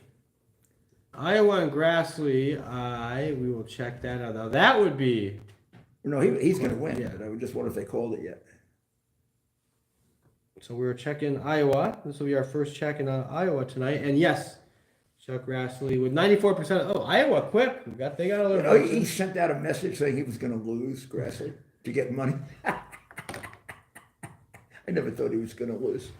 He must that. But they have, but wait now. What's that margin there? That's a wipeout, right? Yeah. Okay. They have it as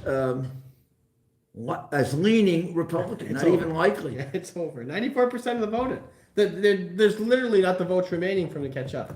They don't like to admit that, right? They don't like to have to say, okay, that's another Republican. Colorado, have we lost Colorado? We have lost Colorado. Michael Bennett remains, and you know they were real quick to call that victory when they could. So Okay. we're really able to close out some of these. Waiting on And what about- there's the big four Senate races, I think, and then some of these governor's races, like in Michigan, we're watching, but hesitant to be too excited with Michigan as Wayne County hasn't come in yet, and there's a lot outstanding in Oakland County, and Saginaw, which went for President Trump, appears to be with Whitmer as of now, but Tudor Dixon running an incredible race, just an incredible campaigner. Worked so hard. So we'll watch that closely in Michigan.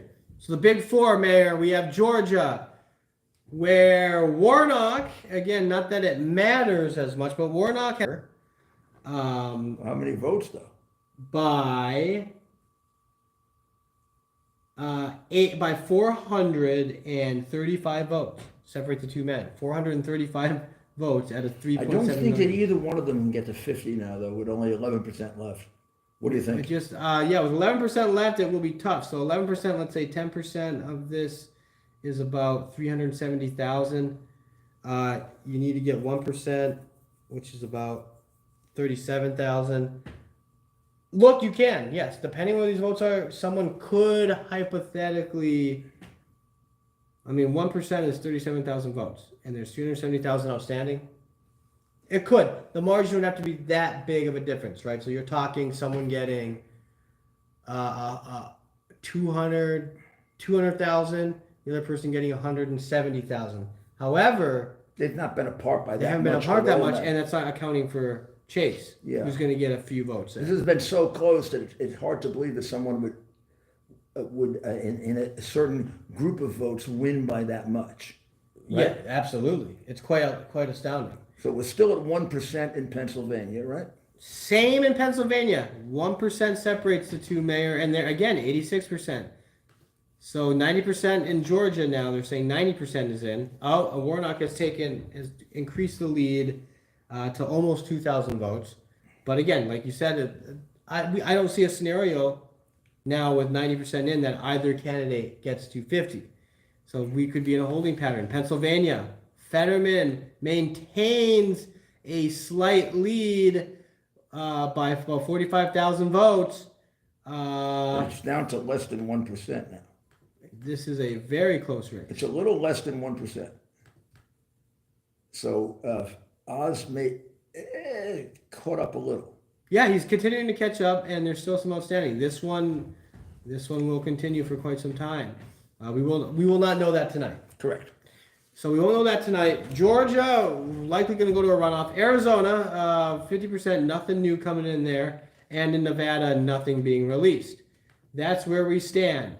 So just to recap, nothing coming out in the Nevada race. Half the Arizona vote has been counted, but that's been there for a while with Kelly up big. So we're really down to 5 states now. Pennsylvania, Georgia, Wisconsin, Nevada, Arizona, and Washington. The state of Washington. What happened in the state of Washington? Nevada or Washington? No, Nevada, yes, but what about Washington? Where is Washington? what has happened in Washington. We will find out what's happening in Washington.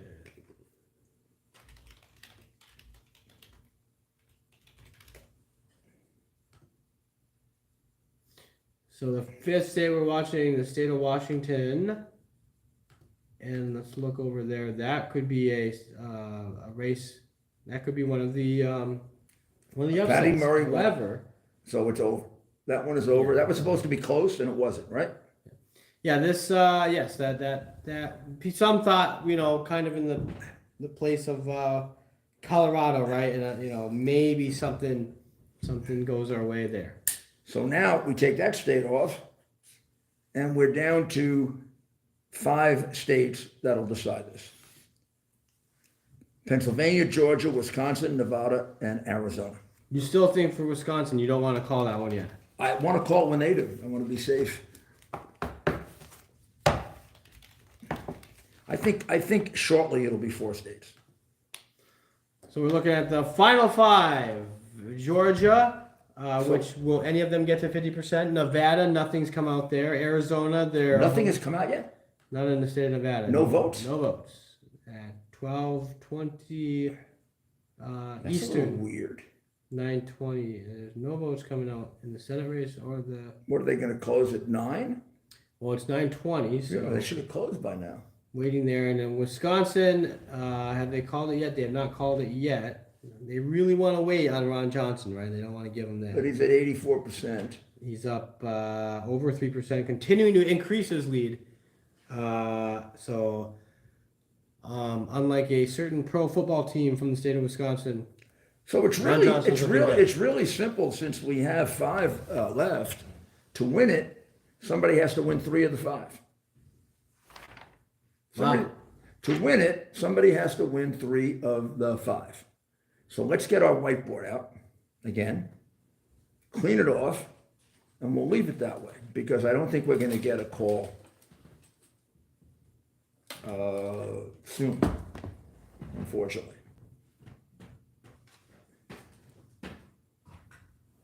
Is there a eraser over there? Or I might have to go grab them. Okay. Oh, we have one around.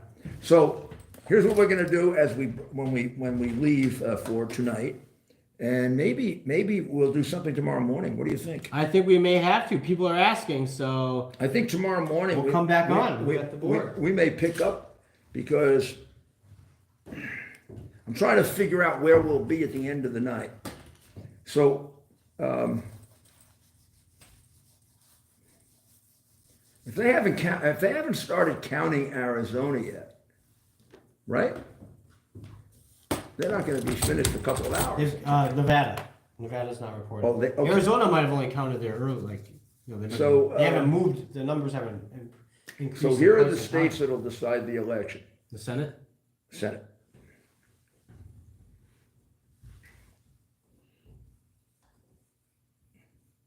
Okay.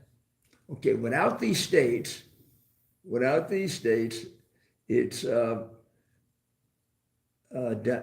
Democrats, just put down what the number is without these states, okay? Yep. It's 48 Democrats, 48 Republicans.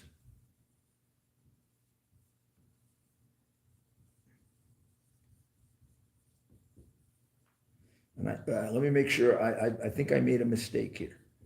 Because I have Wisconsin, Nevada, Pennsylvania, Georgia, and have they called Arizona? No, right?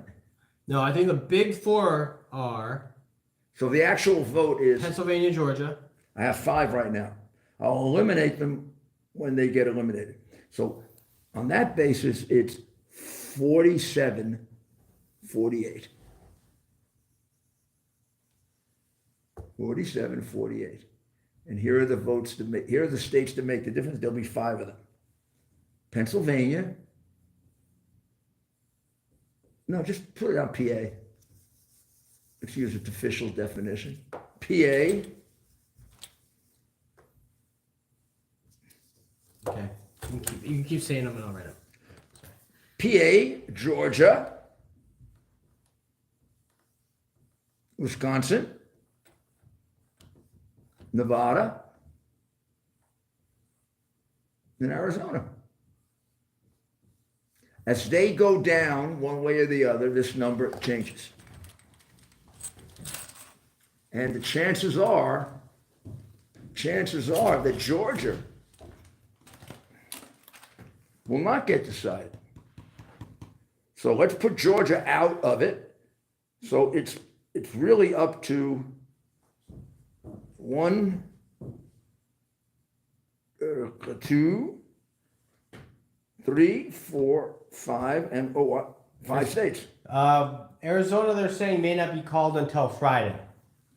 And where is it in terms of numbers? Arizona, they haven't moved. They haven't counted any new votes since they counted about half the votes a few hours ago. They released that, and they haven't touched anything since then. So for Republicans to get to 51 without Georgia, so they can feel safe, right? Right? Yes. They've got to win 3. And we're going to assume now that Georgia is at 50, doesn't get to 50. So they have to win Pennsylvania, Nevada, and Wisconsin, and Arizona. 3 of the 4. 3 of these 4. That's right. It looks like they're going to win one of them, Wisconsin. It doesn't. It looks like they're going to lose Arizona. Last time I checked. That could be close. Nevada, we have no idea. Pennsylvania, just can't tell yet. I mean, he's 1 point behind. So let's do one last minute check on each one of these, and then we'll go to sleep. Let's see where we are, where we haven't looked for a long time, which is Arizona. Where are we in Arizona? And you say we're not going to hear about Arizona until Friday. Some reports are saying that. I had to source that. See where we are. Well, okay, we had Johnson. Let's see where we are. Let's start with Georgia. With 90% of the vote in the state of Georgia, we have a virtual dead heat. Raphael Warnock, 49%. Herschel Walker, 49%. With 90%. Again, explain the importance of getting the 50% in Georgia. If you don't get 50%, you have a December 7th. We're looking at a runoff, Mayor, it appears, which you had called. So we're looking at a runoff in Georgia. We can almost circle that. Not blue. Or blue. We could circle that as it's not going to determine anything in the next month. In Pennsylvania, 87% of the vote is in Dr. Oz at 48.38%, John Fetterman at 49.21%, a difference of about 40,000 votes. And a difference of less than 1%. That's right, Mayor. A difference of approximately 8.8. Right. 8%. Yeah, plus. An eighth of a percent. Right. So that one, too close to call. That'll be interesting, and that might not be called for a few days, right? That's going to be a recount. That's going to be a recount. That number? That's going to Pennsylvania. I mean, particularly if it's less than 1%. That's going to be so close. So that's Pennsylvania. And this is all Senate race. In Arizona, 51%, so a couple more votes coming in, not many. That one, Mark Kelly is up 57.7% to Blake Masters, 40%. Tough to win that one. And up to Nevada has nothing. Nevada. Let's see if Nevada's still not reporting any numbers. Nothing in Nevada. Okay, nothing in Nevada. And Ron Johnson, 84% of the vote in. Ron Johnson at 51.6%. Barnes at 48.4%, with 84% reporting. And let's give a check in to Michigan. That's a state in a race we've been watching closely. Whitmer, 50.3% to Dixon's 48%. So Dixon is closing the gap. Depending where these votes are coming in, that is good news. That is good news for Dixon. So right now, it looks this way on the Senate. Georgia, we won't know about. Wisconsin will go Republican and Arizona will go Democrat, which will make this 48, 49, right? Yes. So to get to 51, you need Nevada and Georgia. Yes. But you won't know Georgia until December. Yeah. So the best the Republicans can do is if they win Wisconsin, they go to 49. If they win Nevada, they go to 50. The only other way they can get to 51 is to win Pennsylvania. Wow. Wow. So we will not know the control of the Senate for a few days, most likely. Well, here's how we could know it. Arizona, I think we lose. Wisconsin, it looks like we've won. So we're at 49, right? Georgia, we're not going to know about, so we got to put it on the side. If we can win Pennsylvania and Nevada, we'll be at 51 before the end of the week. If not, we're going to have to wait for Georgia. So that's where it is. And we'll know tomorrow if it's going to be a shorter wait or a longer wait. Well, Mayor, it was an honor to join you tonight. We'll see if I'm back with you in the morning, but I'm going to sign off before you. Mm-hmm. Shake your hand. And, Thank you. And then we're going to say goodnight. I'll let you do a final send off to everybody. Thanks everyone who joined us. The mayor will say a few words in closing before we sign off for the night and come back on in the morning. I will say that it was a great pleasure to cover this with you. I don't particularly like the result. I don't hate the result. We certainly haven't lost. Looks like we didn't even bother looking at the House because it looks like we're going to have the House. So I would say that this is a Republican victory by taking the House. We now have a check and balance on Joseph Biden. We are in the running for the Senate, which will get determined either in the short term based on the outcome of Wisconsin, Arizona, and Nevada, which I think can be decided now.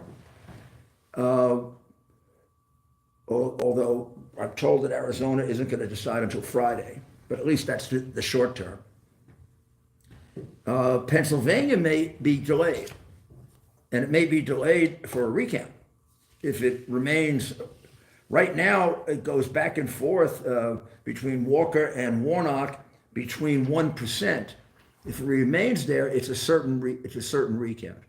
So let's get together in the morning and see where we stand. By that time, here's what we can get resolved, I think, by that time, by tomorrow. We should know Wisconsin. Arizona may take until Friday, but it looks like the margin is too great for Masters to overcome. We should be able to figure out whether Georgia is going to go to the 50%, which is almost definite. And I think we should get Pennsylvania decided, but probably subject to recount.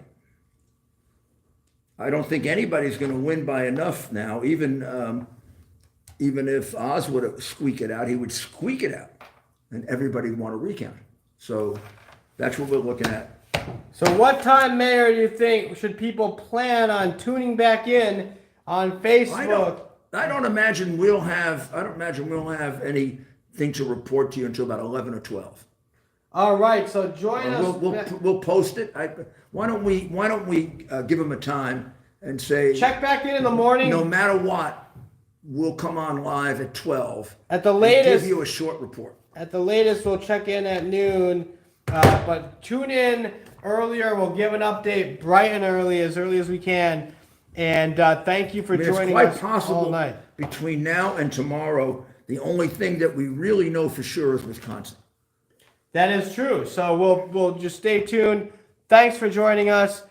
What a great evening with everyone. We broke and shattered records.